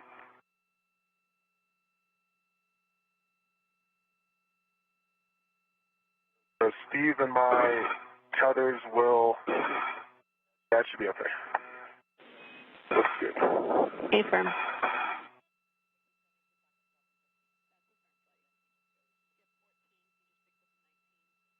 All right, I'm at Alpha. Woody, your next step is to perform a socket swap. Steve was able to already release C3 and C4, so we'll just take the socket swap and then move on to rotating the beam. Okay, copy, socket swap. Now, I will need a socket caddy to do this, correct? I only have... Oh, no, disregard. I have an extra pit pin rep. Affirm. You're going to use your pit pin, so you'll remove the 6-inch wobble from your PGT and stow it in your trash bag with the pit pin, and the 2-inch that's currently, I believe, in your trash bag will be stowed on the PGT. Copy all. And so, do you want me to release one of the C5 or C6? Affirm, Steve. You can release either one. Bravo 7, counter 2 are your settings. Bravo 7, counterclockwise 2.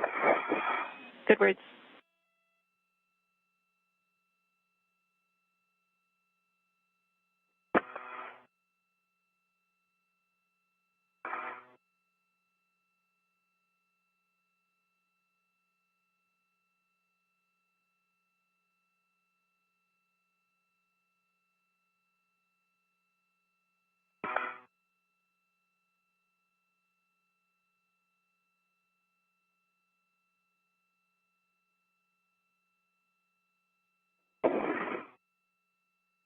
Six didn't work.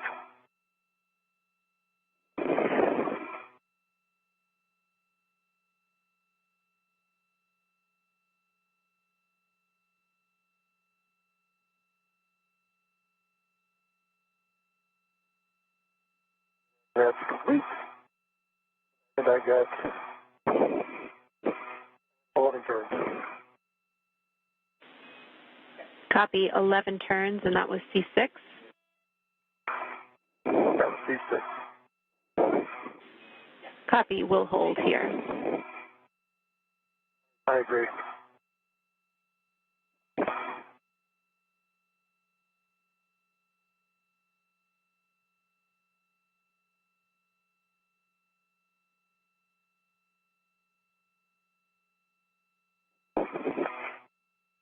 Okay, Jenny, I've got the 5/8 2-inch rigid on the VGT. Copy, I'll take a pull test.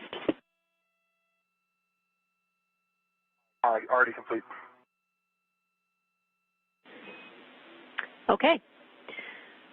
So when Steve releases this final bolt, C5, Steve, you will rotate the zenith end of the beam toward Woody. Understand. And you'll be temp stowing the beam in the stowage location, which is parallel to the blankets with the handrails facing the POA. You'll need 2 adjustable equipment tethers to do this. Okay, and would you have an adjustable available quickly? Yes. Okay, we'll be ready to go. All right, we are a go when you are ready. All right, release from C5. Copy C5.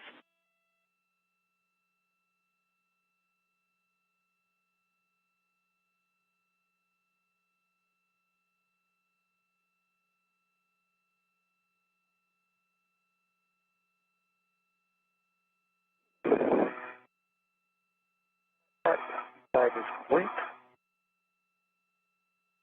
Complete, so I let PGT down a little bit. Everybody here comes. Ground copies. All right, retrieving my adjustable.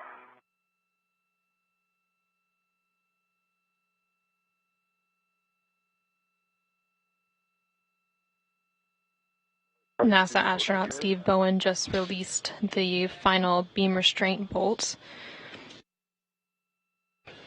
Steve Bowen and Woody Hoburg will now work together to rotate the beams out of the way and secure them back down. Still installed. Bolts installed. What bolts? Disregard, sorry. Where they went. These carrier beams were being reconfigured. They previously held the upright IROSA, and they needed to be rotated out of the way to allow access to the lower IROSA, which will be installed on next week's EVA on June 15th. Okay. I've got it. I've got an adjustable on it. I can cinch this side. We won't cinch it down, but when you get yours on there, when we come back, we'll cinch them down and make them snug. Got an adjustable Houston on concurs, that's correct.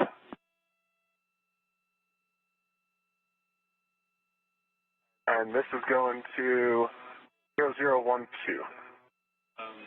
Copy, and Steve's exactly right. We'll cinch this down later on. What we need to make sure of right now is that the beam is clear of the nadir upper support beam, so that's the one by you, Woody.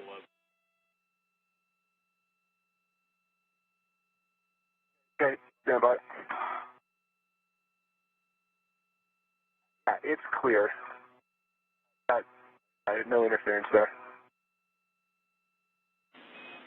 Copy. Steve, you can release your RET. I understand that the beam is tethered via 2 adjustables. All right, release my RET. A caution for both of you. Adjustable on my side. Copy. A caution for both of you. Now that this beam is tied down, do not exceed 30 foot-pounds on the temp stowed beam. And again, a reminder for the FSE, we don't want to simultaneously impart loads into it, so we will alternate if we need to translate around the same time. Copy. Copy.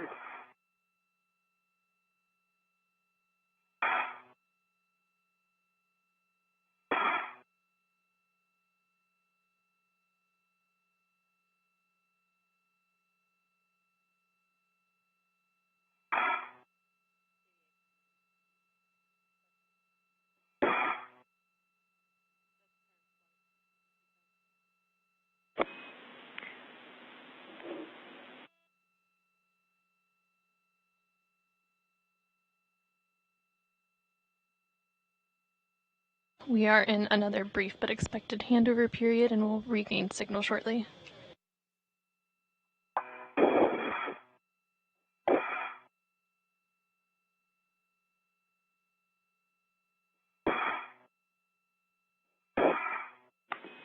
Houston's back with you after a short handover. We will need Woody to translate to stanchion Delta and Steve will need to translate to Stanchion Charlie, but again, please alternate your translations. Okay, are you ready to go? I am ready to go. Then go ahead and tell me when you're there. Okay, going to Delta. Good words. Woody, once you're there, you'll attach a mini workstation RET to the closest beam handrail stanchion. Copy.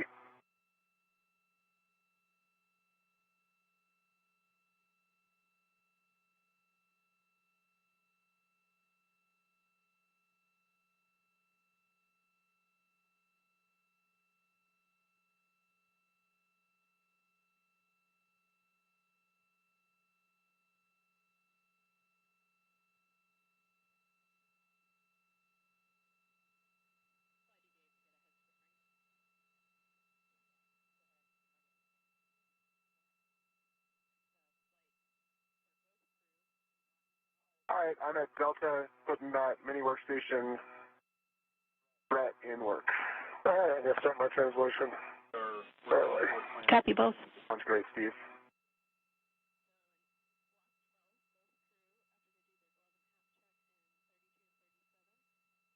Mini workstation RET is down.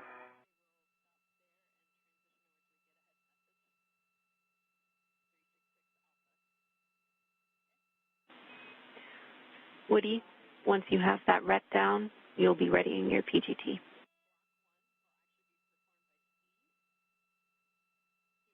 Thanks, James.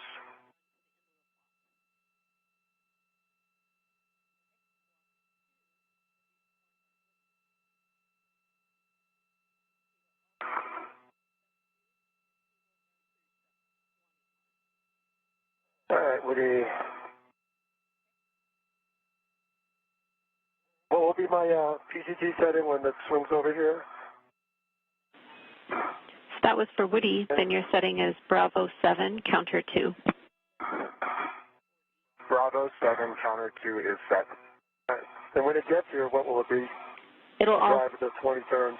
It'll also be Bravo 7. You'll just be clockwise 2 Bravo 7 clockwise? For Steve. Okay, understand.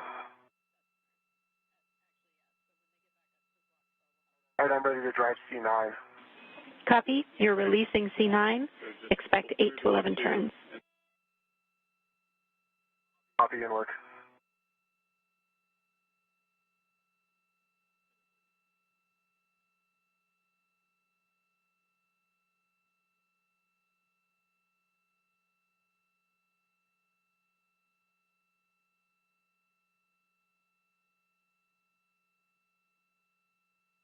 I counted 9.5 and it pops out. Ready for C10. Copy. C9 released. Your go for C10. About a minute until a short handover. Copy, starting turn C10.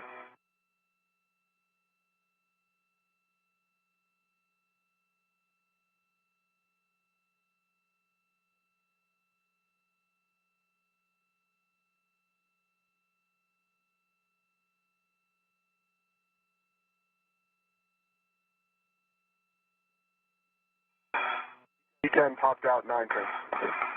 Blood check. Copy. 9 turns. C10 popped out. You'll be rotating the beam toward Steve. Copy. Ready, Steve? Yep. Coming at you. Short handover.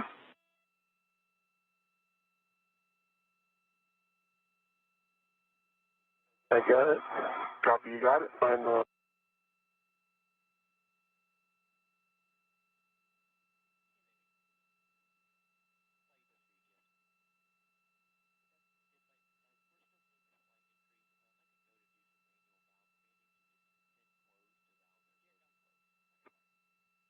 Steve. 32, about 1 turn. Delta 2. Half copy. Yes, I'm good. Total of 20, right? Yeah, I recall Bravo 7, clockwise 2 for no more than 20. No more than 20. Houston's back with you. Stop on turns. Houston's back with you. I copy your hand start. I concur, Bravo 7, clockwise 2, and this will be approximately 20 turns. Copy, James, but we are going to stop on turns. A-firm, let's do, that's 20 turns only. Okay, copy. Starting C9.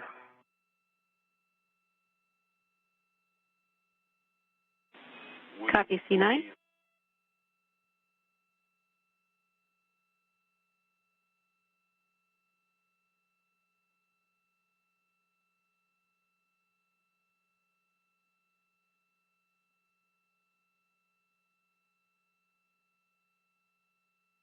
And I'm stopping there. It's getting kind of close to the bottom.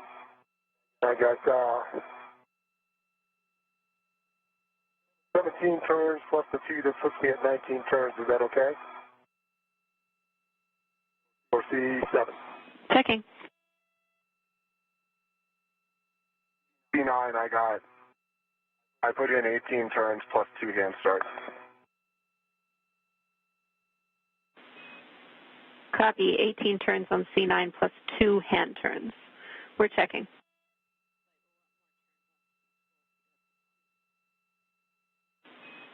Steve, we want more turns on your bolts. Let's hit it again at the same settings. All right. And how many more do you want? Only 1 turn. All right, that's it. Complete.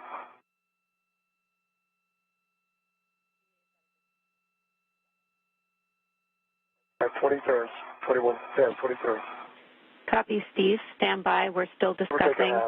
We're still discussing that config on the ground. We might have more action here. Woody, your bolt is good. Okay, I copy. Thanks, James.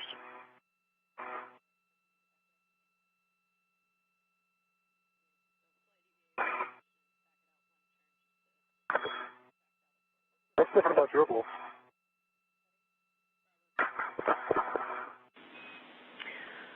All right, Steve, because we torqued out on this bolt, we need to back it out 1 turn. Your settings are Bravo 7. Didn't torque out on this bolt. Did not torque out on this bolt. Got a low torque. Okay. We misunderstood. Then And I got 18 points.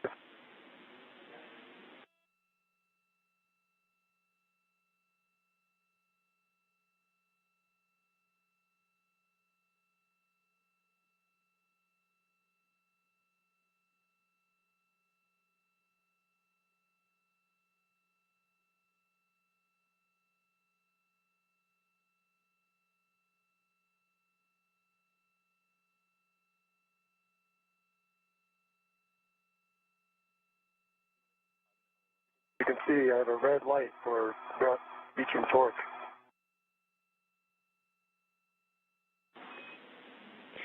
Hey, Steve, wait one.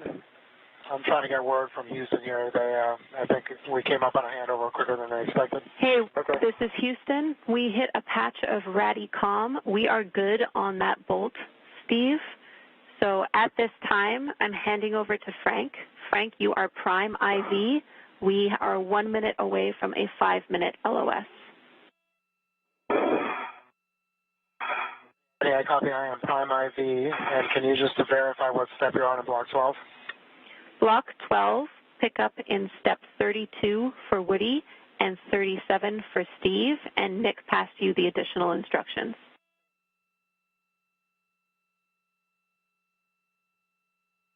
Copy 32 and 37. Thanks, James.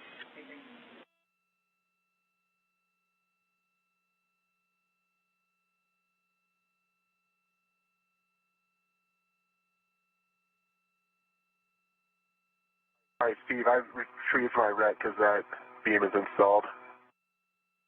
That's good. It's installed. All right, guys, and I am with you on 1. So it looks like you guys... NASA astronauts Steve Bowen and Woody Hoburg have successfully finished rotating the carrier beams out of the way and secured them back down. This was the last planned task in this EVA, but they will now move into some get-ahead tasks for next week's EVA. That's right. I've got a few incidental black smudges on my glove fingertips. Otherwise, no change, and dry hot.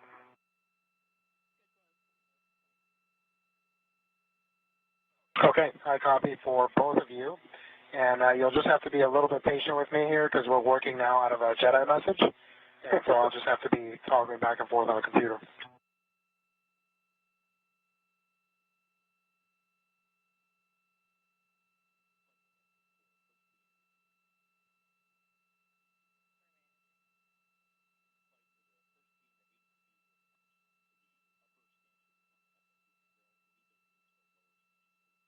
We are now in an approximately 5-minute loss of signal. We will regain signal shortly after that.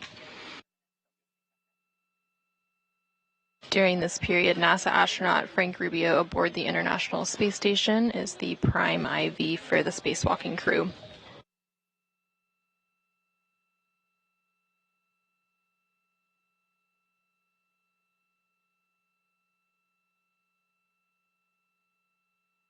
A couple of the get-ahead tasks that the crew will be working on include releasing the ARD, or anti-rotation device, for next week's IROSA, as well as releasing some of the lower R bolts, or restraint bolts.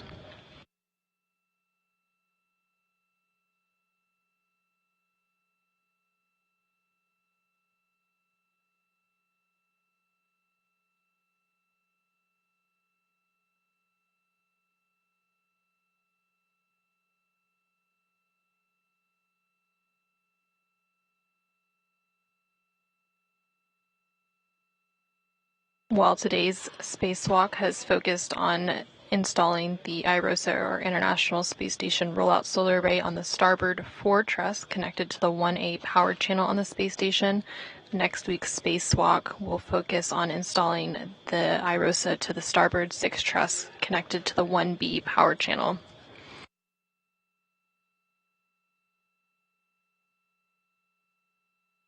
Coverage of next week's spacewalk, which is U.S. Spacewalk 88, is scheduled to begin at approximately 8:20 a.m. Central Time, 9:20 a.m. Eastern Time on June 15th.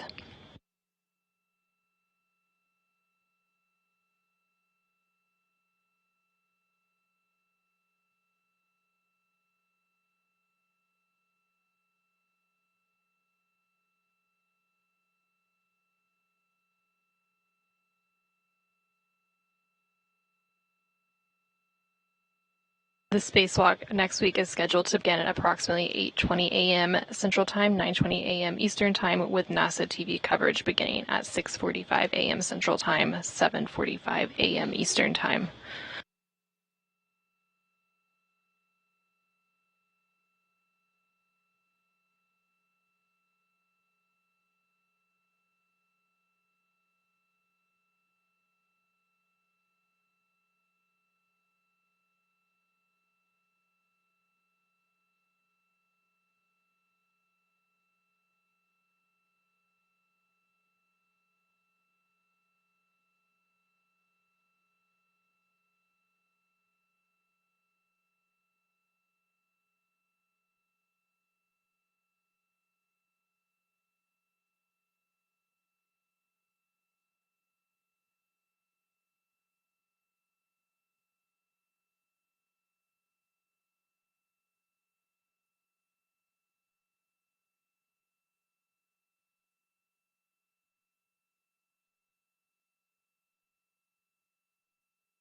We are now about 4 hours and 35 minutes into today's spacewalk.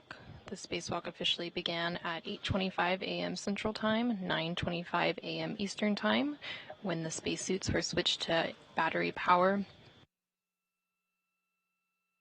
NASA astronaut Steve Bowen is serving as EV1 for today's spacewalk and has the suit with the red stripes. And then NASA astronaut Woody Hoburg is serving as EV2 with the unmarked suit. This is the 9th spacewalk in Steve Bowen's career and the first spacewalk for Woody Hoburg. It is the 264th spacewalk in support of space station assembly, maintenance, and upgrades, and the 7th spacewalk out of the space station in 2023.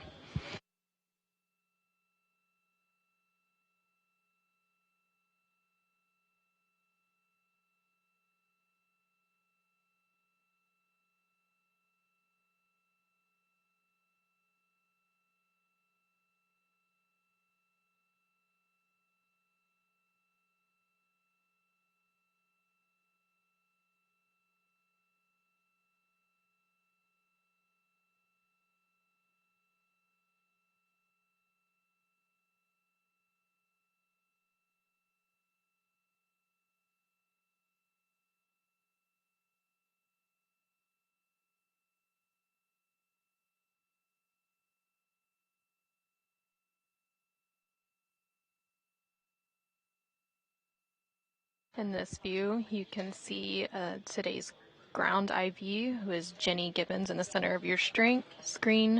But right now, during the loss of signal, NASA astronaut Frank Rubio aboard the International Space Station is currently serving as the prime IV. This is from crew lock bag. Where's that adjustable?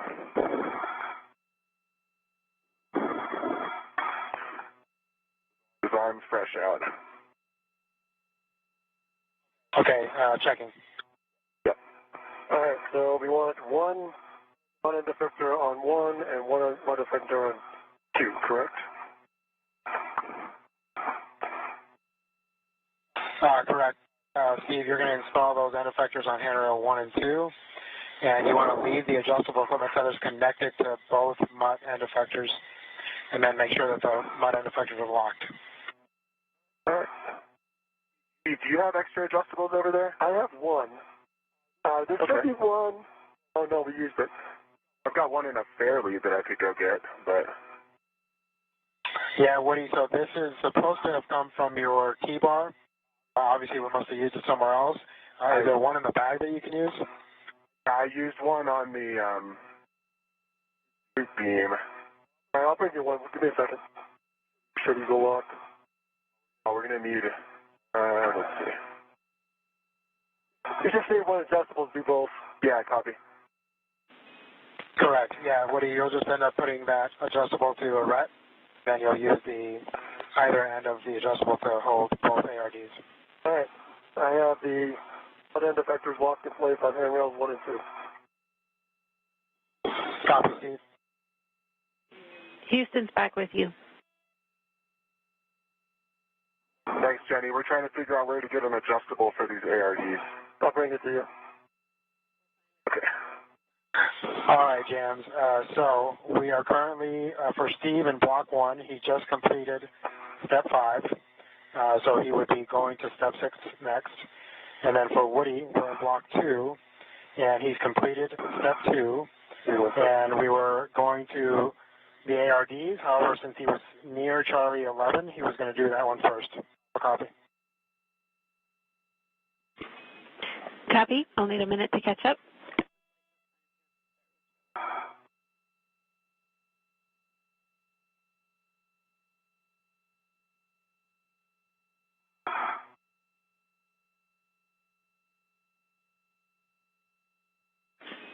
All right, and we copy that Woody needs an additional adjustable, and Steve is bringing it to him. Is that correct? Why don't I just turn that around? Affirmative. And so, again, Woody will be actually starting on Step 12, but after you complete that ARD, you'll have to go back to Step 3 for the ARD on Charlie 12. All right, Steve, I'm at a bad angle here. Yeah. Copy. Let me have your rep. Thank you. I could watch you do that all day, I guess. All right, there you go. Let me release mine. And so, Jenny, if you're ready, then you can have prime. All right, you have adjustable. Got it. And I will just confirm with you, Frank, that I have the next step for Steve being releasing R3 and R4. Correct? That is correct. Okay, in that case, I have all the information I need. Great job. I am Prime IV. Okay, copy. Thanks so much, James.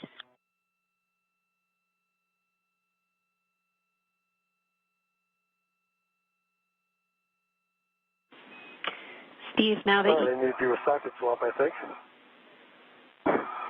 was that Steve or Woody? That's Steve. I think I need to do a socket swap because are these 5/8? Hey, firm, you need the, actually you need the 7/16 6-inch wobble on your PGT. Yeah. Let me go back and get those. Hey, firm, you'll be at crew lock bag T. Isn't that way?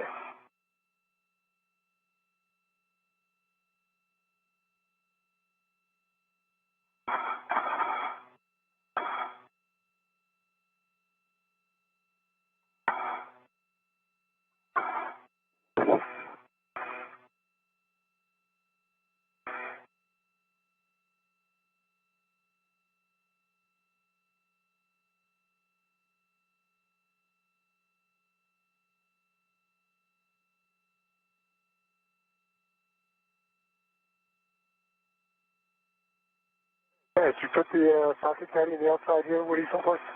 Oh, no, it's on the inside. Oh, sorry. I went ahead and put it back inside.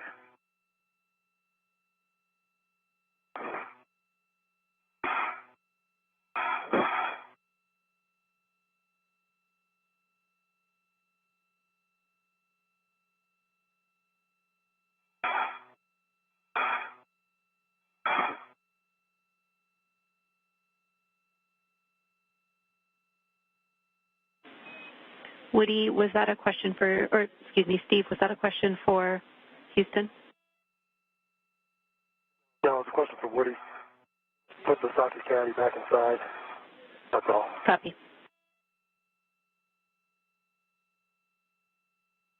And I have Bravo 3 counterclockwise 2 set for ARD C11 release. Can you confirm that you've attached the free end of the adjustable to the ARD tether point? Yep, I have an adjustable on the ARD tether point. Copy, and that is connected to your mini workstation via a RET on the D, on the adjustable, correct? That is correct, and we had to scavenge that adjustable from Steve. I used my two, one for a fair lead and one for the boom tie down. Yep, Houston follows that. I just want to make sure that we're redded, but we understand that the adjustable config. In that case, we are go to continue. You have good settings, Bravo 3, counter 2, and you're releasing the stop block bolt 10 turns only. 10 turns only, copy. All right, and Jenny, am I going to be swapping sockets again after this at any point? The question is if I want to just put this socket in my bag, my trash bag, or if I want to transfer it to the socket caddy. Checking.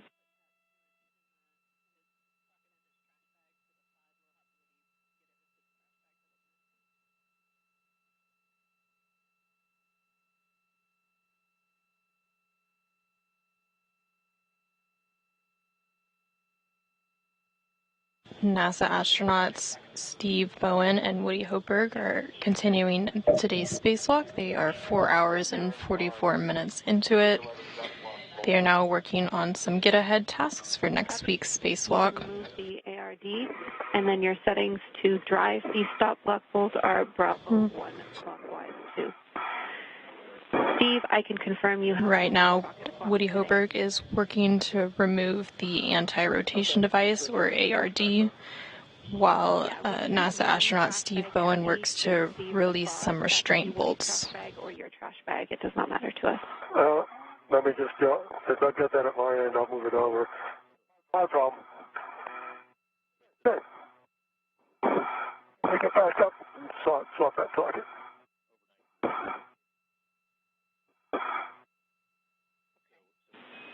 Copy, we got lots of time here.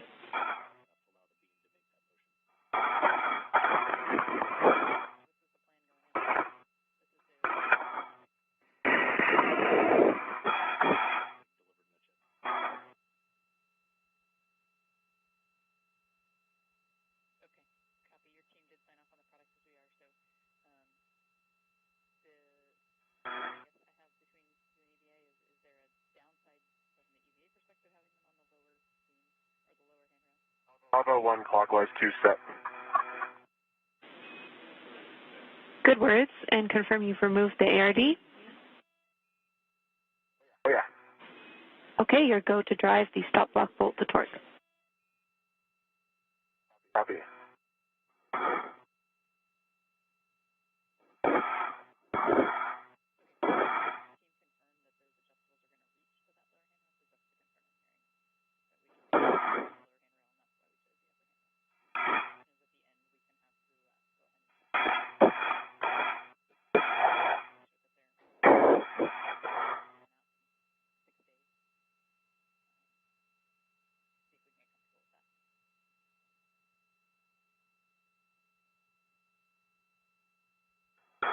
All right, I'm on a 6-inch, 1/16 wobble.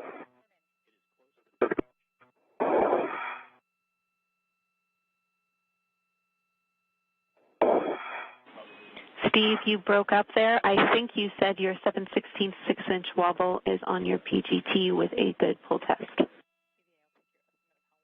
That is what I said. Thank you. Copy. Your next step is to release R3 or R4. Let me know which position you're going to be in, and I'll give you settings. All right, let me get over there. I'll get settled. And for the stop block bolt, torque out at 4.5 turns, good green light, 12.1 foot-pounds. And I can see that the block is resting on the bolt can, not in the further recessed position.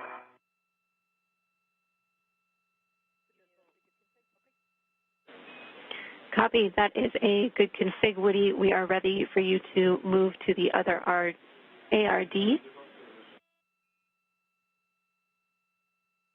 Copy, going over to Alpha. Affirm. Stanchion Alpha is where we need you.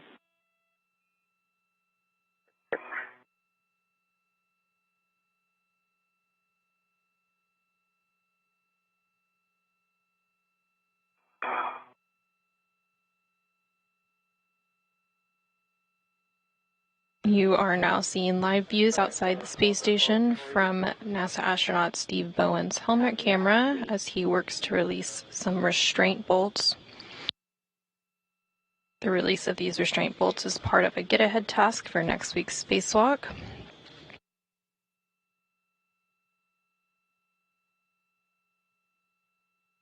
There are 2 sets of bolts on the boom end of the lower IROSA. The first 2 bolts will allow the boom deployment system rollers to be moved into place to help with the array deployment in next week's spacewalk.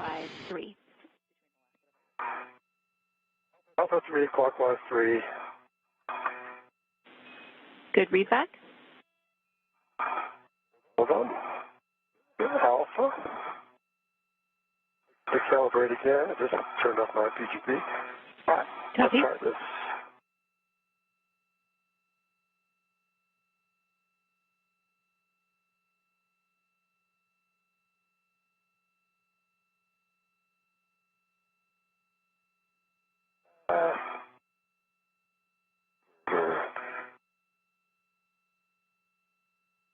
Battery.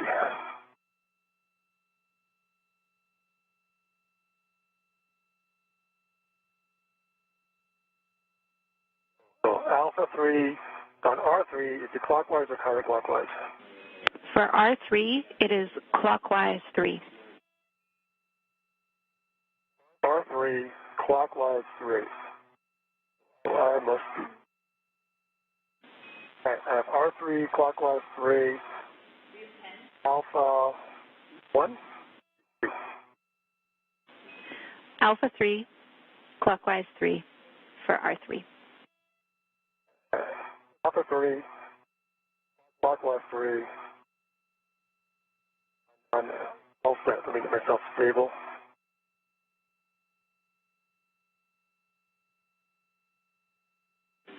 Copy. And I have Auto 3, counter 2 set for ARD 3. Release. And I've got my adjustable on it. Copy. We need Bravo 3, counter 2. Confirm. That's what. Thank you. Bravo 3, counter 2. I'm looking at it. It's set. Copy. Good settings. Confirm that you have tethered to the ARD, and then you can release that stop block bolt 10 turns. Copy. 10 turns and adjustable tether is installed. Hold on, Jenny. I got to get a more comfortable position. I keep swinging here. All right. Give me a moment. I'm going to get a little bit better position. We understand, Steve. Again, we're doing get-aheads at this point, so lots of time.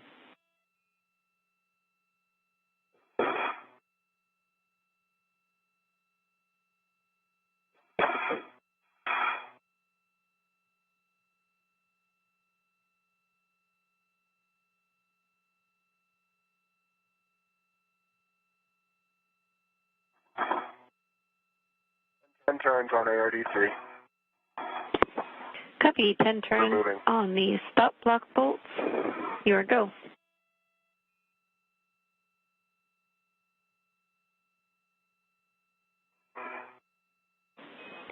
Steve, understand you're finding a better body position. I wanted to let you know your helmet is close to the iROSA boom end. Reason I want to get in a better body position. Copy. All right. Thank you. Bravo 1, clockwise 2 set for stop block bolt install. Copy. You can drive that stop block bolt to turn or to torque. Those are good settings. Copy.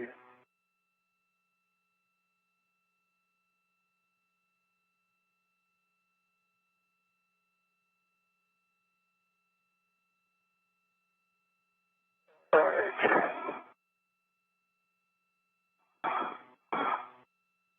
Okay, that should be a lot more comfortable. And hopefully I am in a much better position. That looks great to us, Steve. Well done. Okay.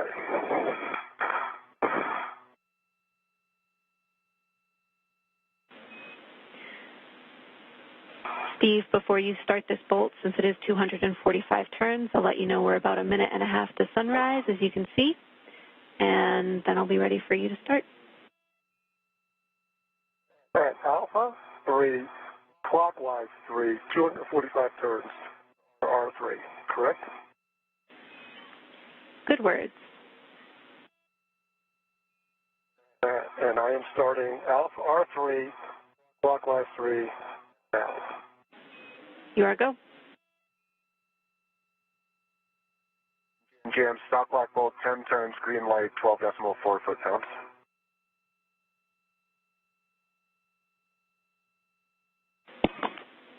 Copy. That is a good bolt, Woody. You can stow your PTT. Complete.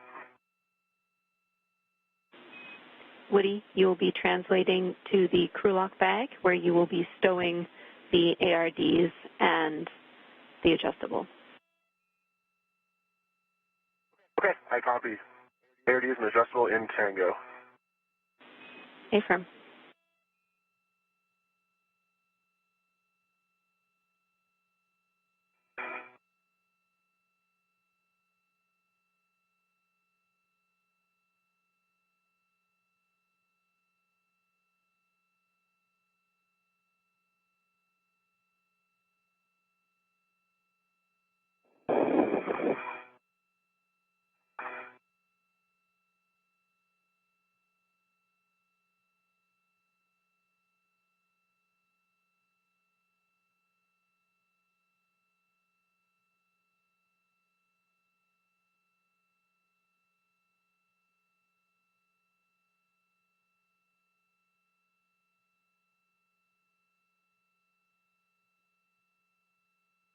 NASA astronaut Steve Bowen is currently working to release the first set of bolts on the boom end of the lower iROSA, or International Space Station Rollout Solar Array. These first two bolts will allow the boom deployment system rollers to be moved into place to help with the array deployment for next week's spacewalk.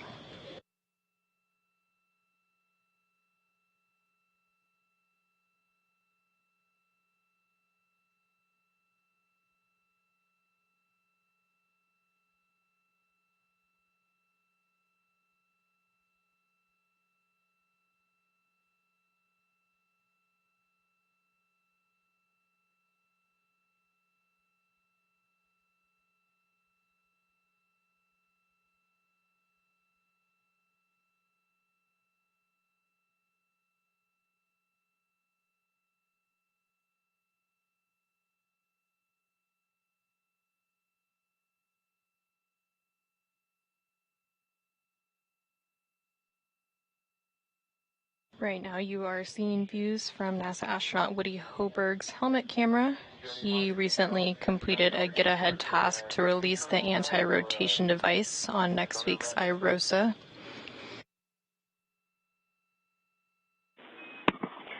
Checking for you, Woody. Actually, I see He's now working to stow an equipment tether with the anti-rotation devices into the crew lock bag.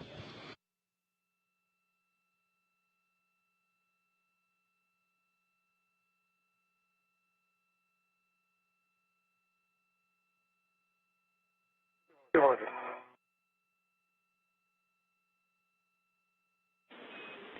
Woody, while you're at the crew lock bag, your next step is a socket swap. Let me know when you want more words.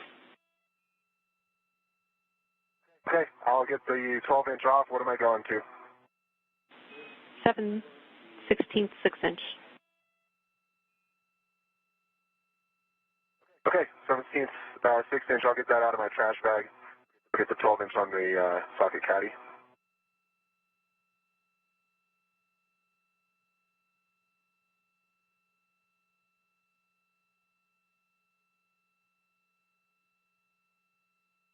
$45, 245 turns. And let me see if I can see the turkey timer. Copy, 245 turns and Let me put my affirm. stuff my PD for your word. Copy, Steve. All right, let me see this thing.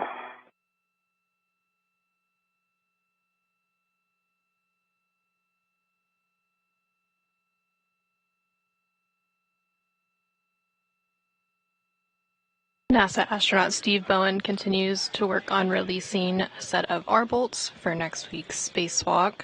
You heard them reference a turkey timer, which is basically a status indicator to ensure bolts are fully released. Drop down in the middle of that circle. Correct? Woody, do you That's it, turkey Steve. timer? Yeah. Yep, it's popped up. Yeah. Okay. We can confirm. So R3 is complete. Well done. We can move on to R4. Let me know when you want your different settings. All right. Yeah, let me get comfortable again. Take your time.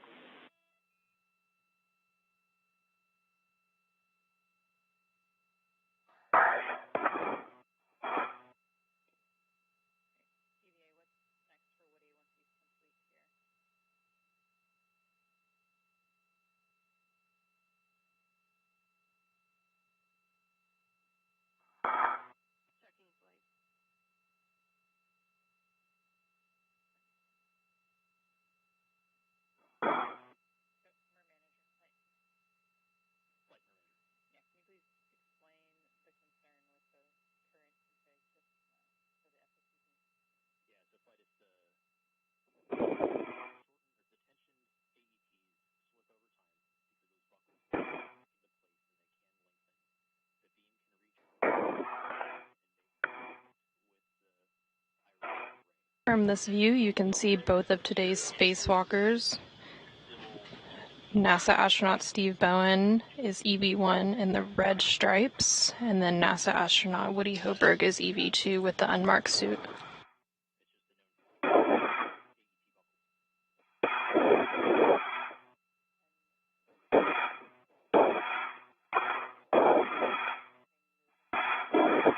Jam socket swap complete. Get full test empty trash bag. Copy, Woody. I will have more words for you shortly. Copy. All right. Ready for Alpha, the Romeo 4. Copy, Steve. I have you ready for R4. Your settings are Alpha 3, Counter 3. Alpha 3, counterclockwise 3 for R4. 245 turns again. You got it. That didn't work. I see good counterclockwise. Copy.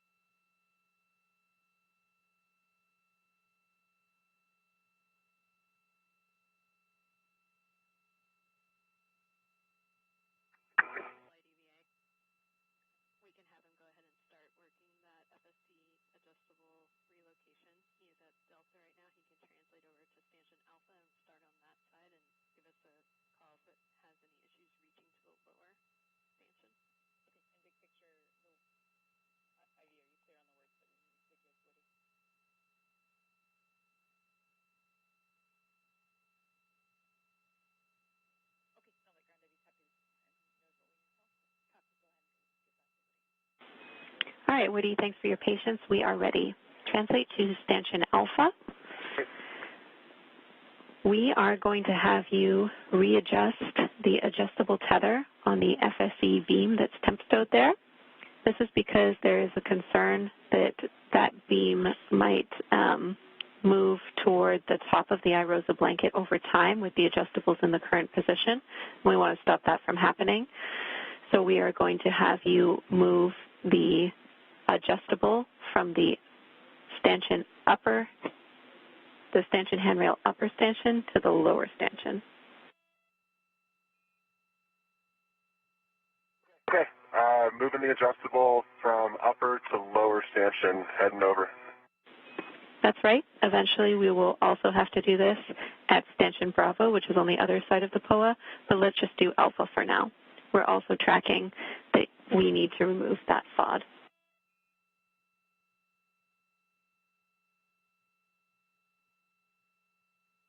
Okay, yep, copy all. All right, so this is down, this would be handrail 0001 next to whip 4.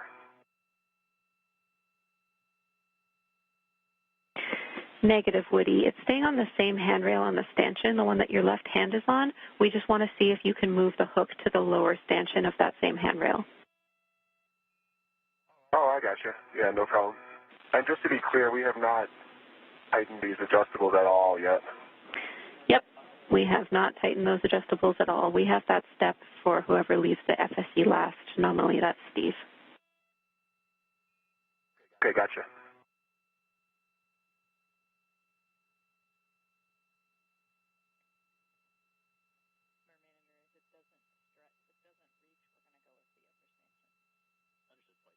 That is a stretch.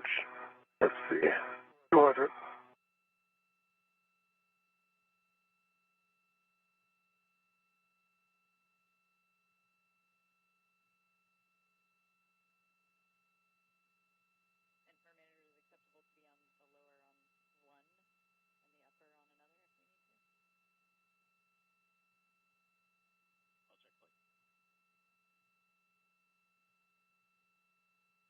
Okay, James, got it on. Copy. Great job, Woody.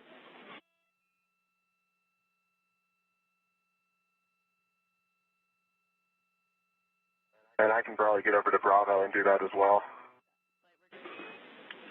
Let's do that, Woody. Be mindful that Steve is currently working the R4. All right, that should be 245. I see the turkey timer has dropped out. Copy. 245 turns on R4, and the turkey timer has popped out. Great job. You can stow your PGT.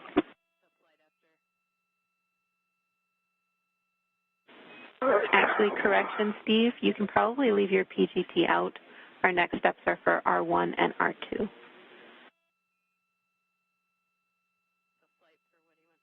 Okay, I gotta find a good position to get up there, so it's gonna take a bit. Copy. You take your time. NASA astronaut Steve Bowen just finished releasing the first set of bolts in his get-ahead task on the boom end of the lower iROSA. These bolts allow the boom deployment system rollers to be moved into place to help with array deployment for next week's Spacewalk. Now he'll move on to a second set of bolts, which will release 2 of 4 mechanisms that hold the iROSA in its rolled-up configuration.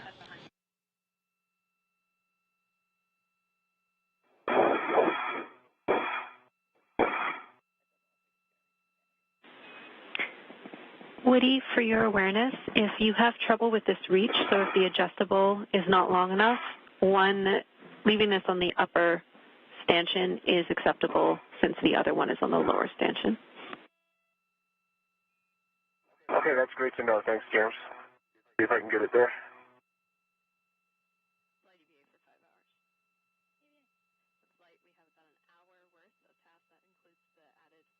All right.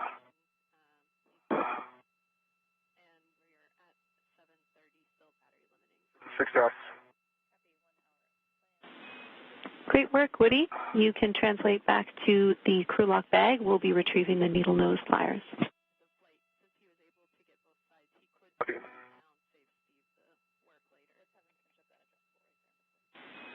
Actually, Woody, prior to your translation, we are going to have you cinch down the adjustable that's in front of you. Okay.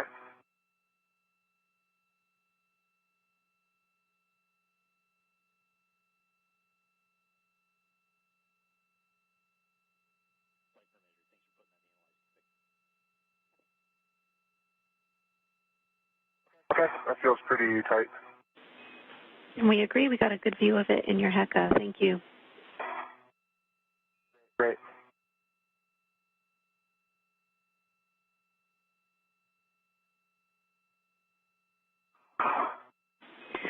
Woody, again, you can translate back in the direction of the crew lock bag. On your way, we will have you cinch the other adjustable tether that's temp stowing the beam. Okay, so I copy that. Okay, I'm not sure there's a good way to get the R1 or R2 from here. Might be pipe calling on the end of the arrays here. There's no good place to hold on to, right?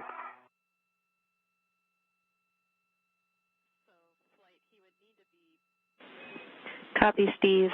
We think that the best position for you here would be actually holding on to the MUT end effector. We agree you will not be able to reach unless you are actually on the boom end of IROSA and the FSE. All right, let me try and see if I can find a good mud end effector position. Copy.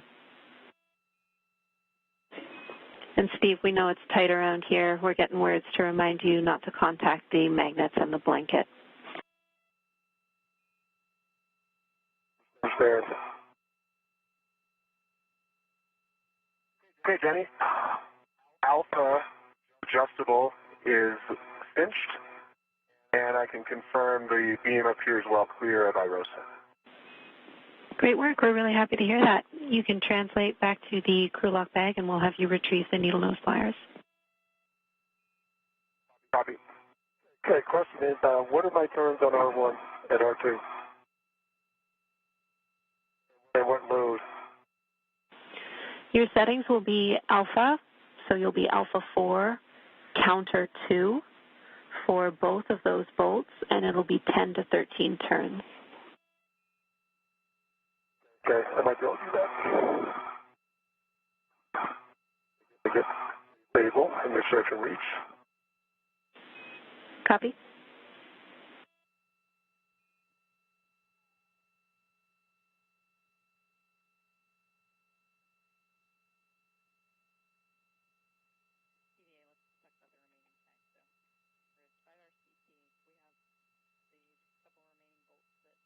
Okay, Jenny, you got the needle noses.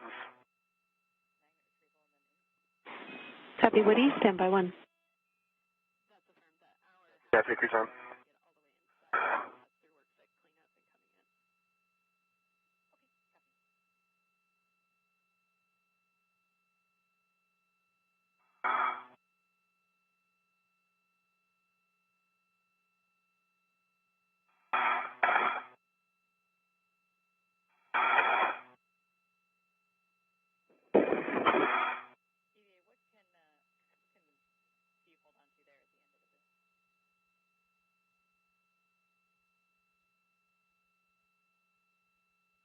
Alpha 3 or Alpha 4? Alpha 4.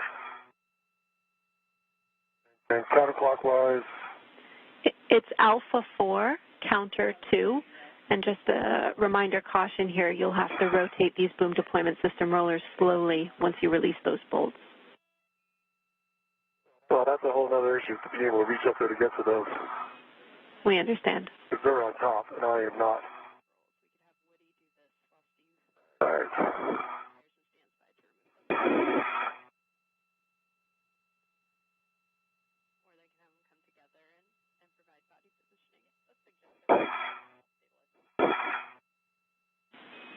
If it's helpful at this time, Woody, we could have you translate to Steve to try and provide some extra stability for this work site.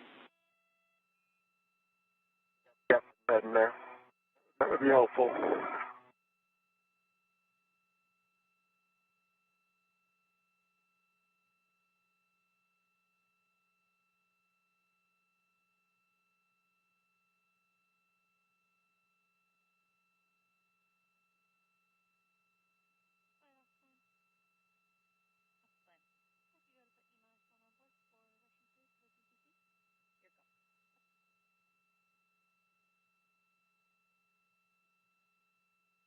Actually, if you have those needle nose, why don't you take the debris off right now, Woody, and then we'll deal with me. Okay, gotcha. Can you see it? It's right there. Let me get out of your way a little bit. And ground's fine with that option. Drop the BRT just for a little.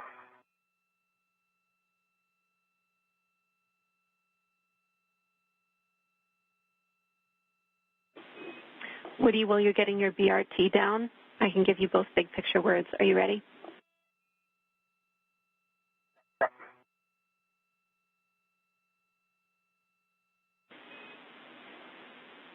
All right, we are around 5 hours and 15 minutes into this EVA, tracking a time of 7 hours and 30 minutes, with the limiting consumables still being Woody's battery. We have no more than 1 hour of content left. That includes our worksite cleanup and translating back. So that means we're going to try and get R1 and R2 complete. And also, like you guys are tracking, we will retrieve that FOD.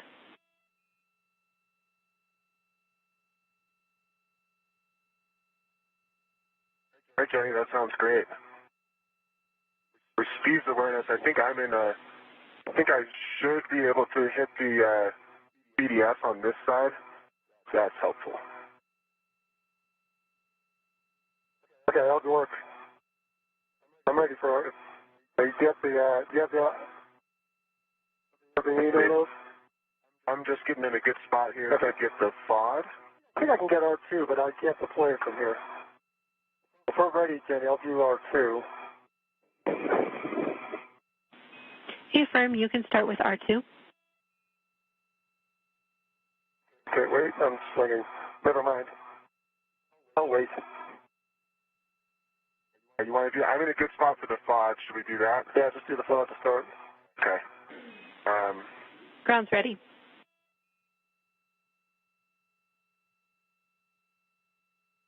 Okay, so Jenny, just to talk through it, the plan is to grab this with the needle nose, then attempt to stick the needle nose into the trash bag and release it in there and hope it stays. Hey, Firm, Woody. Okay, great. Thanks. NASA astronaut Woody Hoburg is working on another get-ahead task to retrieve some FOD, or foreign object debris. He will be using those needle nose pliers that you see in his hand on the top left hand side of the screen to remove the FOD, which is located near a magnet nearby next week's IROSA. He will then stow it in a trash bag, and then NASA astronaut Steve Bowen will continue to work on releasing the R bolts on next week's IROSA. That is a powerful magnet. All right, we got it. I'm holding it up in the Hecka just in case that's helpful. It's like a cylinder with a smaller diameter We copy, groove in Woody. the center. We need that in your trash bag. Oh, yeah, it's going there. It is, I'm looking into the trash bag. The needle nose are in the trash bag. It is in the trash bag, but it's stuck to the needle nose. So I don't want to necessarily pull them out. Okay, I think I got it to liberate into the trash bag. All right, it's in the trash bag, Jams. Excellent. Copy. Great work, you two.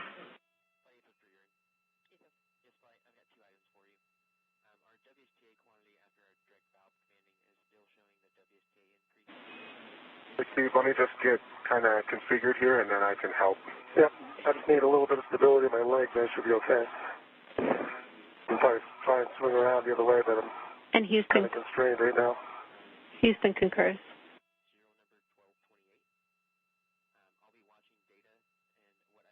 Okay, so you need to stop. So let me get up here real quick. Oh, I see. Yeah. Yes, I need to get a little higher. How do you feel about me taking your PGT and seeing if I can hit R1? There. Yeah, I got it. Don't give me a chance to maneuver back to where I started.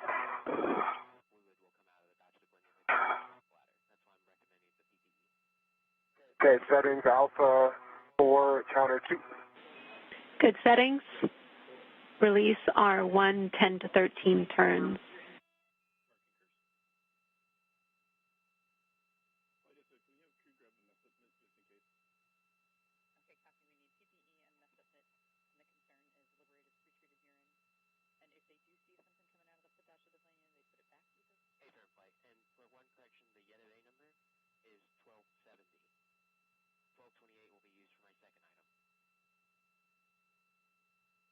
All right, looks like it popped out at 11, James.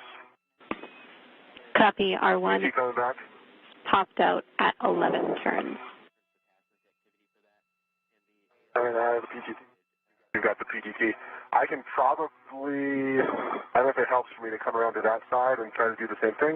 If you want me to try to just give you stability, just give me some stability. That might be helpful. Let me see what I can do here. Probably they keep swinging under. Okay, let me grab your, okay, I've got your BRT. Perfect. Gotcha. All right, can I go a little bit higher? Wait, try.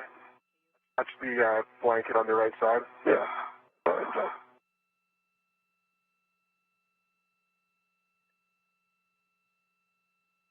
Well, no, every time I go up, I come down. Get up high enough. There you go. Gotcha. Maybe. Unfortunately, when you push on it, it's pushing you down. Yeah.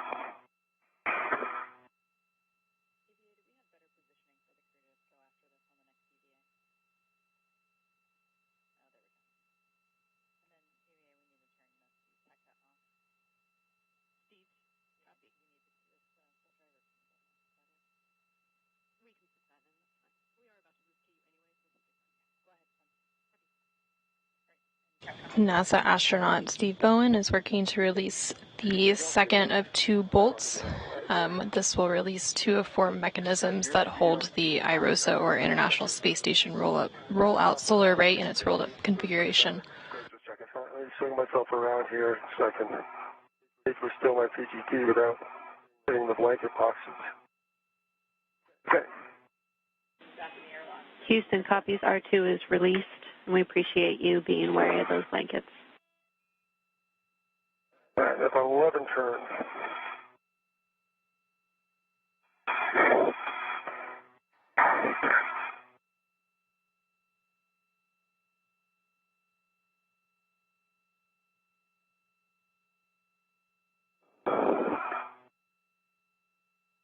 They'll now work to rotate the boom deployment system rollers.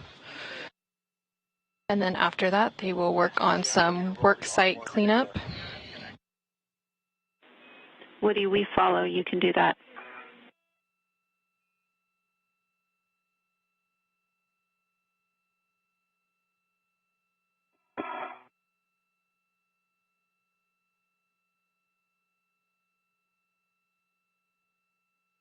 From this view, you can see both of today's spacewalkers. In the unmarked suit is NASA astronaut Woody Hoburg, who is EV2, and with the red stripes on his spacesuit is NASA astronaut Steve Bowen, who is EV1.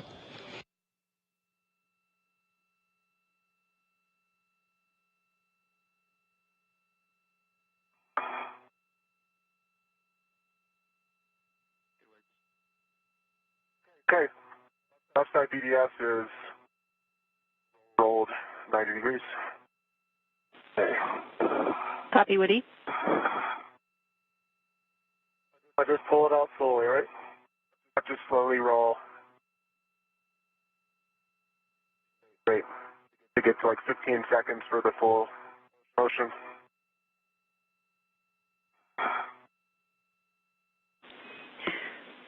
And we broke up a little bit there.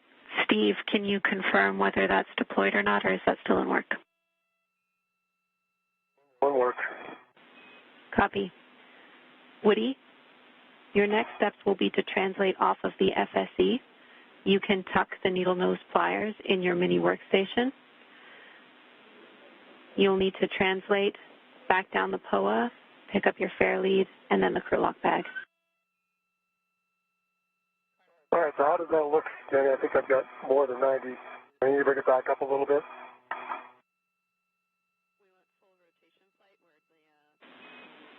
Steve, we need full rotation. We don't have video at this time.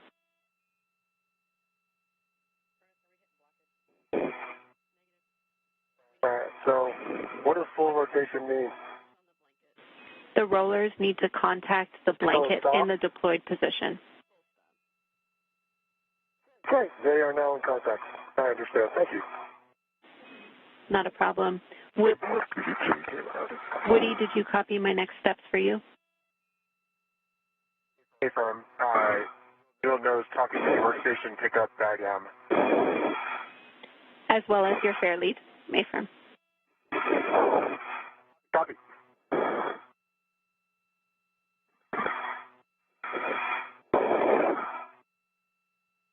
And Jenny, what is on tap for me next?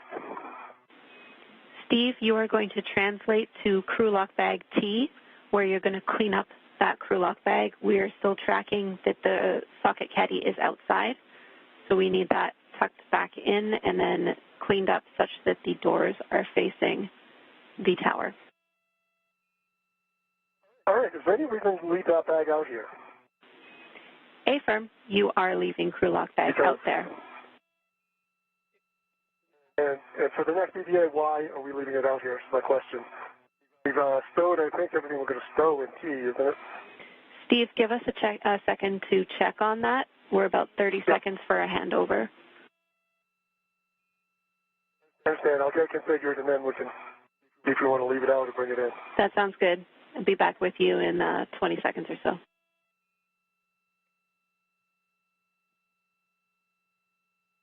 Steve, I'm right here, so I'm just stuffing the stuff in the bag. Yeah, please, thanks. Yeah. Can you think of a reason to leave it out? Unfortunately, the ARD loops are hard to keep inside. Yeah, they just dance. Is there anything in this bag?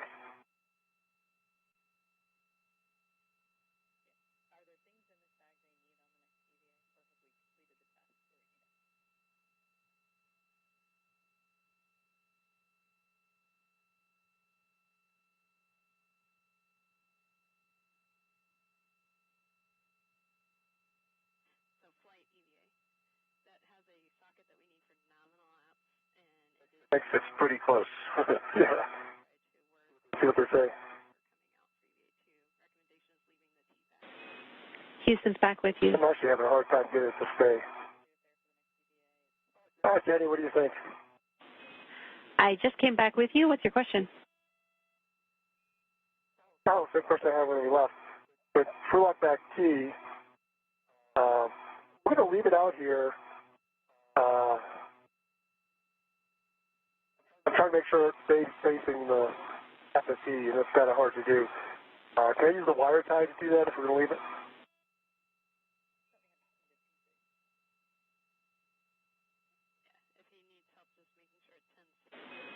A-firm, Steve, we've confirmed you will need to leave it there because we need a socket for the C-bolt release on EVA2, but you can use a wire tie to help you stow it. As long as the tethers are still attached, that's fine. Oh, yeah, no, I'm leaving the tethers, but they just don't cinch up tight enough to hold it in space. That's totally fine. Yeah.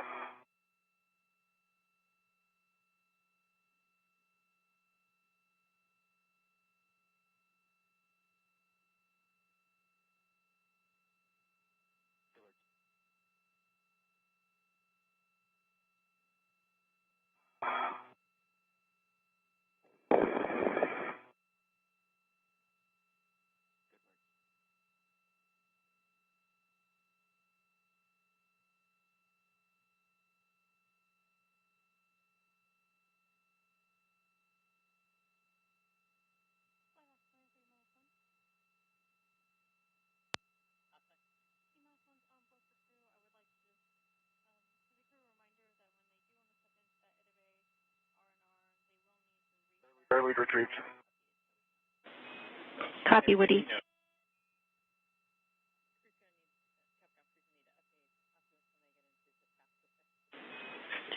Woody, next step for you. All right, everything's stowed inside. Copy, Steve. I've got a wire tie holding it in place Face first. That sounds good. Woody, for you, you will be following your tether back to your green hook. You'll be retrieving that, as well as crew lock bag M. Stow that on your VRT. Copy all.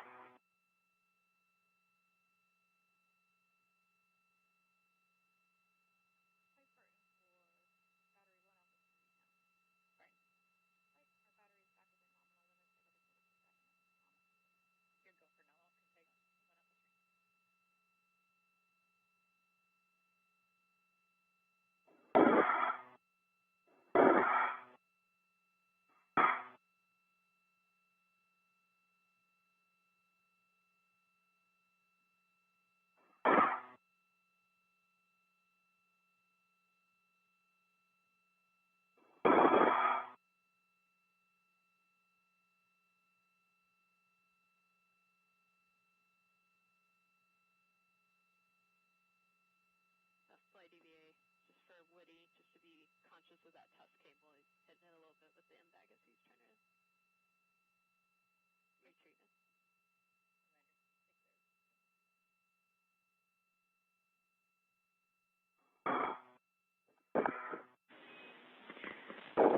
Woody, an additional reminder of you to stay clear of that test cable just in front of the crew lock bag. Yep, got it in sight, and thanks so much for the reminder. Okay, Woody, over. We are just under 5.5 hours into today's spacewalk, which began at approximately 8:25 a.m. Central Time, 9:25 a.m. Eastern Time, when NASA astronauts Steve Bowen and Woody Hoburg turned their spacesuits to battery power. Is there something else you need to do? The duo then egressed the crew lock, where Steve Bowen received a crew lock bag, and Woody Hoburg then retrieved his articulating portable foot restraint.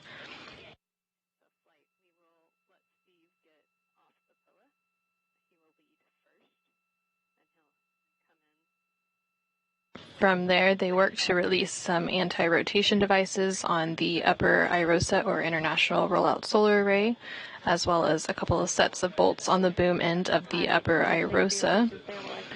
You are going to get off of the FSE via the POA, and we will have you translate back to the airlock leading. They then worked to remove the IROSA from its carrier and installed a scoop so that NASA astronaut Woody Hoburg could lift the IROSA from the carrier.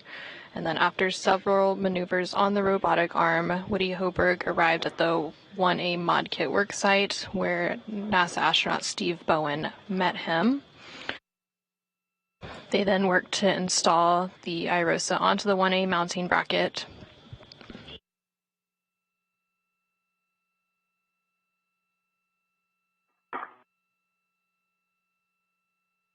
And then they unfolded the IROSA and secured the right side onto the mounting bracket. Shortly after, they electrically connected the new IROSA to the space station's power system.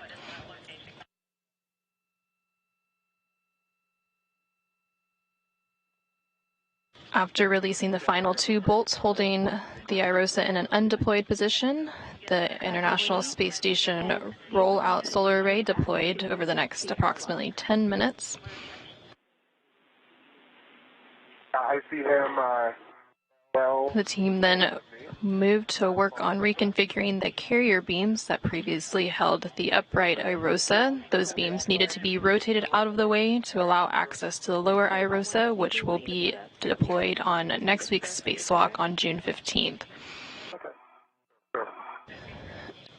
Hoburg and Bowen remained about an hour ahead on their tasks today, so they were able to complete several get-ahead tasks. Okay.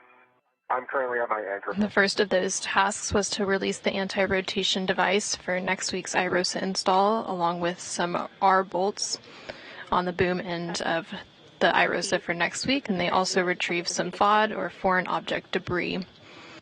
They're now working to clean up their work site, and then soon we will see them ingress the space station to complete this week's spacewalk. Confirm. This is just a poor man's fair lead. I'll let you know if it's a rich man's. Okay. Do you want it at the very top, or do you want it like halfway down?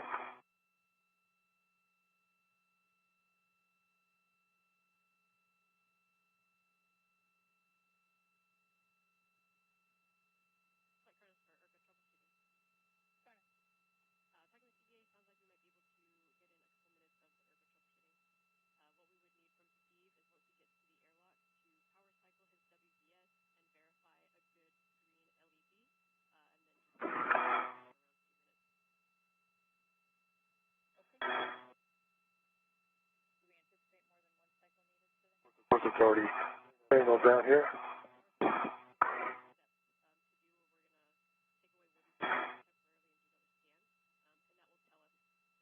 What's up, will you go start tether? Looking.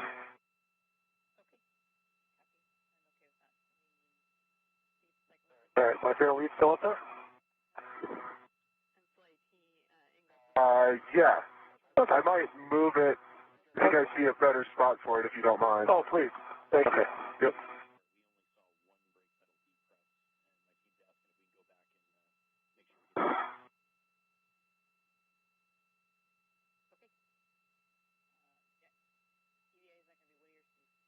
Okay, yep, Steve, looking good. Thank you.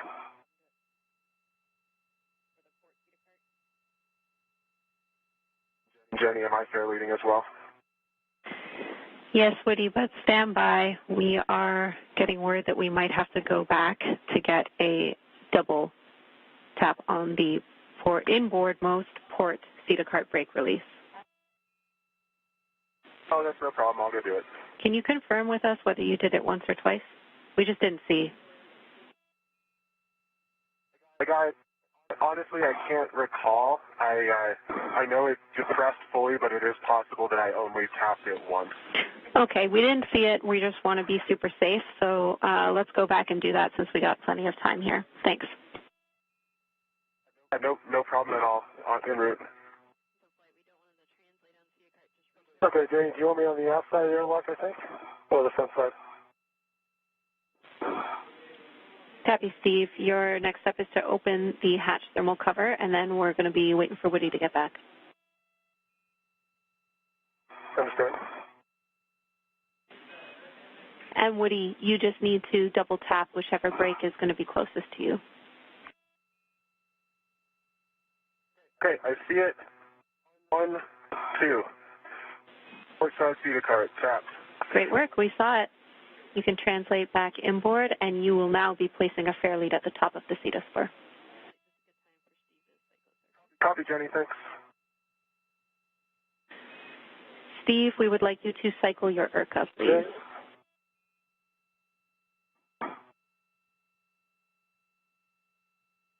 Okay, I got a quick question first. Go. Get my. Do you want me on the front side or the back side of the? That's my of the airlock. I think I need to be on the front side, looking where my tether's bending, so Woody can get by. Does that make sense?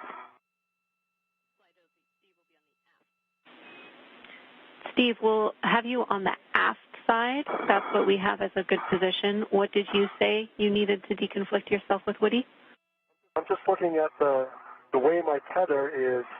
I go to the aft side, it crosses in front of the airlock. If I'm here, you can pass between me and go to the aft side.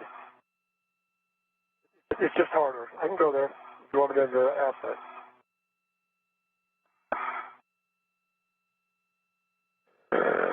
I've got a good green light. I think I hit it. Copy about the IRCA, and we're still talking the tethers. Thanks for letting us know. Okay.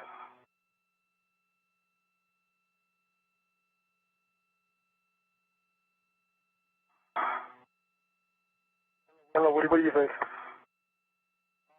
Steve, I just passed under your tether. I'm over on the cedar spur. Yeah, that's fine. I think you're clear to go aft. Sure, yeah. Your tether's on the left, right? My tether's on the left. I've got eyes on it. That's good. I can see it too.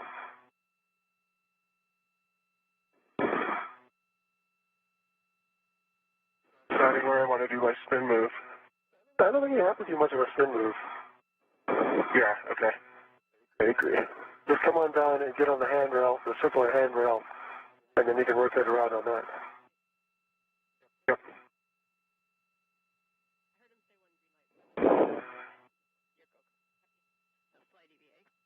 There you go.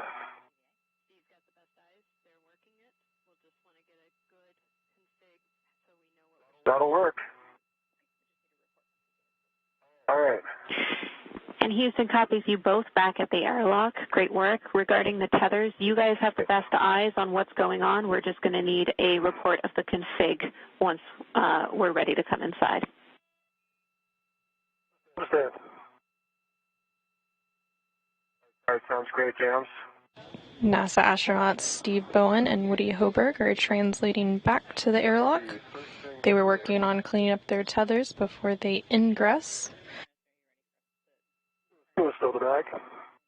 I'm going to go ahead and put out my waist tether. Very good idea. All right, James, my right waist tether is gate closed, lock, black on black to the airlock D-ring extender.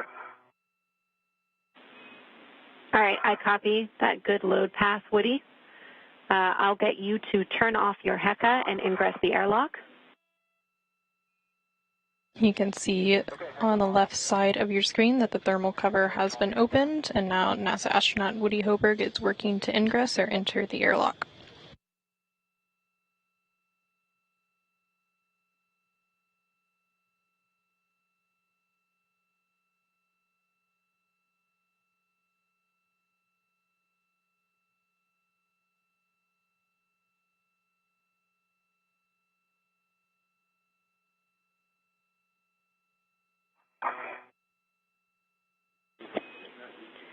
Woody, give Steve a go when he's ready for your tether actions. Steve, I have steps for you if you want me to talk you through it. Yeah, I will need you to talk me through it. Let me make sure Woody's safe inside. And yeah, Steve, I'm safe. The only connection I have is other than my current safety tether, is my waist tether to the D-ring extender. Understand, that sounds good. Here we go. There we go. Okay. Benny, I'm ready to copy. Steve, lock Woody's green reel.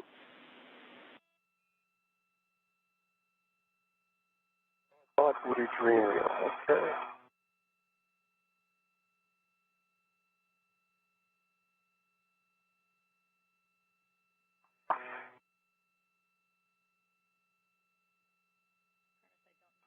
It's locked. Stow his green hook on the aft airlock external D-ring. Green hook going to aft. Good words.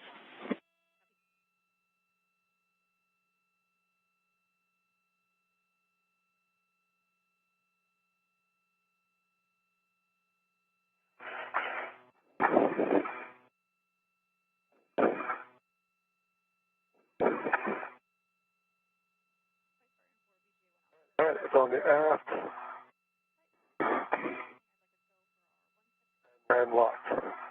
Wheel is still locked, so stay unlocked. Copy. I copy the green hook is on the aft airlock D-ring. The gate is closed and the hook is locked. You can stow Woody's yellow hook on your waist tether. That will be your new load path. You need to make sure that hook is locked black on black. All right, let me get that on my waist tether.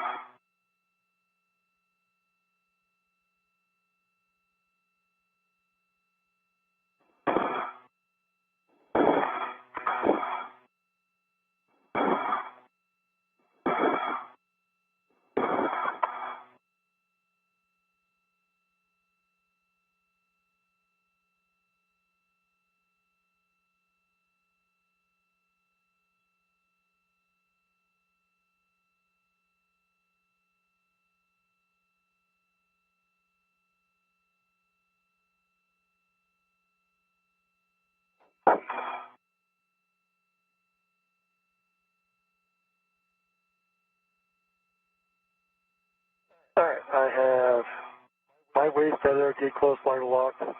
The Woody's yellow hook, gate close, slider lock. I think that puts me in a good config. We agree, that's a good config and your new load path. Lock your green reel and stow your green hook on the forward airlock external D-ring. All right, let me make my green reel.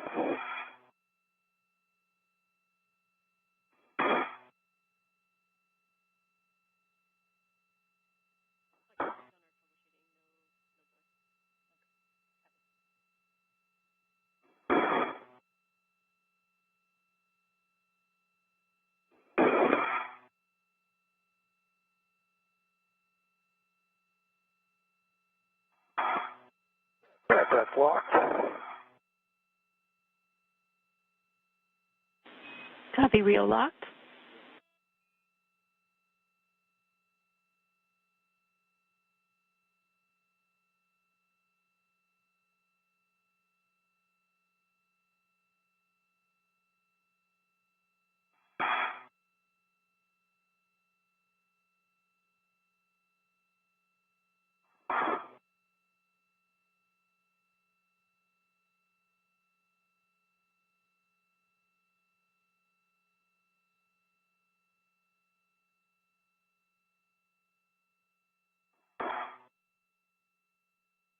All right, green hook, gate close, slider lock.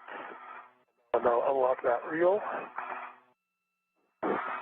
Copy. That's a good config for your hook.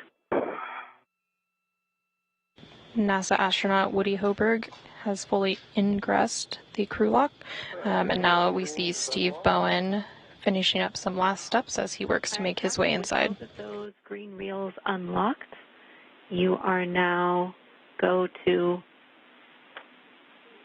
stow your yellow hook on your mini workstation. Yellow hook going to my mini workstation is complete. All right. That is a good config. Steve, you can ingress the airlock. All right, I will ingress the airlock.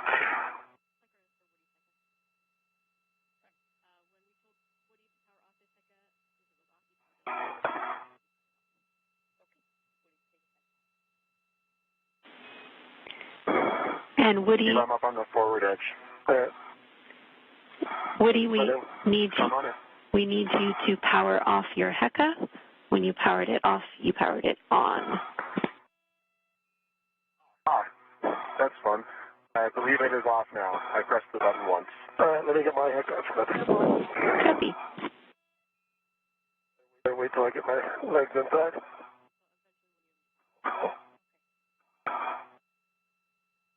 You can now see NASA astronaut Steve Bowen making his way inside.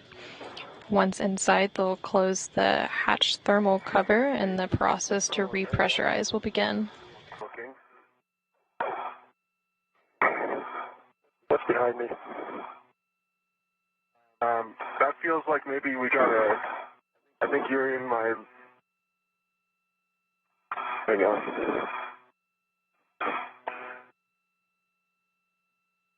Protection's off now. I'm looking for... I think there's something around maybe the back of my leg, Steve. Is that possible? It is possible. No, actually disregard. That is not the problem. Let's see.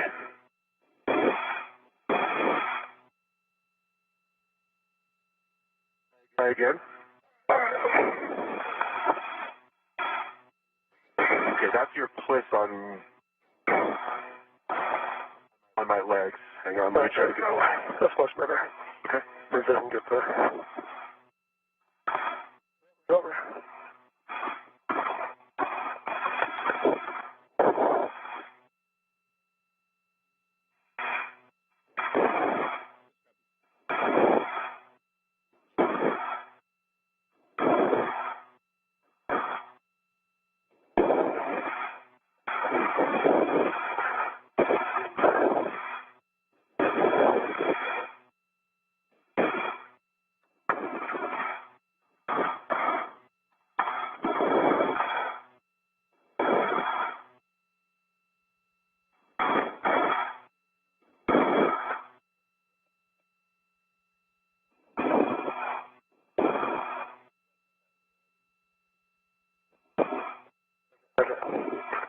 Let me get my body in. Okay, nice job. Not quite there yet.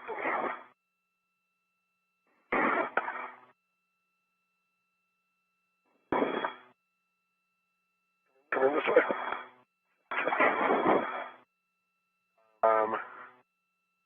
Let's see, SCU. Hang on. I just did a 360. No, you're good. I think it's okay. Let's put my body in.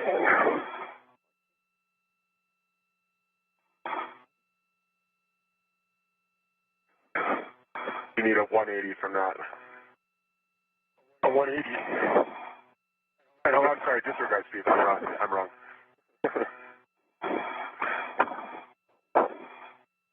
Where are you? You are right there. So I need to get my legs here. Let's keep my legs clear. There we go. That should help. All right. Got the magnet there. Release this. And NASA astronaut Steve Bowen has now ingressed the crew lock and closed the hatch thermal cover. I copy that you have the magnetic plate D-ring. You'll need to attach the hook to that, cinch the strap till snug, and report the number of Sharpie lines visible. All right. D-ring move again on the outlet.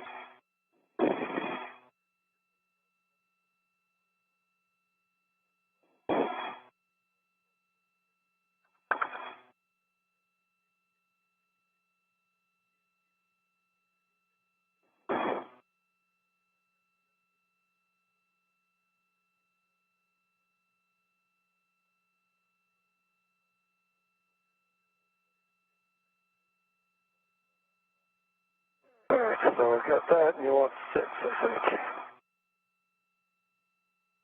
think. 1, 2, 3, 4, 5, 6. And I got 6, and get a little bit more. Copy, that's what we were expecting. Verify the magnet is engaged. Alright. It is engaged. Oh, I get my helmet off of it first.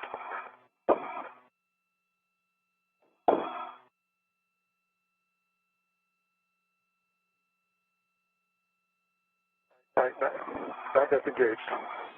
Copy, well done. Now for both of you, you can remove the SCUs from their stowage pouches, remove your DCM covers and Velcro them to your DCMs, and connect your SCU.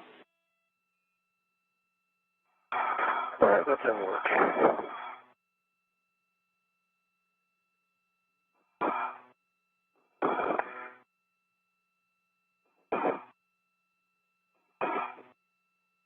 Okay, can I take my iron? I take my coolant to cold. Let me get that set first before I... Copy.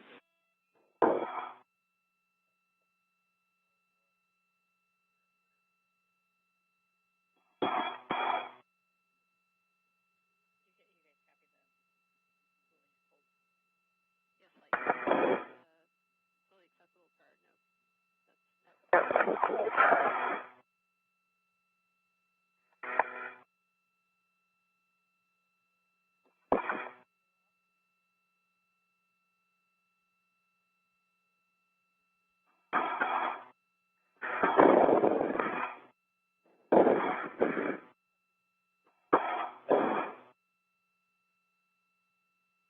Getting TV2 SCU installed and locked.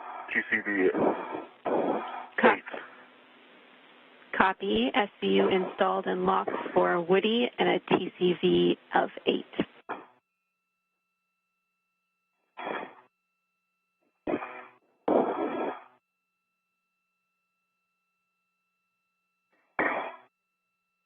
Right now you are seeing live views inside of the equipment lock where NASA astronaut Frank Rubio and UAE or United Arab Emirates astronaut Sultan Al Niyati are awaiting the repressurization of the crew lock before they can open the hatch and greet their fellow astronauts after a successful spacewalk.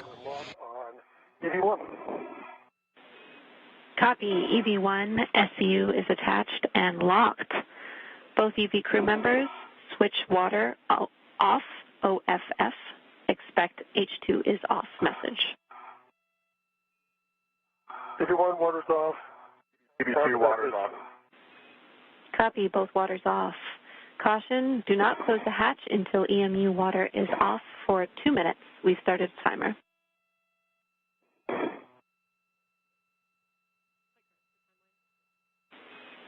While I have you both here for 2 minutes, I want to say congratulations to the team on an exceptional EVA. You guys were fantastic today.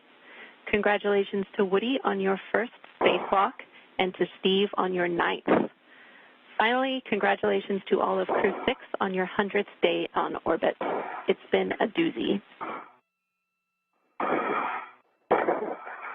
Thank you very much, Jenny. Greatly appreciate that. And yeah, I think it's been an amazing support from the ground. A great plan.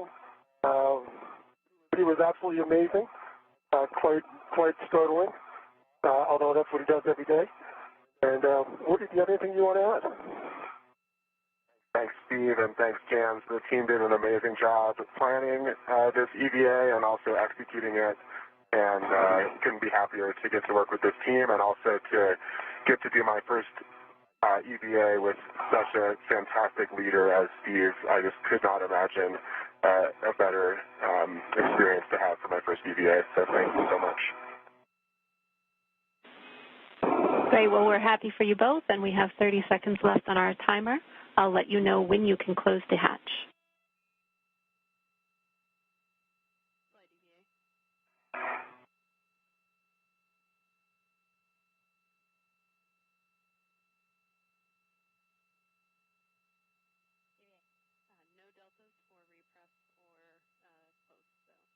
You just heard some kind words and congratulations from the ground IV here in the room, Jenny Gibbons, on a successful spacewalk for NASA astronauts Steve Bowen and Woody Hoburg. It was the first spacewalk for Woody Hoburg and the 9th spacewalk for Steve Bowen. We're now standing by for repressurization. So with that, you can verify the outer hatch is clear of hardware and the handle position is per the hatch decal, and close and lock the hatch. That's complete, and I'm going to try and close this the first time. Trying to stay out of your way, Steve. I need to come a little bit aft. Yeah, I agree. Any chance you could pull me a little bit? Oh, yeah. Yeah, there you go. What you just did was trying to pull you? Yeah. What I'm hitting. I think you're hitting me in part. There you go. Nice job. Watch each other. Yeah, I see it. Okay. All right. Looks clear. Ready to latch. Okay. Stand by.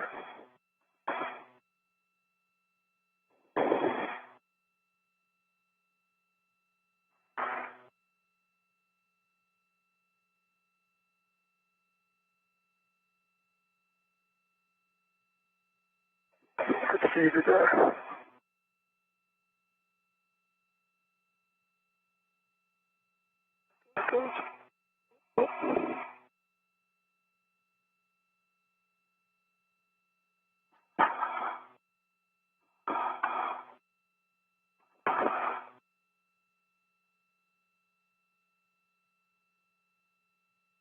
All right, it is latched.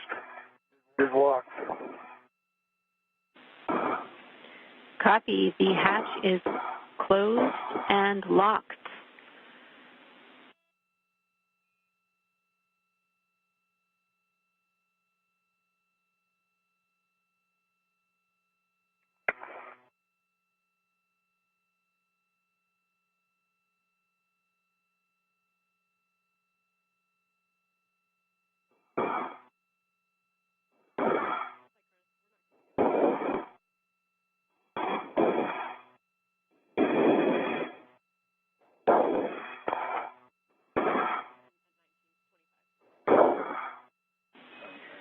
Woody and Steve, for your awareness, we are going to be headed into an LOS where we will have SHA SS so I will stay prime IV before handing off to Frank.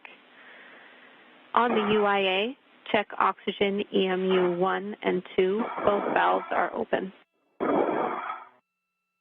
Oxygen EMU 1 and 2 valves both open. Switch power EV1 and 2, both on. Power EV1 and 2 both on. 2 LEDs. Volts are 18.6 times 2. Copy. LEDs are on and 18.6 for voltage EV1 and EV2. On your DCMs, switch power to SCU. Expect a warning tone.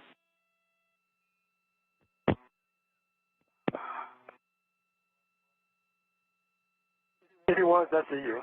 EV2 is SCU.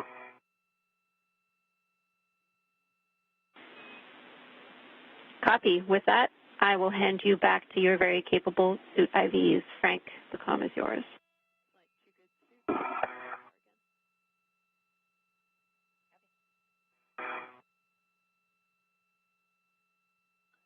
Hey, Jenny, fantastic job, as always, by you, Nick, and the entire ground team. Thanks so much. We look forward to hanging out with you guys again next week. Thanks, Frank. Us too.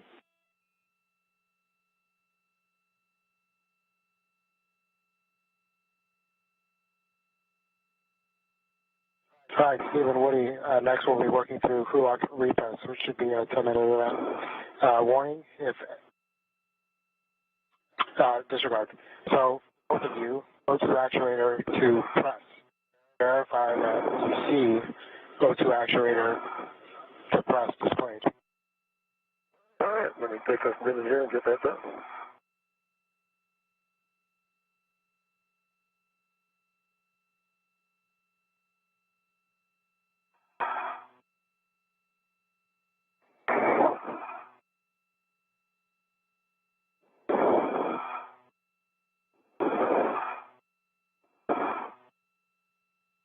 EV2 is in press. EV1 is still working on it. I see LC position press.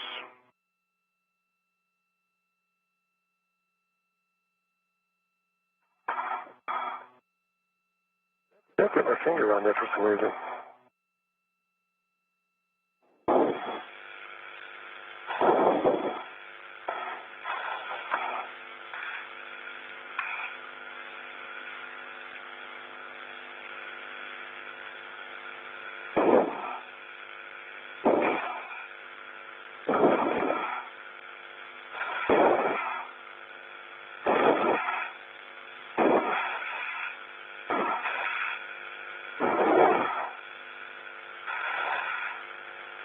All right, EV1's in press. Copy, Steve. And also, could you verify the CO2 actuator in press? O2 actuator is in press. No, stand by. I'm still not there.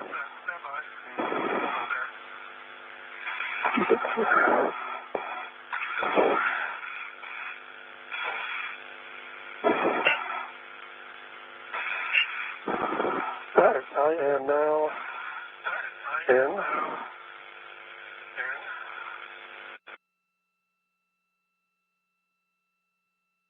NASA astronaut Frank Rubio inside the equipment lock is currently walking through some repressurization procedures with our spacewalkers from today who are on the other side of that hatch in the crew lock.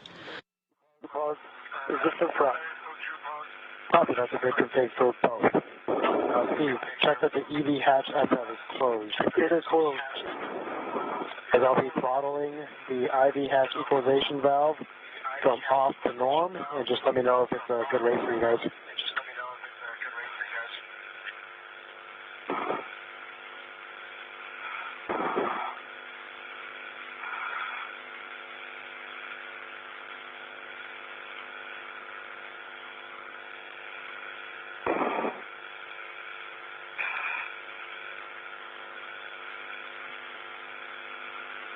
The repressurization of the crew lock has officially begun.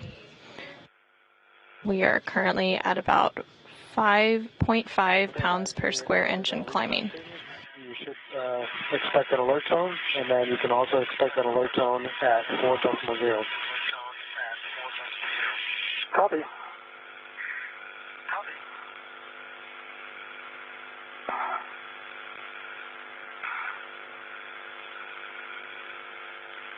You guys both okay with that, right? I'm good with it. ED2 is good.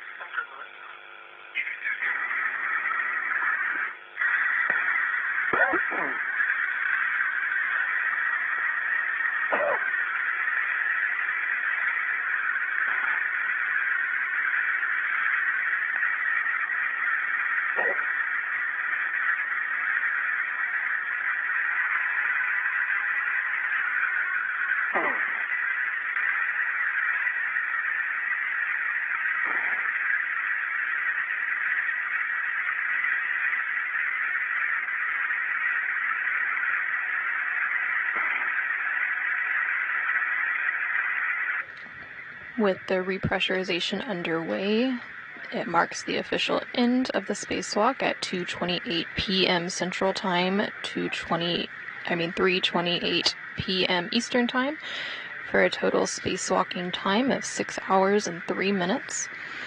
The spacewalk began at 6:25 a.m. Central Time and 9:25 a.m. Eastern Time.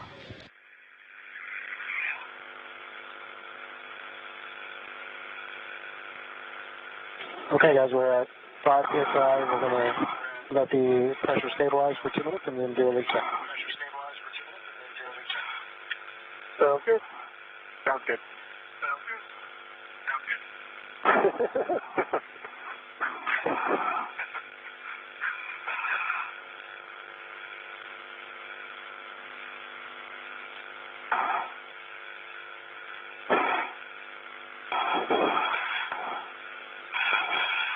The crew lock is now at a pressure of approximately 5 pounds per square inch. They'll hold here for a couple of minutes and then do some leak checks before continuing to increase the pressure.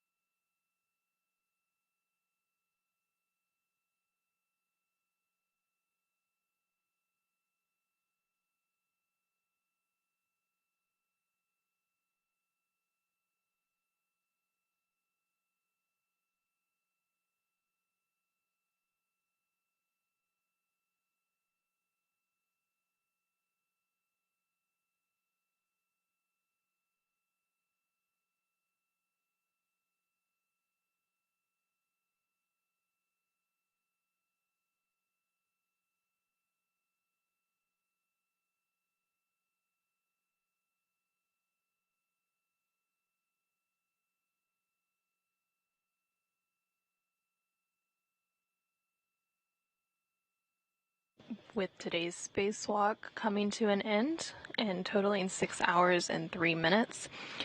We have some statistics for you. This is the 264th spacewalk for the International Space Station in support of assembly maintenance and upgrades. It's the 7th spacewalk out of the space station this year and the 5th spacewalk during Expedition 69. This was the 9th spacewalk of NASA astronaut Steve Bowen. He has now garnered 60 hours and 22 minutes of spacewalking time, which puts him 5th in the all-time list for the most spacewalking time. It was the first spacewalk for Woody Bowen, so he now has 6 hours and 3 minutes of spacewalking time.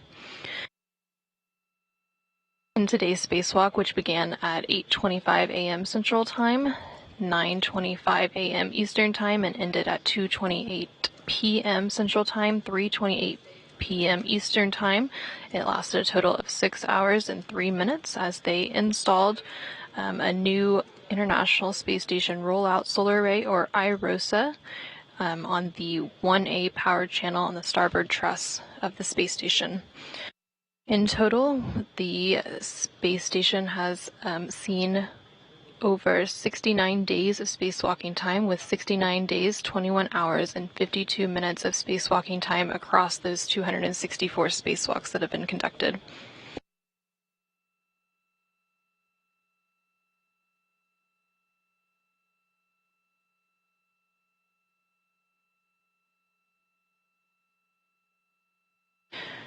We are currently in a brief loss of signal as we transition between satellites. There's about 3 minutes left in that, and then we will return to views inside the equipment lock as the crew lock continues to be repressurized.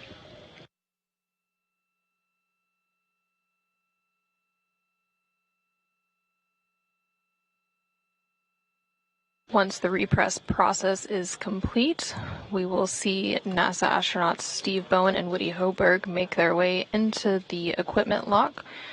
From there, we will continue coverage until we see their helmets come off, and then we will wrap our coverage until next week when we have another IROSA installation spacewalk on June 15th.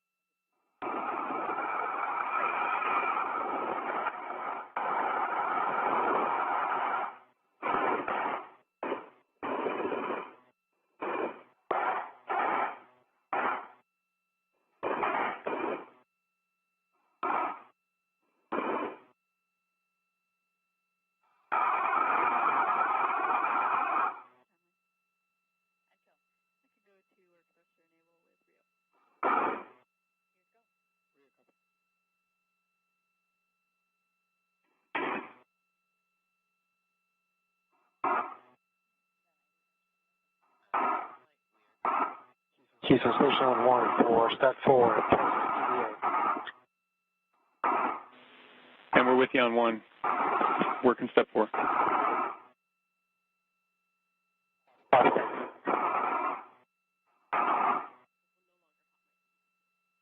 During that loss of signal, the repressurization of the crew lock was completed, and now you can see NASA astronaut Frank Rubio towards the bottom of your screen, assisting our spacewalkers from today, who were NASA astronauts Steve Bowen and Woody Hoburg, back into the equipment lock.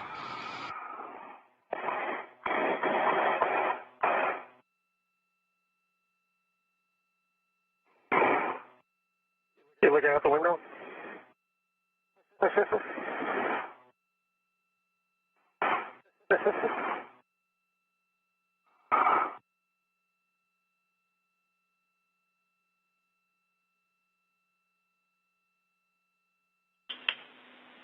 And Station Houston on 1, crew is no longer hot mic.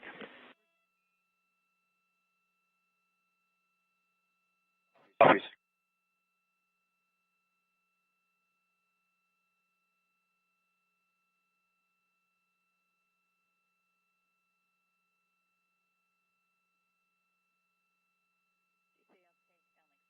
First into the equipment lock, you can see NASA astronaut Woody Hoburg. He served as EV2 today, so he had the unmarked suit.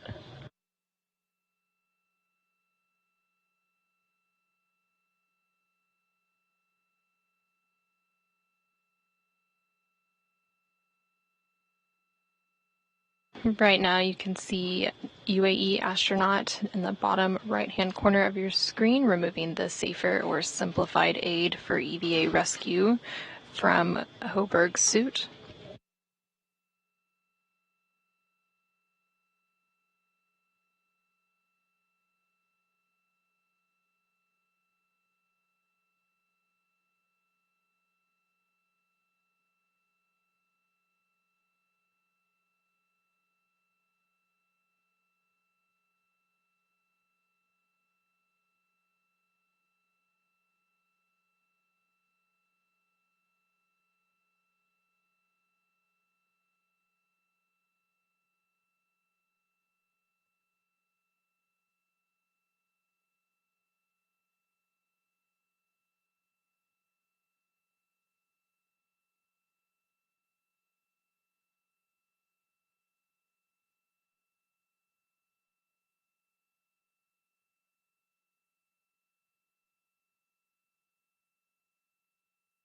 NASA astronaut Frank Rubio is now assisting Steve Bowen through the hatch into the equipment lock, and then he will have his safer removed as well, which is the simplified aid for EVA rescue.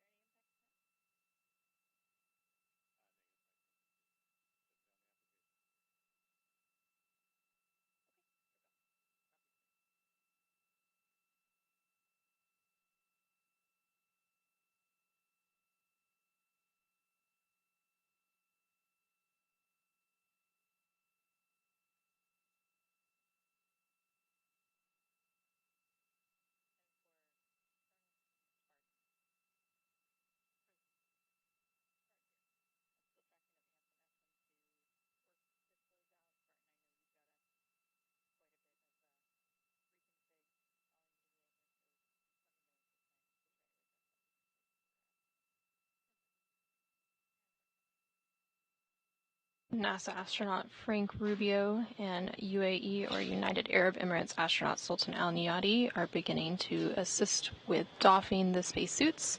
Right now they're removing some of the tools that were used on today's spacewalk and getting those out of the way.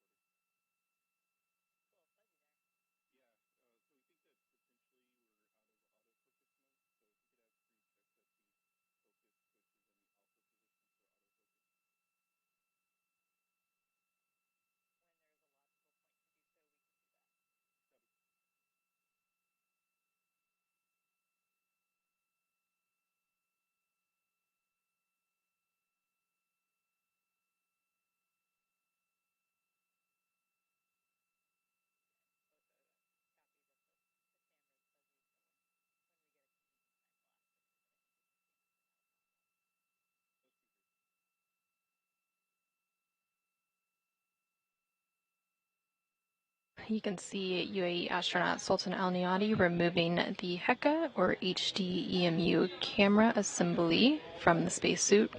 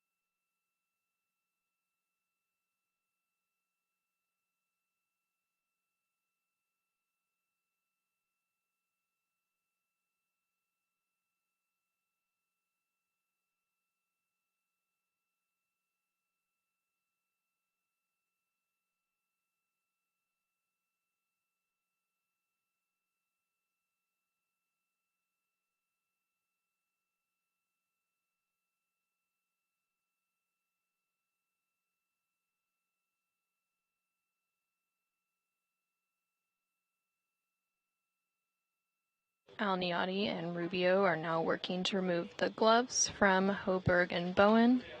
Shortly after that, they will then start to remove the helmets, Once the helmets are off, we will then wrap our coverage for today.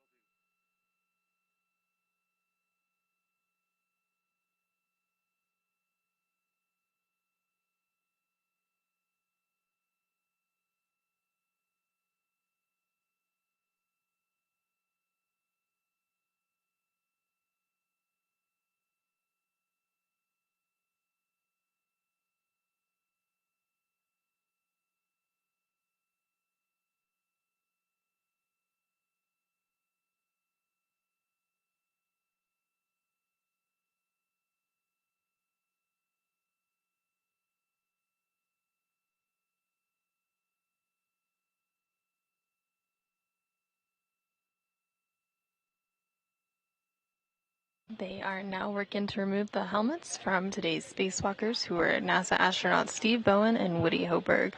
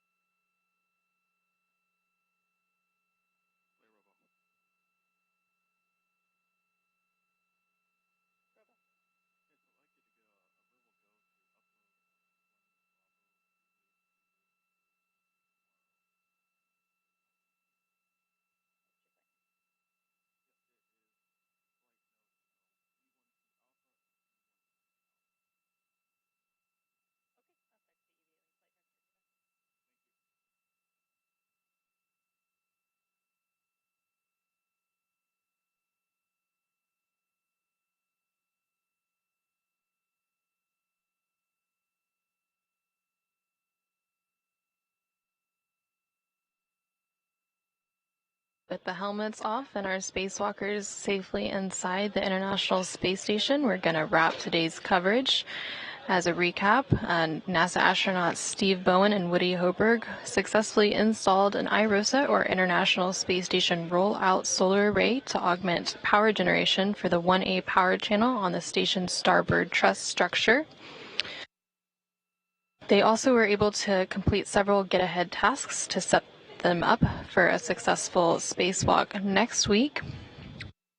Coverage of U.S. Spacewalk 88 to install the next ISS rollout solar array on the starboard truss of the International Space Station is scheduled to begin at approximately 8:20 a.m. Central Time, 9:20 a.m. Eastern Time, with NASA TV coverage beginning live at 6:45 a.m. Central Time, 7:45 a.m. Eastern Time, and we will see the same two spacewalkers venture out of the space station again. With that, this is Mission Control Houston.